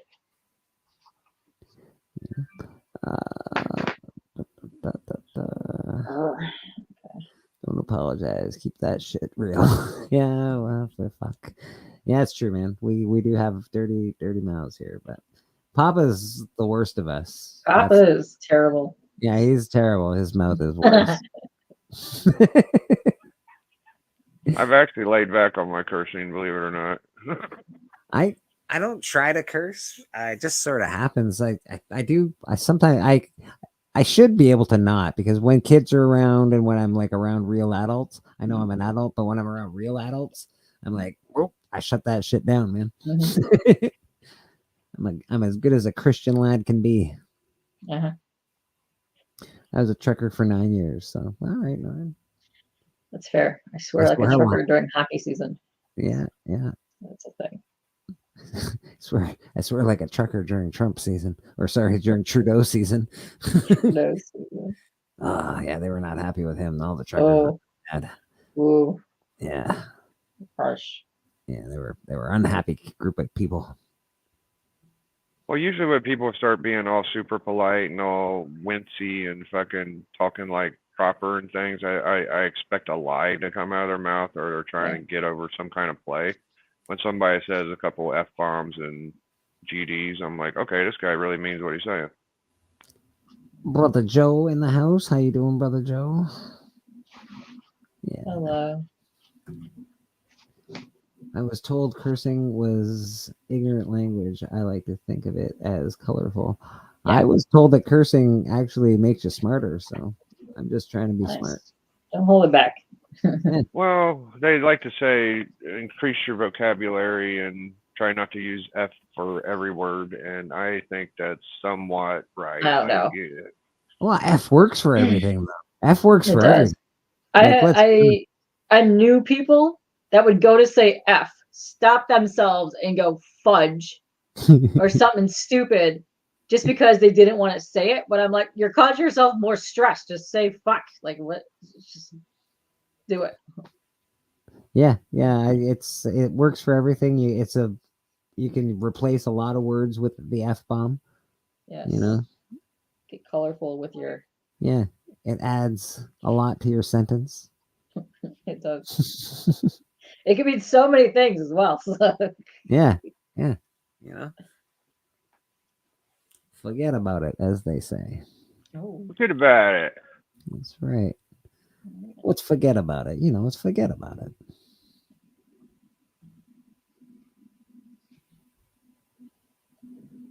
What time is it? 2:30. Still fairly early. Still fairly early. Yeah. On for another hour or so. Papa Wheelie's typing away like a madman. And yes, we did hear Nora when she said it cost $1 extra for a tomato slice. Yes. I don't think that's everywhere though. Some places will just plop stuff on you. Some places will charge you $2 for stuff. I dated a vegetarian, and when she used to order like burgers from McDonald's and get them, or the breakfast sandwich, she used to get the meat replaced with a tomato, and they would charge her the same as they would for a meat one. I'm like, are you fucking kidding me? It's a piece of tomato. Yeah, back in the day, they used to remove, like, if you took minus onions, they would take 10 cents off. Yeah. They don't do that anymore. No, they don't do that anymore. They're like, just doesn't like it with onions. You still got to pay the full price. Yeah, you still got to pay for your onions. Yeah. I'll be back. Okay, Legion, we'll be here, brother. Okay, Mark. We'll be here. We're not going anywhere for a while. He's very threatening with his "I'll be back." Oh. I'll be back. You gonna come back in Terminator mode? That would be amazing. That would be pretty cool. No, I think he'd be a good Mecha Godzilla. Let's make a Mecha Godzilla. Ooh, yeah. I could see. Ooh, I would see Terminator Godzilla would be dope. That would be pretty basically cool. Mecha Godzilla, but it would be better. An even better version. It would be better because it would be run by Skynet. Let's make a Mecha Godzilla. Like a Terminator Godzilla. Yeah. Yeah, Terminator Godzilla. Yeah, not just a mechanized Godzilla. Yeah, I love it. Terminator Godzilla. Yeah. I'm down, man. Yeah. Because it'd be dope. Because it wouldn't just be the metal skeleton. It would be like half fleshy, ripped off face. There we go. Papa Wheelie, were you on CJ's stream till 6:30 in the bloody morning? Yeah. What time did you get off there? Oh, he's like, shh. He's like, don't tell my mom, man. She's right here, bro. He's like, huh? What are you talking about? She's like, what? What's going on? Were you talking about boobies? That was a good one, Nora. Hi, Nora. 1:30. Yeah, that's about the time I jumped off too, Papa. I jumped off around 1:30. Yeah. I jumped on about That's about 3:30. the time. That's about the You time you came jumped on after I left then. Yeah. Holy That shit! was Ready this morning. I just got subscribed by somebody. That's crazy. nice. Got a new Wow. subscriber. It's pretty awesome. Wow. Nice. Nice. Yeah, jerk. I've been subscribed to him for like ever, but whatever. It's fine. Fine. You know what's funny about that is I think YouTube just removes people automatically because I've been subscribed to people for years. Yeah. And they've been subscribed to me forever. But for in the last week alone, it's the new follower, new subscriber of the same What are you people. talking about? Subscribers? No, Melody said something. Oh, Melody. Sorry. Okay. I'm like, what? Wait, what's happening? Yeah, no, I don't know if YouTube scrubs because okay, when I used to do shorts, I used to get, I don't know, 5 new followers per every short. And in the one day that I did it, and then 3 of them would leave. So I'd have 2 off of a short. And then it's same thing happens. You get 5 new, 3 leave or 2 leave. I wonder if some of those are bots. And then after a few months that YouTube just goes through your channel and scrubs them out. They do that, yes. That's what I think happens. But it also happens, like I've been subbed to a couple people several times. Like I subbed them myself. And then I'll go on their channel and be like, why am I not getting your content? And it'd be like, I'm not subscribed, even though I subbed to them like 4 times. But you can go on someone's thing and unsubscribe them from your channel if you don't know this. DJ Links, let's not rewrite history. I was streaming on Friday nights at 9, way before Biggie started the collector. Oh, All right, DJ, sorry, DJ. You were doing the mix maybe before the club, but you weren't doing Illuminati, my friend. Come on on here and tell me I'm lying. Does it matter? Like, he's still I streaming at mean, it 9 must because he's saying I'm making it up. I don't think I am. But I mean, I don't think he's I still am. streaming at 9 o'clock on Friday. Doesn't matter. I mean, he did a one a month show forever, and then he went from doing that, and he's like, "Oh, the Illuminati." I was definitely doing the club before that. Well, if you want on, just let us know. Yeah, come on here, DJ. Tell me I'm making it up. For you. We'll drop the link in the chat for you. Let's not rewrite history. What the fuck? I'm getting saucy today. Copy. All right. Pops. All right. I was talking about how I was trying to be polite, like sticking away from it. Like, he switched the whole show up and shit. Well, yeah, again, I've always tried to avoid people. Again, there was again the nerdy collective show no, it wasn't them. It was some show was on when I did it, but House of Nerd show. Nerd, but I wasn't friends with those guys really. So at the time, yeah, I remember specifically doing like cult advertising for my collector club, and then all of a sudden Illuminati popped up. By the way, just to kind of insinuate what I'm saying. I honestly, I don't know the ins and outs of when you guys. No, I know. But I'm not trying to ask anybody. I will assume that there is a misunderstanding of sorts. DJ, I don't know if this is for a lot of people on your channel, but I've been subscribed to you for years. Yeah, man. And I would watch you when you guys would do the rap battles. Yeah.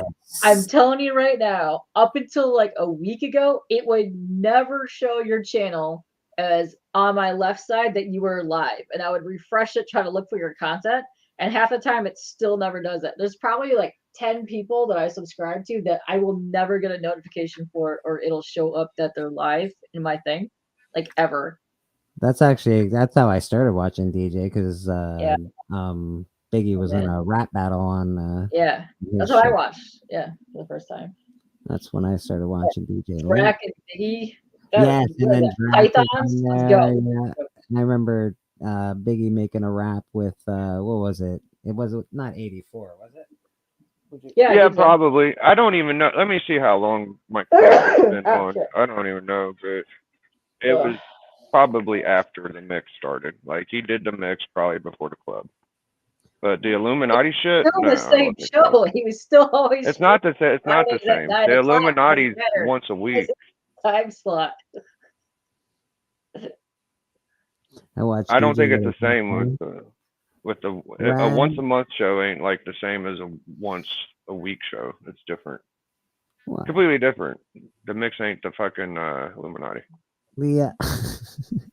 I watched DJ get his Hulk 1. Nice. Yeah, that's a ghost book, man. I'd love to get one. I guess it's not a ghost book because I know fucking 8 people that have it now. But Yeah. it's still an awesome book.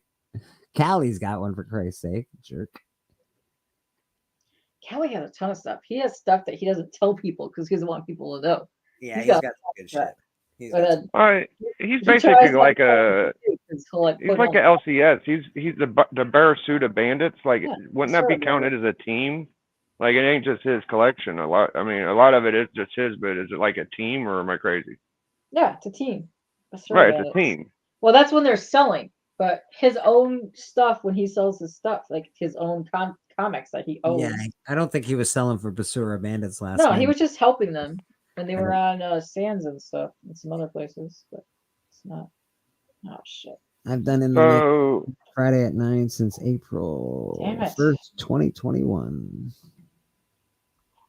I'm talking about did you say Illuminati or the Mix? No, he said he's done in the mix every Friday. Every Friday since April 1st.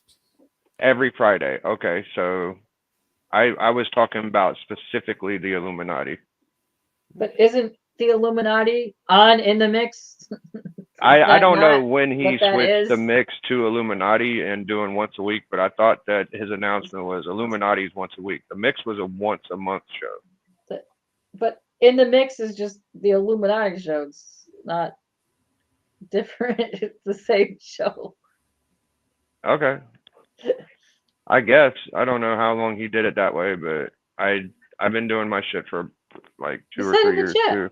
He's been doing it since April 21 or whatever, but they announced the Illuminati not that long ago. That's what I was specific about saying my show was before the Illuminati thing. Yeah, the Illuminati are they're basically like the comics curing cancer crew, right? It's the same people that are on in the Mix show. All right, well, I don't know. Not the original Mix until I met Biggie and he had a rap battle. That's the first time I watched DJ Mix. Yeah, it's different now. I haven't seen rap battles in a while. He did a cool one where he did like a whole bunch of the like a compilation of the rap battles, which was pretty cool. Yeah, I love the rap battles. I wish we could bring those back. Those are so much fun. It was fun. It was fun to watch. Dude, Remy was fire on that one song, and then even Tyler came out and flowed out. The problem is DJ's really good at it. Like he can fucking he can blow people. He can blow people out of the water with this. Shocking how good they are. Yeah, he's really fucking good. All these nerds can rap. Well, 84 was the undefeated champion, so 84 is also very good at. No, he's the best. Yeah. I didn't want to challenge 84 because that's my boy, but they challenged him. Yeah. Yeah, I went on CJ last night, and you both Bleak and Katie left. Yeah, I gotta fucking wake up in the morning, Papa. Man. Yeah. I got shit to do, bro. Literally been streaming since Friday at 6 o'clock. No, DJ Biggie brain farts a lot. Yeah, that's fair. Well, if you want to get like super into the Collector Club, if you want to change titles, I had another title for my show. It was called, what was it called?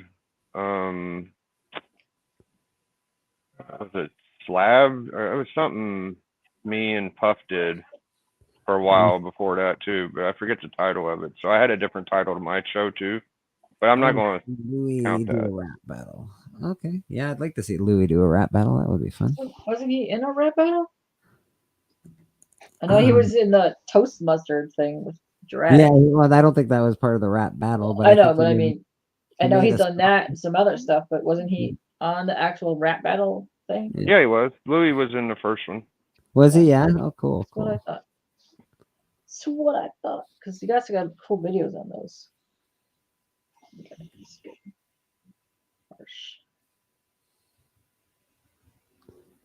Nice. Yeah, but watch DJ Lynx. He is part of the Illuminati. He does. He's part of the Comics Curing Cancer crew as well. Yep. Him and Legion and Rob Fatstacks, Who? There's another member I'm forgetting. Who else is in that crew? Tyler. Tyler, yes. Nick's Kicks. All right. Yeah, I always forget names, but go watch them. I could picture them all. They're a good group of dudes. Good dude dads. Doing the Lord's work, comics curing cancer. Yeah. DJ, give us more rap battles, please. Yeah, that was dope. I just started getting on YouTube when I watched that, and then all of a sudden they were gone. I know. So I need more. You had to be there to understand what happened. It was kind of at the end of it. We were doing videos at the end. The battles kind of just got a little too wearing. Yeah, you guys were actually doing videos. That's when I sort of popped on. Was when you guys were doing videos. I missed the early days of that show. Yeah. For reals. Yeah. My statement though, I'll stick to. Like, I don't know that the mix was not before the club, but the Illuminati was after the club. That's what I originally said. I thought. That's fair. That's all I gotta say. I'll leave it at that. I can't scroll through my playlist and find the exact year or date or whatever the fuck. But well, I'm not gonna question it too much, buddy. Oh. Yeah. I think you guys are both pretty awesome. Damn, Susan. Susan. Yes, Susan. I get too tired of Biggie saying how great Biggie is. He's always Susan, I get tired of you saying silly shit about me in the chat, but I don't say much about it. Legend in this. All right, fair enough. Susan, being a savage. I try to be polite to ladies, so that's fair. That's fair. Yeah, I don't know. You guys are all good to me. I'm new, so I don't have much of a horse in this race. I think you guys. Last time I missed it, but this time I caught that one. Sorry. That's okay. Biggie, calm down. Papa Willie. Okay, I'm calm. April 20th. I don't know where I was saying I'm great. When did I say I was great? April 20th, next auction. Yeah, Nice. April 20th will be our next auction. I believe that will fall on a Saturday. Wait. I got you. Yeah, April 20th is a Saturday. Yeah, are you not? You might have a con. No, my con's the week before. Week before? Okay. Yeah, so I could do the 20th. So K-pop will be available, which is fantastic. And then I'm not available the 27th. So that works. So we'll be doing that on my channel again, I believe. And dual stream. Who that will be dual streaming. It'll be on his channel as well and on Instagram. So wherever you can find us, you can find us. If you don't like one of us, you can follow the other one of us. Yeah. Exactly.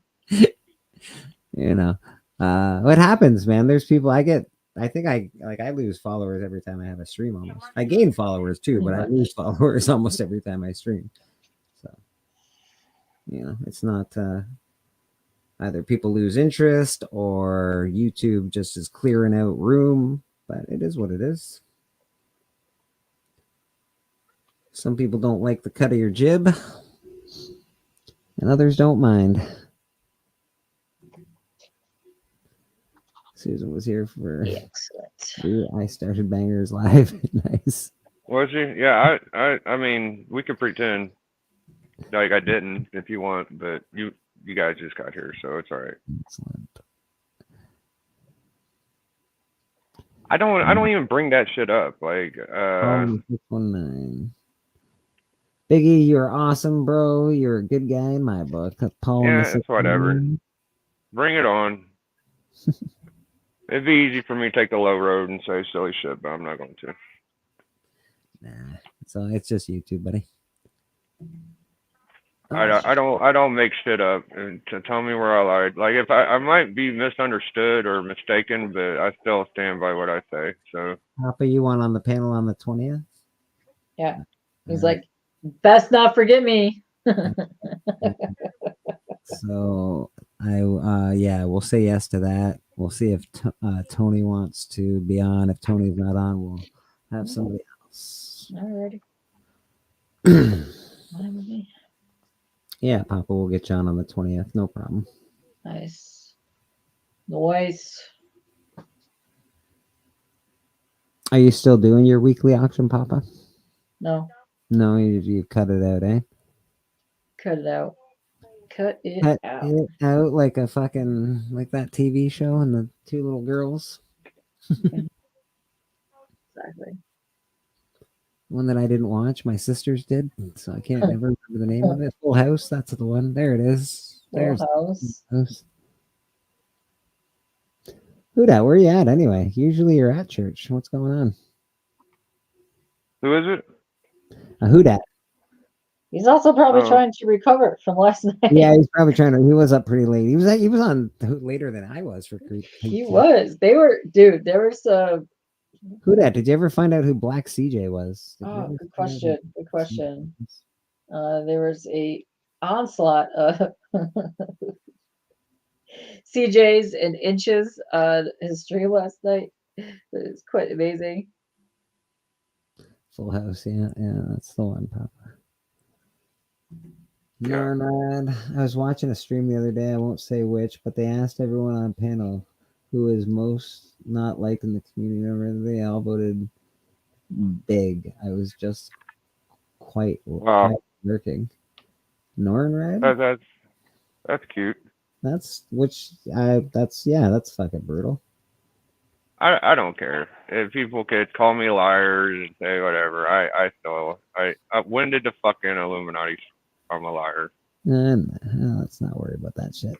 And then the whole Susan shit, I don't care much about that. I respect my elders or whatever, and you can say what you want. That's fine.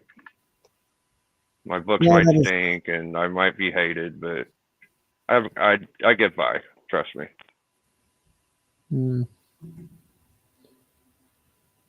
Susan loves you. People just want to say foul shit. I haven't said a fucking bad thing about anybody. I said my show was before one show. Oh my fucking god. It was Jig Stream. Lighten up, dickweeds. So it was Jig Stream apparently that happened on. Biggie. Sorry that happened. That's bullshit. Nornred. That sucks. Oh, Jig Stream. Yeah, that's another crew. The scumbags. They love me too. Yeah, I know. There's a lot of fucking people I fuck with that ended up not liking me. Shocker. I don't know what the fuck I got to do to people. I'd never. Yeah, well, that's not cool at all. We are trying to be. That's what they do on their channel, I guess. I don't know. I didn't catch that one. Well, like I said, we're as welcoming here as we can be. People want on. I usually drop the link in the chat. They're more than welcome on here. They're more than welcome. I think people get stressed out through their life and they just want to vent and they get a little touchy and they just want to say mean shit sometimes, Happens, bro. Yeah. It happens. I don't love any of y'all. I like y'all. Love is a strong word. I don't know y'all that well. Yeah. I mean, I got love for y'all, but I'm not going to be like, oh, I'm broke. My heart's broken that you guys say stupid shit. Like, whatever. There's only a few people I love, but I do love a few people in this community just because I've grown close to them. Cali Comics, good morning, my friend. What's going on? But yeah, love's a very strong word, right? You don't just throw that shit around. No. All right. Everyone will not like you. All that matters is you take care of your family. Amen. Who dat? Amen. Yeah, but Sup, Callie? No. What up, Brad? Callie? No.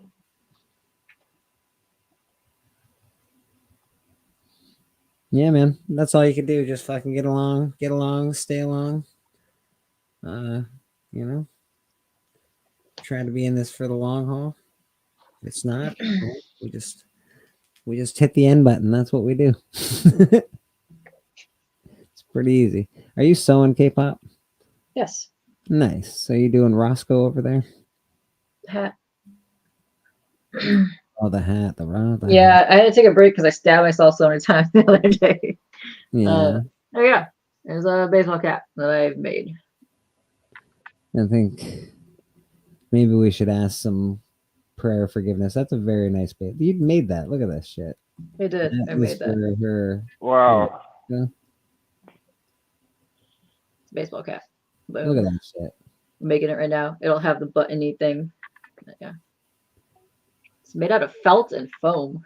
It's very cool. And I think on that note, we need a little comic book prayer because Comic book prayer, we're all a little yes. too heavy, I think.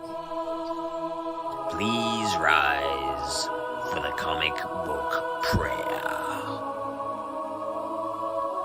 Jack Kirby, whose art's in heaven, Stanley be thy name. Our kingdom come, gains will be done, on earth as it is in comics. Give us this day our weekly pull, and forgive us our top tens as we forgive those that top 10 against us. Lead us not into speculation, and deliver us from FOMO, for comics are our kingdom, forever and ever. Excelsior. You may be seated. That is for the My Pet Roscoe that she is making the hat. So Yeah, that's a big ass hat for that figure. Wow. Be on It's a big ass It Muppet. must have gotten a lot bigger. I didn't know. It's huge. My Pet Roscoe is massive. No, so it's the My Pet Roscoe, and the Roscoe is gonna have the logo on the shirt, and then Roscoe usually wears his doubles hat, or he wears TM Nerdy's hat, and I figured it would be great because it's going to fill anyways. So I'm gonna rep the TM Nerdy with the maple leaf. So I haven't heard from. I heard TM sent me a message the other day. It wasn't much. It was like a meme, but Yeah. he's taking a break from YouTube. Yeah. If you feel like you miss him, send him a hello. I bet he would enjoy that. Yeah. So give TM a shout out. Give him a hello. He used to be on the panel all the time. So I Nice guy. am not looking at anything right now except for what's in front of me. I do not have. I can't right now. So no, I have not seen whatever it is that you sent me. I'm sure there are people that dislike me. I don't give a shit. There's No, people obviously that there's like people me that don't all the like time. me. Don't have to look hard. Fuck. Yeah, that's going to be for Roscoe, the My Pet Roscoe. It's going to be fun. She's making that for Phil. Phil bought that at the last Comics Curing Cancer. Yeah. There was a few setbacks due to injuries and some other shit. And the fact that you're doing it by hand. I'm doing it all, but it's all hand stitched. You're sort of making it as you go. It's not I like something. created every single thing that's in this thing. Even did the patterns for Christ's A sake. massive, yeah. You want to see the pattern? Yes, let us see K-pop's handiwork. This is millions of patterns in this one thing that I have hand stitched, and multiple of these have more than one, by the way. It's a lot. It's a lot. There you go. There you go. It's a lot. It's a lot of fucking work. I can't tell you how many people are like, how come you're not done with that? Why aren't you finished with that? I could have done that faster. Well, go for it. Yeah. I haven't been critical of your time at any moment because I'm not a doll creator and I have no idea. People take years to do that. She's zipping through it. I would have been done with it months ago. I had a lot of setbacks in my life, and I had actual injuries from making this thing and some other stuff. So yeah, but it's a piece of art because he spent money on it, and I want it to be a really well handcrafted piece of art. Is what it is. If I make them anywhere in the future, they would be a little bit smaller, and they'll be machine made. It will not be handmade. Yeah, this is handmade. Can you guys even see how many layers of stitching and patterns are in just one hat alone? And to stitch through all that thickness is not easy. There's foam in there. That's how I injured my hand the last time making this hat, because I stabbed myself because it has to go through foam in order to be stabilized so it's not falling apart. MGL, it ain't easy. It ain't easy. Yeah. There you go. It ain't easy. Living ain't easy. Living is free. Living is hard to fucking be. Yeah. No, I just can't do that. Oh. You're sweet, K-pops. Oh, thank you.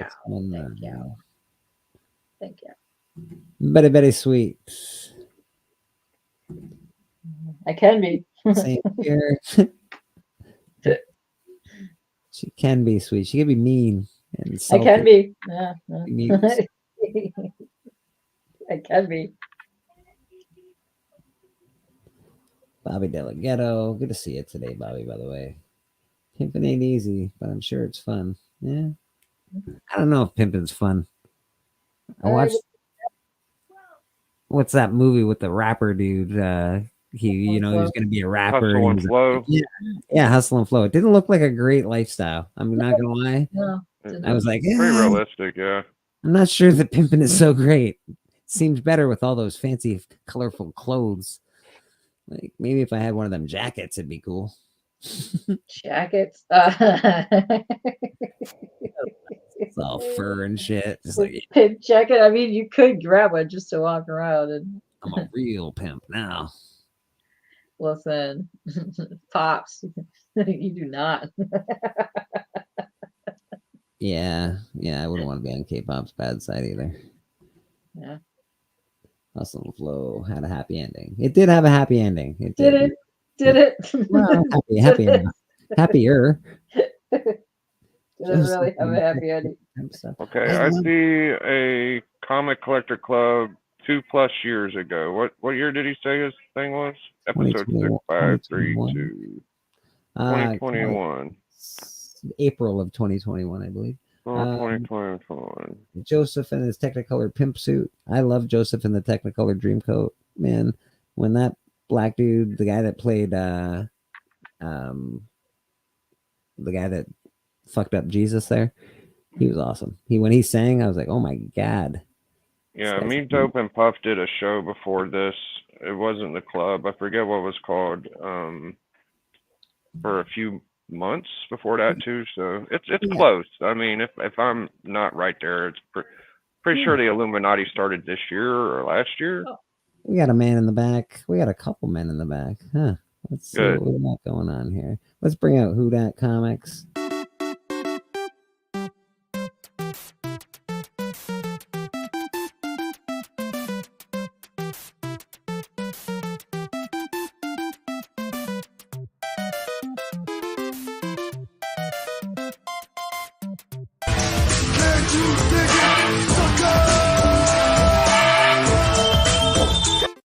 Yeah, Who Dat, and we got one more person to bring out. Let's bring One more. the official. Wake up. Welcome to the Insomniac Comic Book Theater. Hey man, is that Black Comic? Well, it's not Black Comic Journey. God darn it. Official comic journey, Official comic. That's right. I'm official. That's right. Correct. I'll tell you something. Hey, I went to Hawaii. And I love spam and eggs. It was actually very good. You go to the Spam Museum? No, we didn't have time. But I want to say some positivity, some enlightenment from old brother Who Dat on this beautiful day. It is nice. It's very good 60s, cool, breezy. Yeah. But I want to say to Biggie and to others, do not let things bother you. Do not let others try to take you down. You have one thing, really a couple things to worry about. It's yourself, your child, and your spouse, or your significant other. So that's the things you care about. That's the things you worry about. That's a fly right there. I just killed it. All right, sorry. I had to kill a demon. The demons were in there. I had to get the demon. But yes, yeah, they try to penetrate you any way they can. But yeah, it doesn't matter who started what on what date. That only matters to the people who mention it or bring it up, Biggie. Like, as long as you got something and you're doing something that's successful, that's all that matters. That you're happy with, that's what matters. We chill with friends, we talk with friends, we be around friends, and we hope to meet some of these friends. And because if I spend time with you guys here, I like to enjoy the times in real life. That is my ultimate goal. That is, what I'm going after in life. And I hope to achieve that, to see all the people that I've talked to, that I've had cool conversations with on and off air. So, but yeah, it's that's all I want to say. I stop by, say hello, my buddy Papa, K-pop, one of the best. I don't care what people try to slide her DMs and be positive. We think she's a positive influence in our lives, especially with me and Chris's daughter. That we like seeing. It's people don't understand representation in the correct way. People just like to crap on representation. So, and Bleeker, oh man, I can't wait to. I'm able to enjoy a peace pipe with my brother, Remember that? and I think I said something about Papa. I can't wait to give take more Thundercats from Papa. I'm just messing Papa. I love Papa. Papa's like I'm not gonna lie. I said this once before. I know he just said he loves you right now. Yeah, if Papa was in school when I was in school, it would have been like, man, you gotta stop. Papa causing too much trouble. So that's what have been happening with that. And I don't know who Spam is, but like I said, my positive thing about Spam, I had it in Hawaii and it was very good. And Biggie, we go a long way. So we've had disagreements. We've had our positivity. But the thing about people who you consider friends, you will have this. So that's all I gotta say. You guys are good. I got things to do. Going to eat some lunch eventually. I love you, that. I said that because my wife walked in because I'm hungry. But y'all be good, man. I see you guys there. Auction April 20th. Everybody be there. Dual streaming also on Instagram. We're doing a 420 auction. I didn't even realize that. I'm so happy right now. 420 auction. I guess that's what the kids like. We won't be, but other people can get those blazing deals if you get blazing deals. Y'all have a good one. I'll talk to you guys later. See you guys. Dude, thanks very much, brother. Thank you very much, man. That was one of the great preachers from Bleecker Street Comics coming to give a little levity as we start to round ourselves down for the rest of the day. Yeah, I try to take things lightly, but you start throwing around weird shit. I just I get a little fucking weird too, I guess. But honestly, it don't bother me that much. It's just small relationships have small disagreements. You just get over it. CJ, sorry about that, Bobby. My bad. CJ, you sound different. Nice. Yes, I'm. I had a long night last night, so it's a rough. Yeah, we streamed about 7.5 hours last night. Yeah. I tried to make it to Bleak's live, but it's just too much. Yeah. I would imagine. Yeah, you guys were up to like fucking 6:30 in the morning. Sounds about right. Yeah, Callie's voice keeps throwing me off. I don't know it's Callie until I think about it. It's like, oh, now it's Callie. makes sense. He's got that low, really, he's got that really nice gravelly voice. Hey, I'm Callie. What's going on? I'm not gonna talk anymore. Callie, you got. I hope that package arrived well. I hope it's in good condition. Yeah, I'll go grab it first thing in the morning. Man. There's nobody there right now, and they probably put a tag in my box, so I got to go talk to the postman. Yeah, man. Yeah, man. I'm excited. It should be good. That one you're gonna need to send that away, but from what I saw, it looked dang near perfect. I've been hearing Bleecker talk about this package he sent to Callie all morning. I wonder what it is. It's comics. It's just comics. Okay. Oh, probably some spam. He bought some stuff Most off my definitely last some auction, and maybe some spam. You never know. There could be some spam in there. Yeah. You don't get the spam. Comic Journey, just comic Journey gets the spam.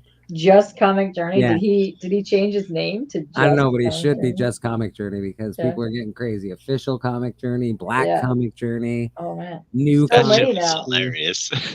So many. Inch guy journey. Yeah, some people can get away with that shit. If I'd have done that, I'd have been a bigot, racist, fucking horrible person. But that's why I lay away from that shit. Fucking black Journey. Yeah, right. Yeah, we don't even know if he was actually black. He never. No, nothing. It's hilarious when nobody has an agenda. Bobby. Yeah, I'm very curious to see what goes on in the next one. Collecto, stop it, man. That's really awesome, Collecto. Check out Collecto. He actually does a lot of streaming with Alan and Big. Yeah. So I think that deserves a song. A song? Huh. I feel like you owe Collecto a song now. I don't know. Can I just sing a song? Yeah. Do we just see sing? why not? You should sing all the time. Huh. I don't know if I can sing. Look into my eyes, and you will see what you mean I don't know if I to can me. That's what you get, Collecto. Wow. Callie Wow. made me do it. Or I mean, Callie made you do that? original Wow. or official Comic Journey made me do it. Sorry. Wow. That was worth Yeah. $20. He didn't have to twist his Definitely- arm very much. definitely worth Bleeker $20. likes to do that. He was like, no, don't make. No, Oh no. yeah. Yeah. Uh-huh. Oh, don't make me sing, guys. Come on, guys. All right. It's not like I don't want to sing. I love singing. I just have a terrible voice when I don't have, like, I don't know, a tuner next to me. You're good, Blake. You can. Yeah. You can't tune a fish, but you can tune a piano. Pretty sure you can tune a fish. Wow.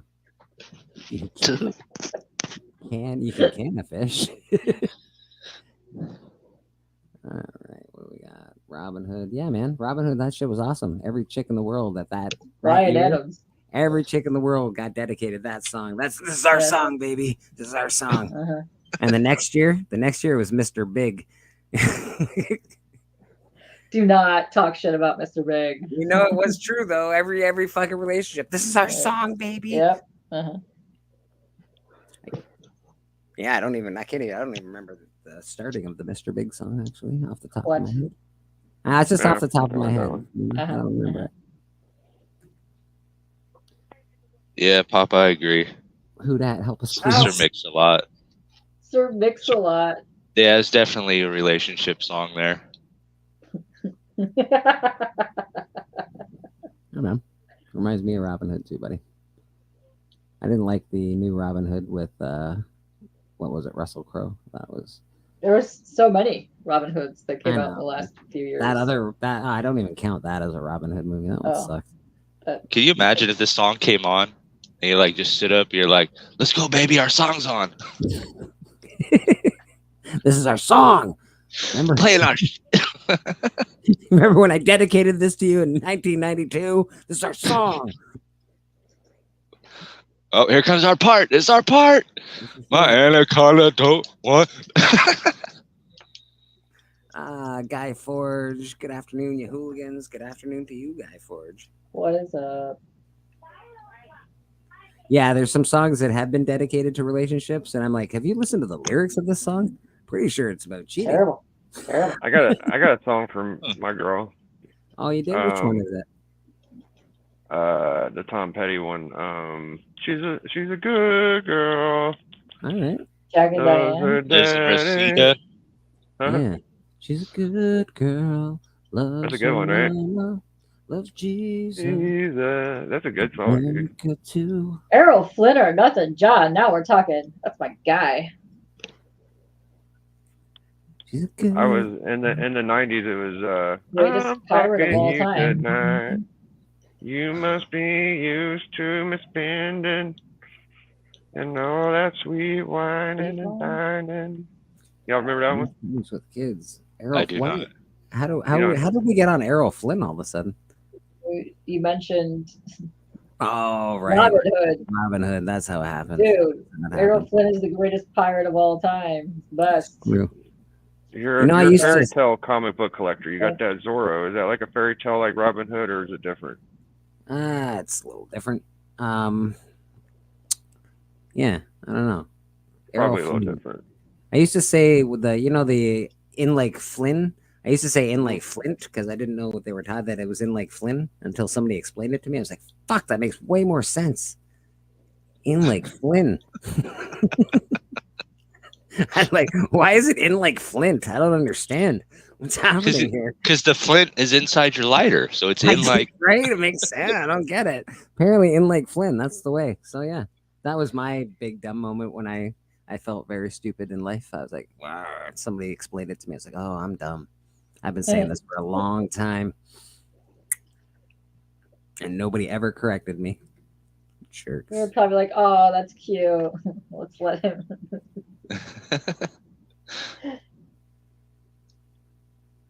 Yeah, man, that is a nice song for Biggie and his girl. I thought free falling referred to using drugs. Am I wrong? It's probably referring to using drugs. I would imagine. But there are some nice lyrics in there. Although Connery did a good job with Marion and Robin. That's good. Yeah, yeah. You know what? That might be an underestimated Robin Hood movie. What? Yeah. I like the Russell. You see the Russell Crowe one? I didn't love it, but it's just too. It didn't have enough. I don't know. It wasn't fun. Like every other Robin Hood movie before that was really sort of had a fun quality. Can't all be Robin Hood Men in Tights. That was awesome. Yeah, they tried to add in a separate Robin Hood legend. It came to me. It took a while for me to figure it out. I think we called it SmackDown or some shit. Me and Puff. Trying to remember the name of my show before the club, but I think it was SmackDown. We are men. We are men in tights. Tights. Yeah, they were pretty tight Tights. tights. They were very tight tights. Blinken, fix your boobs. That's like that Monty Python movie, kind of, right? Yeah. I feel it has that vibe to it. Yeah. I got a promotion match. Sweet. I haven't watched a Monty Python in a while. I actually might do that pretty soon. It's been a minute since I've seen a good Monty Python movie. I don't watch them too often, but every now and again I'll go back and I'll start watching. Oops, sorry. That's okay. Guy Forge, Abe Lincoln here in Rottingham. Yeah, man. Abe Lincoln versus zombies or Abe Lincoln destroys vampires. Those are all cool. I dig that. Did I ever tell you that I might be related to John Wilkes Booth? No, you did not tell me that. I never told you that? No. John Wilkes Booth, right? Yeah, like that's a terrible person to be related to. It depends on what side you're on.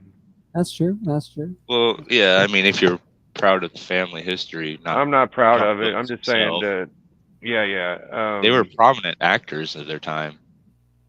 Yeah, America was a little more split up than what people think. There wasn't it wasn't like 100% Abraham Lincoln fans back then. It was about 50-50, I think. I don't think there were a lot of Abraham Lincoln fans, seeing as he was trying to change the country, and nobody likes change. Everybody hates change.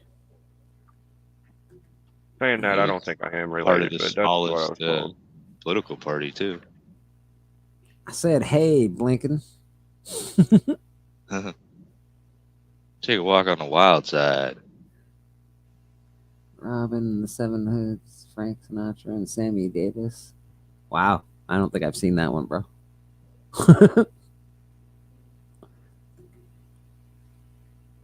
Yes. Yeah, that's a crazy fact about Biggie. He's related to John Wilkes Booth. I don't think I am. We was thinking I might be, but I ain't ever.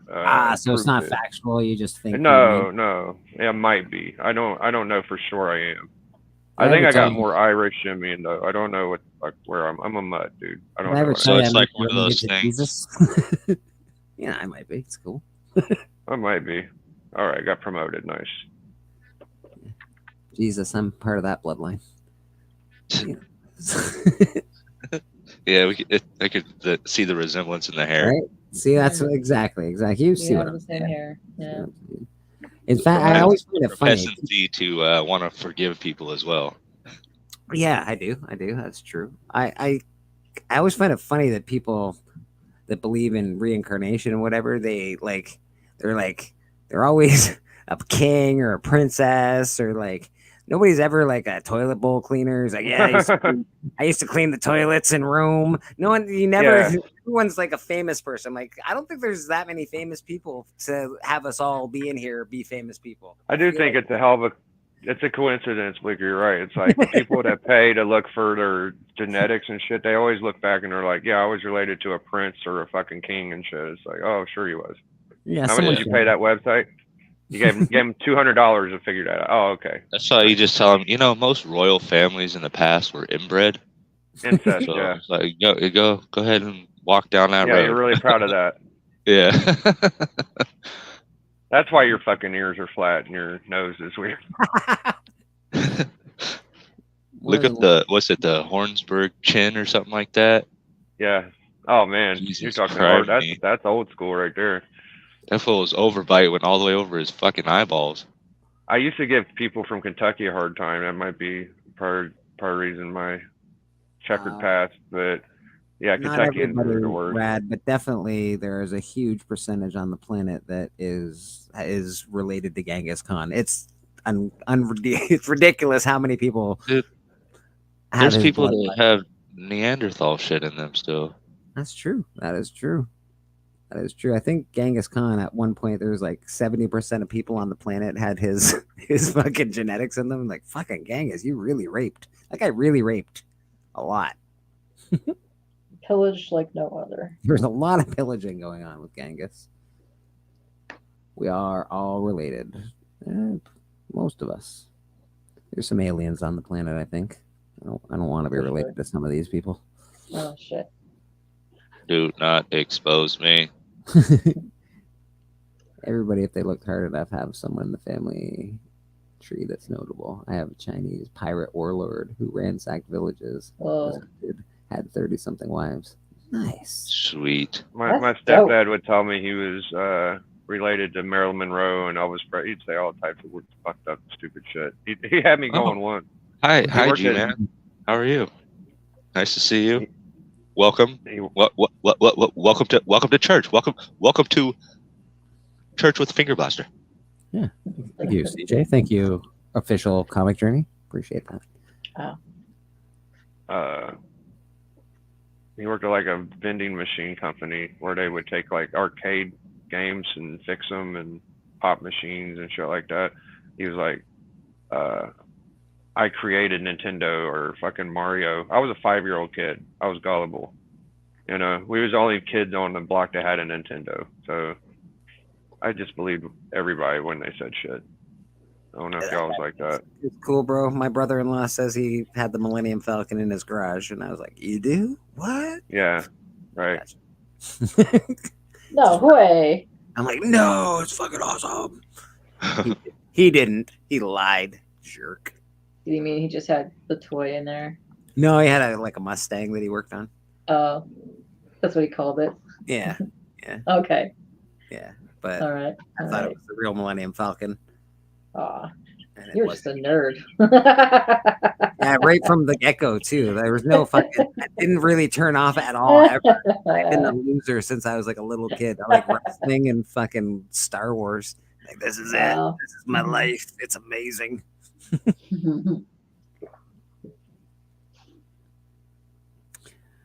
No, it's not Black CJ. That is official Comic Journey. Black CJ. We don't know where Black CJ went. Hey! Now, can't you read? I'm official Comic Journey. Come on, get it right.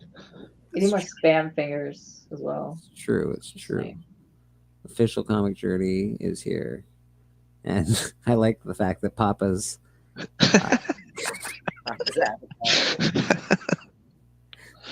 That shit gets to him. Did he use his logo? Yeah. He gets really upset about it. Oh, Comic Journey. So what's everybody doing this week? I don't know. I don't even think I have work this week. I think I have the whole week off right now. You really do have the whole week off? That's nice. I think I do. It's amazing. That's awesome, Kelly. What are you gonna do? Probably try to break my record. Which one? I don't know if I could say it on live YouTube. What are we competing in? What's the record for? Let's just say Glizzy's you can only break your own record, and no one's allowed to help you. Oh. Like I said, Glizzy's eating in one day. There you go. Yeah, you can only break your own record. That is true. All right, I gotcha.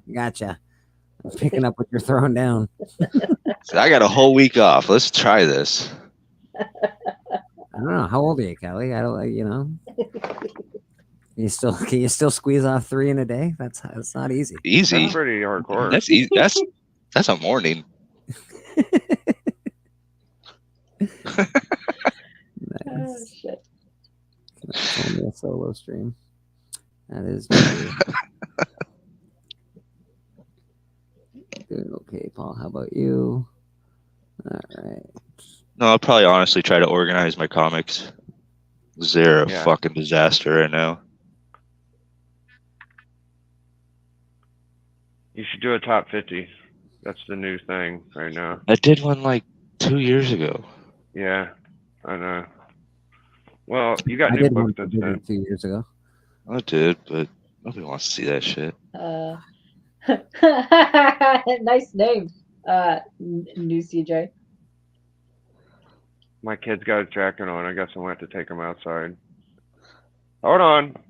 Yeah, we're getting out of here, Biggie. I could take my phone with me. Ain't no problem. Official comic journey. What are you up to this week? Anything go? No, nothing. Nothing. I live a very boring life, so. That's fair. You just got the week off. You may try and break records, and that's about it. Yep, exactly. All right. Well, call a Guinness Book of World Record person. They have to be witnesses. Oh, true. I don't know. That puts a lot of pressure on me then. Yeah, I know. So it's gonna cause some. It's gonna be different. Maybe you should try it with friends in the room first. Try I mean, it. a couple of times it might make it easier, but then a couple other times I might be like, I don't know. I feel a little weird now. It also probably depends on who's watching you. Practice with friends in the room This is first. very true. And then that way you get used to having someone in the room. Well, Beckerman did invite me to an unboxing, so maybe I'll practice in front of him. Perfect. Smart. That's smart, actually. Look, he's rethinking the unboxing now. That fucking link, motherfucker. Well, I'm just going to let you know all my unboxings are done through interpretive dance. Oh, shit. Yeah. Why hasn't somebody fucking That done might that yet? really help him. Please dress appropriately. I do not have enough space in my area to do an interpretive dance unboxing. Wow. We just have to make it a Well, small you piece. won't be able to with that attitude, Cam. It definitely feels like an outdoor activity. No. Not if I'm you on have a a roll in can-do seconds. attitude. Joe and Legion say hello, Beckerman. You know, Callie, I'm going to tell you something my grandma told me when I was about your age. Oh, snap.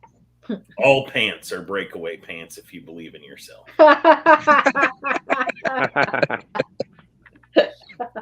believe in yourself. That's true. That's a wrestler in you speaking. I think Scott Hall really did make breakaway pants popular. Scott Hall? I still want to. I thought NBA made that shit famous. Yeah. I remember when Scott Hall was doing it as the Diamond Stud, and I was like, "That's the coolest fucking Is person it I still ever a seen in thing? my Can you life." still get? Are tearaways Yes. not cool anymore? Are they You like, can man, fit- you're wearing well, 90s Who needs tearaways? tearaways? Coolest shit I've ever. got a can-do attitude. I'm Mexican, Bleeker. I think this I'm the only week one that got I that might from benefit Diamond by Stud. having a pair. You're an American, not an American. I got you. I think that we gotta get them now. I think that's the best. That's a good angle. If you're in a competition, you just like, you want to see my book, you just break them. I think Too bad. Here's my butt. Talk like, here comes the book. Amazing. The music comes on. I had the time of my life. Amazing. Like, Tearaway pants I just just get started- ripped. basically, Tearaway I pants. show you That's how the you shirt. present your book, and then you lift. Yeah, the book yeah. up. Like I'm giving y'all gold, dude. I mean, you just gotta listen. I'm telling you. You just have the book under, just taped to your leg. Breakaway pants and wrestling is a real thing, man. I'm Oh, sorry. yeah. I don't know who else did it, but I know Scott Hall did it. I thought Scott Hall wore like chaps. I think Lex Luger did there for a little while. The old, I wish people would stop saying assless chops. I know you know they're all assless, right? None of them have asses in them. They're just chaps. Just Lex chaps. Luger had people. his gym owner phase there for a while. He's like, I don't even know if he ever owned a gym. He just gave that vibe. He owned a lot of drugs, I'm pretty sure. He owned drugs like a motherfucker. Well, it was lots of drugs. Heck of a drug user. Yeah. Heck of a druggie. Really He good. had to be something. Real 'cause go-getter. Yeah. She was married to fucking Macho Man forever, and then she got with Lex, then poof. Lex must be a lot more dark than what we think. You might have a hog on him. You never know. That is awesome aggressive. I'm gonna take this Yeah, little bird outside. See, again, just AR. He's just so much cooler than I am. It pisses me off. Aggressively relaxing seems like the coolest person in the world. Like he probably drinks he for like when Becky's. he did like and I'm probably screwing this up, but I think like landscaping or something for Scott Hall. Jeez. Yeah, he told me that story. He told you that one too. Yeah. That's cool. Yeah, I talked to him about that. Scott Hall. Aggressively is a true triple OG, bro. I remember like my first few lives, and he was in the chat, and I was like, "Let's do a nerd competition." And Aggressively was like, "I'm down, man." You know, and he's been here since day one, man. I don't know when the fuck he started streaming or getting in the chat. When did you start getting in the chat, Aggressively? Let me know.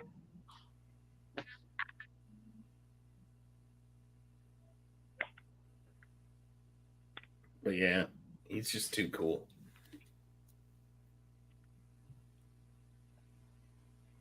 I hate going out I was in in this a- cold outside.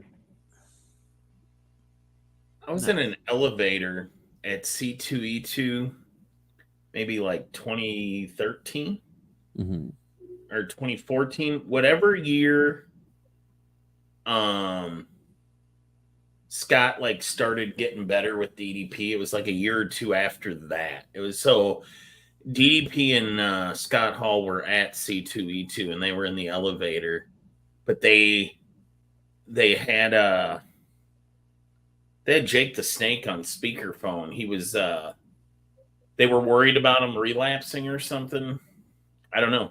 It was a pretty weird conversation. It was one of those where it's like you understood what was going on because me and my buddy Joe were both wrestling fans, but we were trying to pretend we didn't know who they were because it was like kind of a weird like thing.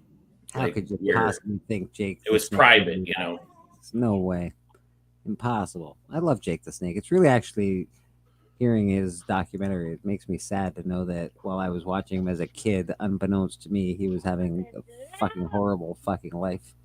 Yeah. Yeah. You know, like just the Just whole Grizzly's son, man. That would have yeah, sucked hard dude. enough. Fucking terrible, dude. Fucking awful. Well, to be You know fair, the worst every part kid of- in the 50s and 60s had a pretty shit life, Doug League. I don't know, man. Being Grizzly Smith's kid. Hey, He all was of the He was a he known was a chomo. pedophile, man. Yeah, I know. Since You were. Pocan Joe's in here, can we get him in on the live unboxing too?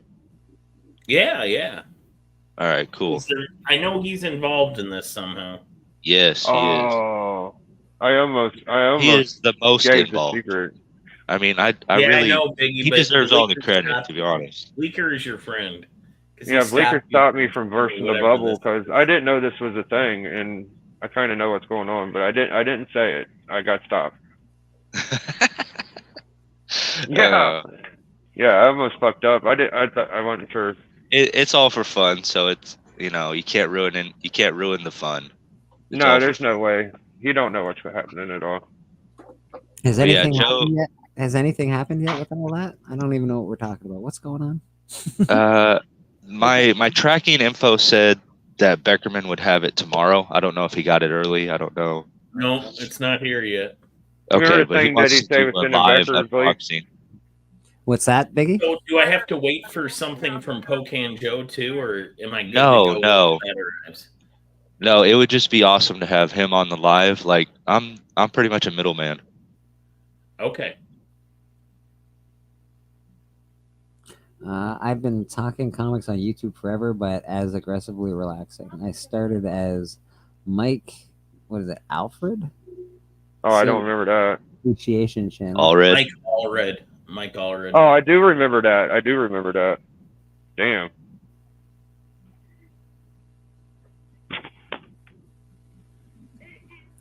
Mike Allred, yeah. I liked Mike Allred, Silver Surfer. That's a good run.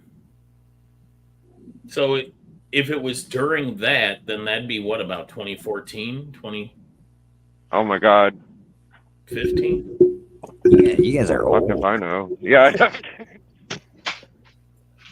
I'm trying to remember Maybe 2013. what Silver Surfer was.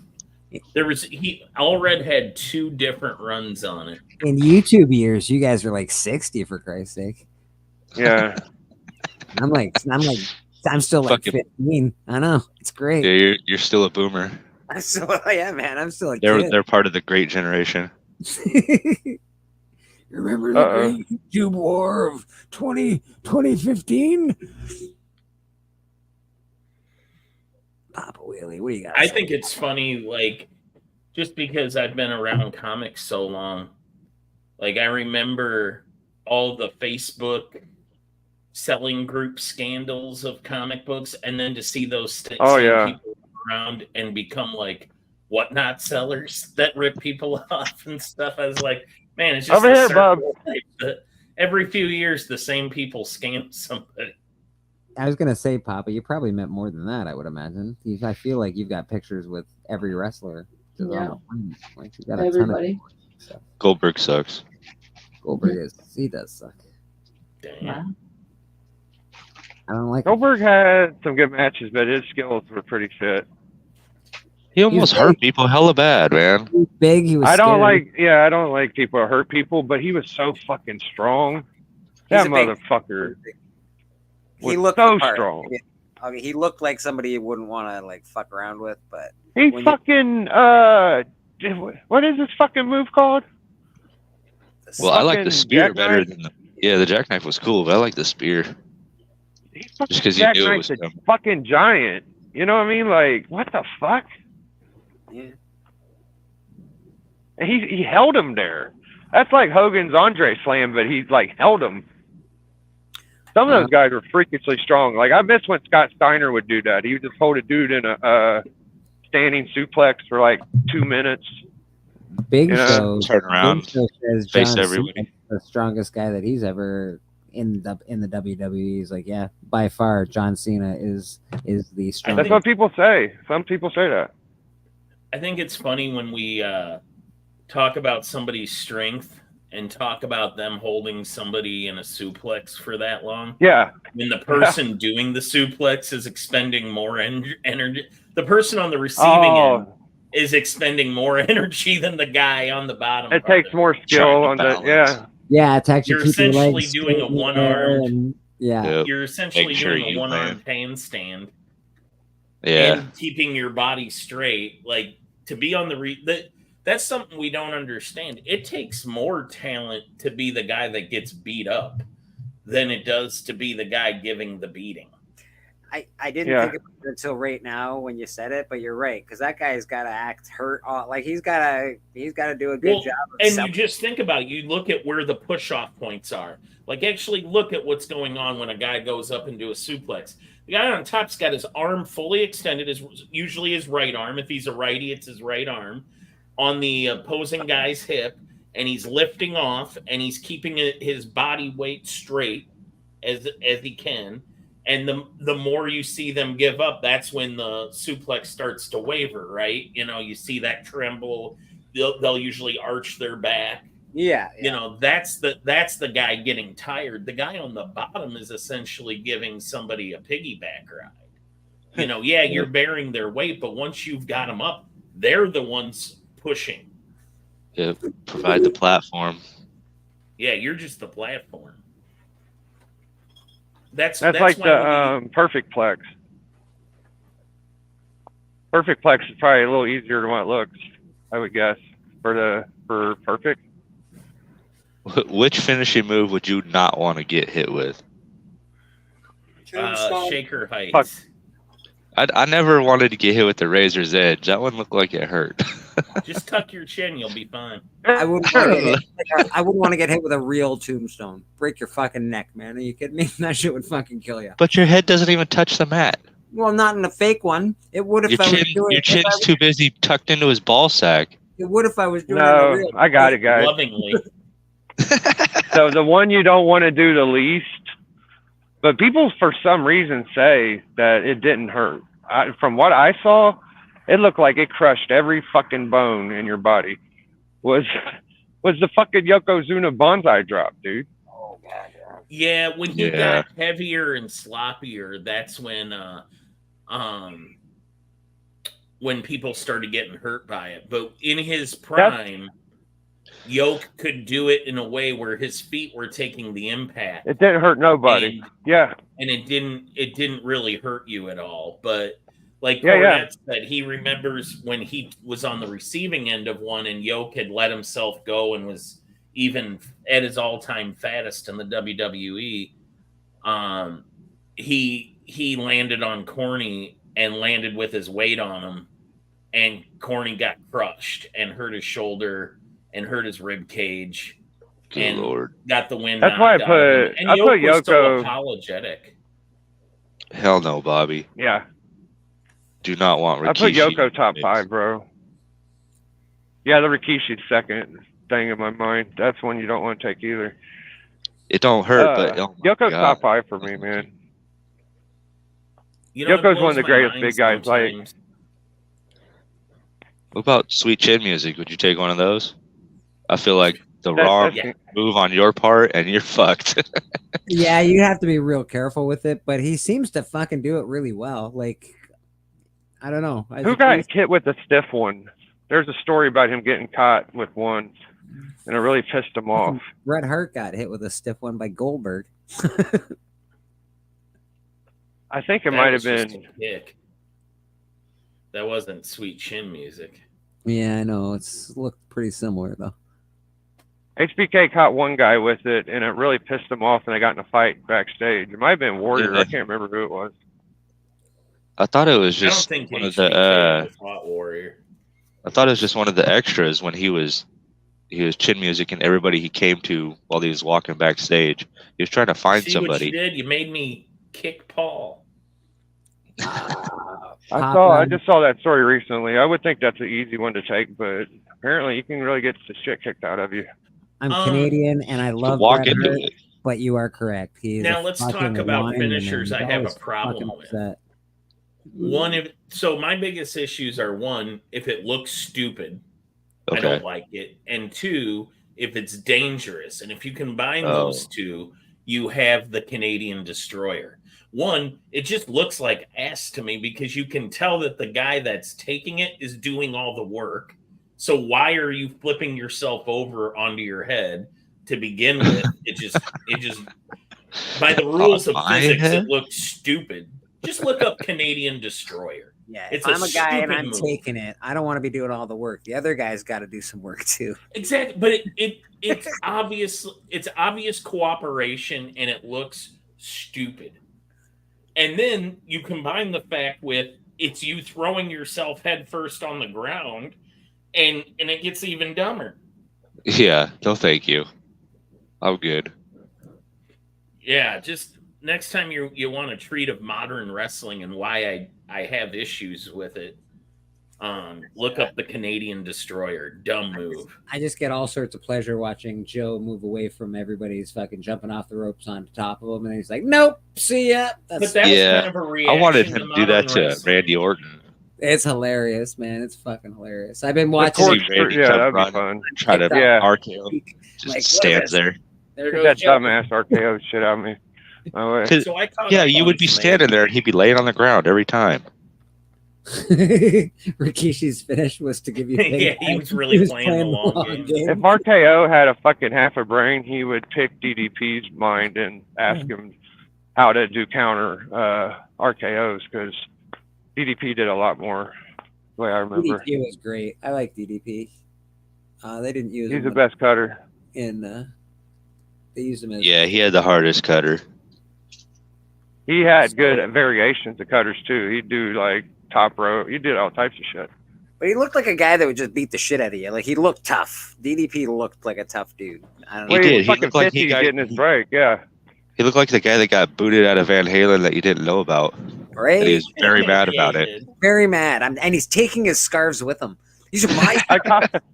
I copied a DDP meme the other day on Club 2 weeks ago when we started. He was on like Slamboree and they was doing a live thing. He had the mic. It was live. He goes, "Everybody, please shut up, please." Like I thought that was so fucking funny. Like the early DDP incarnation, the Diamond Stud, and I'm a mark for that shit. When him and Scott Hall were buddies, and the Wizard of Oz, fucking Kevin Nash shit. Y'all didn't like that I'm shit? transfixed right now by you, Biggie. What are we doing here? Can y'all see what I'm doing? I'm just walking with my phone.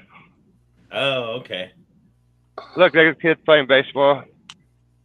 My city's pretty popular for baseball. It's where Branch Ricky's from. Oh, really? Yeah. That's Branch Rickey Park. Biggie, what's your weather? What's the weather like where you live? Do you get cold? Do you get winter there? Like I don't really know. You get where do you live? Oh, dude, it's Ohio, bro. Okay. It's every weather you can think of. All right. It's beautiful here though right now. It looks nice. Is that little shack ahead of you there? Yeah, little shack. He won't calm down unless he gets outside once a day anymore. So I take him on a little walk. Sometimes we go downtown. We went downtown yesterday. Kids like that outside. Yeah, kids love that shit. It's crazy. If I don't, he's bouncing off the walls. Yeah, Yoko's top 5 for me, man. For a big wrestler, dude, that guy was light on his feet, and his charisma, the whole crowd would be in awe. Like, you hear that music come on. I thought he was Japanese. He's Samoan, but he played Japanese, right? I know, but I mean, he had me convinced. I didn't know that. Oh, yeah. Yeah, me too. I thought for sure. I think he was a fucking real sumo wrestler, wasn't he? He was a Yokozuna. I don't believe so, no. You don't think so? No, I believe the gimmick, dude. Biggie Paul I thought he was the world champ. Biggie Paul says born in Ohio. His wife is from North Canton. Oh, that's way far. Dude, I'm at the most southern point of Ohio. I'm right down on the river, the nuts of Ohio, Portsmouth. So not near Southern Canton Ohio. is what you're saying. Not near Canton. No, that's way north. That's way up there. So like Lake Erie and shit's way far away from me. What is it, Becker? You want to know something that blows my mind about Yo, Biggie? I'm 10 please. years older than he was when he died. Oh. That's crazy to me. He died early. He was so big, Yeah, bro. 34 years old. Yeah. How old was he? He's only 34? Oh my god. Yeah. Dude. Well, a lot of people don't know this about Yoko. Maybe you and some of y'all will, but he really believed that he needed to get bigger, and the WWF let him go because he wouldn't lose weight, and he wanted to be the biggest wrestler, and he was like competing against Haystacks Calhoun or whoever the fuck, and he ballooned way to fuck up. He was wrestling in the United Kingdom, and the story is he got bit by a spider, but everybody just thinks he had a heart attack. Yeah, how big he got. Yeah. Well, he was big enough to have a fucking heart attack. He was huge, He dude. was fucking gigantic, bro. Big dude. So he was born October 2nd, 1966, and died October 23rd, 2000. He was 11 years older than me and died. Wow. That's crazy. He might have 24 been years ago. He might have been one of Hogan's maybe best enemies. That's why I You got so think? much respect for Yoko. Yeah. Yokozuna, really? I hated Yokozuna. Oh yeah. Yoko felt like a real dream crusher, bro. When he fucking crushed Hogan's ribs in SummerSlam, Daytona, Ohio, where the fuck it was. Dude, kids were crying, sending in letters. It was fucking real extreme. He won the Royal Rumble when he came through Sacramento, 1991, I think it was, 93. I just never thought he was that good a wrestler. I always looked at him and Oh, said, dude. he's so fucking slow. And like, I. No, he did leg drops. He did kicks. The guy was athletic as fuck. People loved fucking Yoko, dude. I mean, he was a bad guy, but he was a really good bad guy. I watched Yoko when I was young, dude. At that point in wrestling, I thought, he'd had better match. Yoko wasn't that great. That being the said, motherfucker. He was more agile than Andre at that time. Like what other fucking 550-pounder could do a kip the ropes and land on their feet? That's true. Like the fucker was able to just flop over the top rope and land and not hurt himself. Cincinnati is the gateway to good alcohol and weed. Looks like I'm moving to Cincinnati. Signs alcohol, though. I don't need that in my life anymore. Just blows my mind. 34, such a young guy. 34, so young, bro. So young. He reminds me of Andre, but could move a little bit better.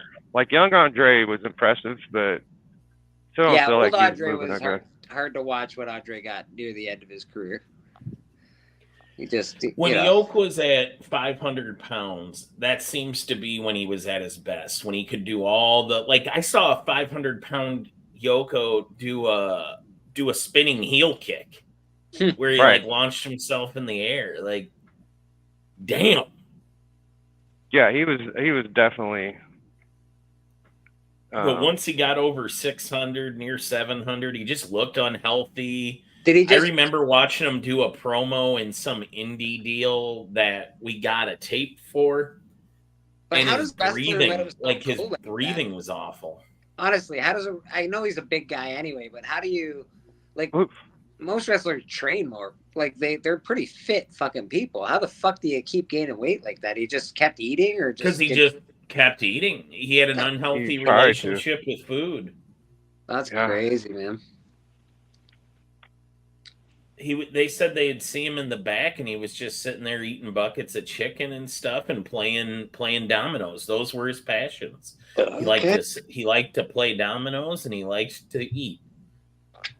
I guess. You'd think that at some point when you're, you can't move anymore, you figure maybe I'll give up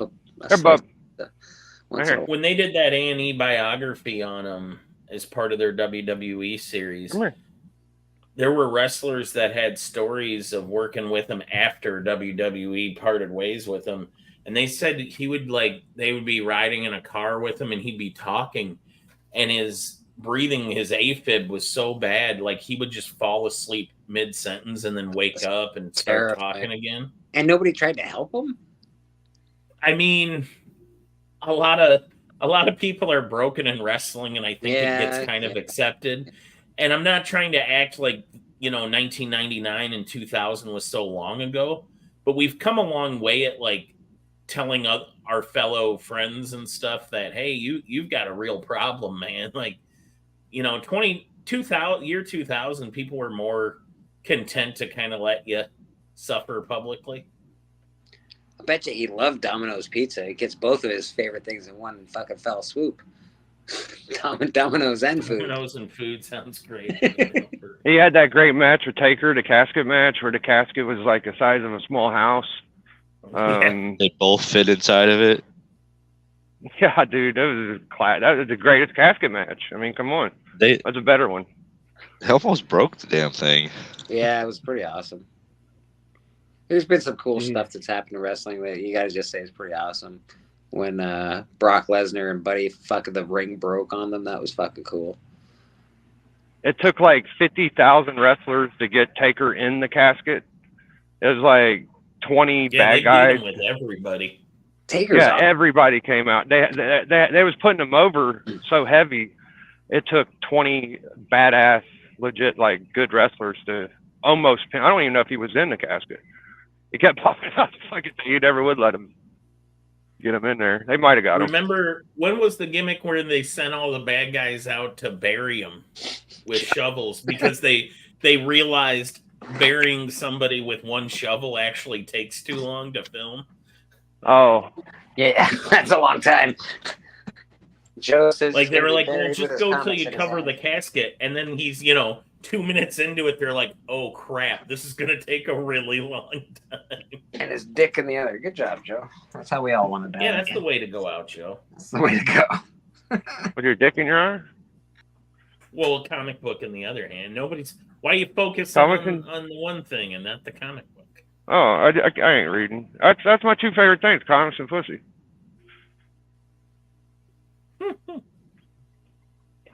No, very not. Oh boy. Now I remember Van Van was like laying on top of the casket when they got Taker in it. Like he dove on top of it. We got him.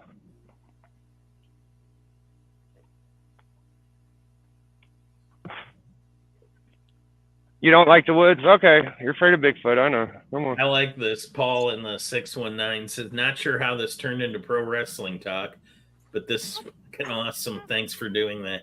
Yeah. It kind of goes hand in hand with Beckerman. Anywhere he goes, Yeah, sometimes when I probably show going up, to it turn just into becomes pro wrestling.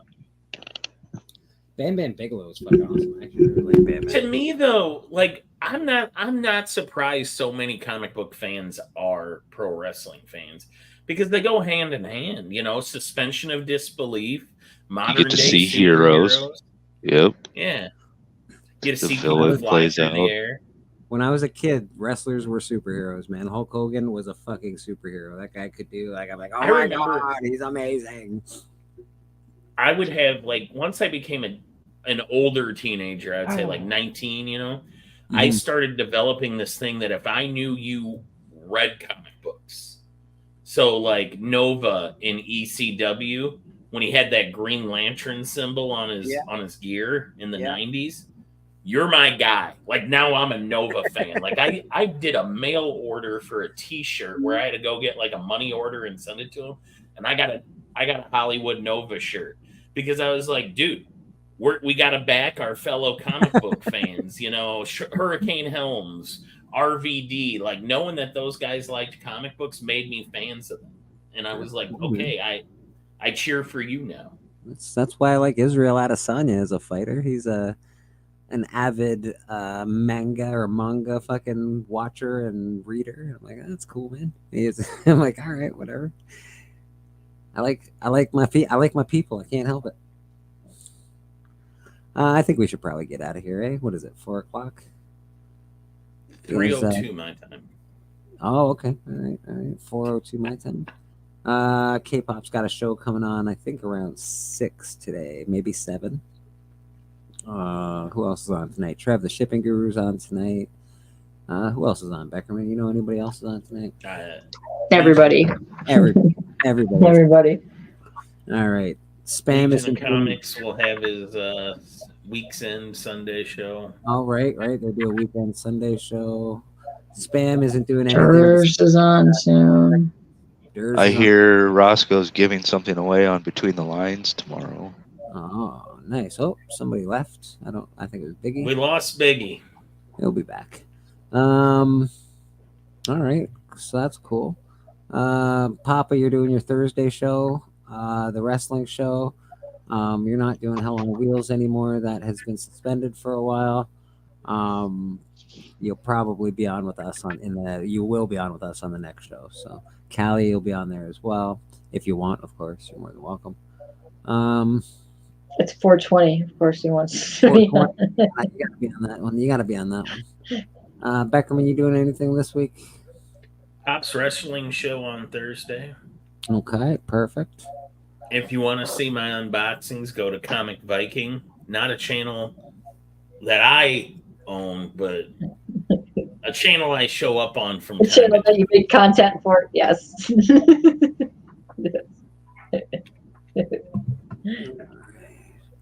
What is this? Going to head out for lunch. Thanks, Bleak, and the panel. Made my morning fun. Cheers, guys. Paul, cheers, man. Thank you very much. See ya, Paul. Today. Have a great rest of your Yeah, and definitely show up on that Thursday wrestling show, Paul. I'm on there every Thursday with Pop, and we if you talk don't wrestling follow, with Biggie and others. you don't follow Pop Willie, follow him. Go dig him up. Follow him up. He's got some. Follow. everybody on the panel. Everybody makes. Callie's got a show. I got a show. K-pop's got some really good content. She's actually probably the best of us, but don't tell her I said so. I just ordered a book on wrestling about the history of it. I'm really excited. I want to Oh, see what nice. Biggie, you got something going on this week, don't you? I'll probably do a top 50 in Collector Clubs Friday. Looking for a one-on-one. Try to get some battles in, and I can't think of nothing else off the top of my head. All right. Hey, I'll be on Collector. I'll be on Church Sunday. Yes, you will, sir. Absolutely. Oh yeah. Wrestling on Thursday. Sorry, Papa Willie's show too. Beautiful. Biggie's all full up. What's that, Beckerman? Oh, I just wanted to say real quick, the book I ordered is called Ballyhoo, The Roughhousers, Con Artists, and Wildmen Who Invented Professional Wrestling. It's a history of wrestling from 1874 to 1941. Oh, shit. That's cool. I'm excited. Yeah, that's very cool. That sounds fun. Beckerman's in the mood for learning. He's got some knowledge coming up here. K-pop. What you got going on? So way too many things. Way too many. Also, you're in this as well. We have that Crow thing on Mind Comics this week. That's this week? That's this week. I believe it's the 29th. I don't know. All right. Yeah. That thing. Stop saying yes to things before things happen. Guys, you can't ask me months ahead in advance to be on things. Don't do it. Ask me like the week of. I have a show at 7. I have like maybe 3 other shows during this week, so just look for my channel. I don't know. Sub up the K-pop. She's doing awesome things in the community. Always chatting comics on her channel with cool artists and cool peeps. And myself, you got me at church. We do an auction once a month. You see me in all your chats. You guys are all awesome. I think that's probably it, man. Check us out. Watch our content. Thank you very much for hanging out with us. Let's get out of here while we still can.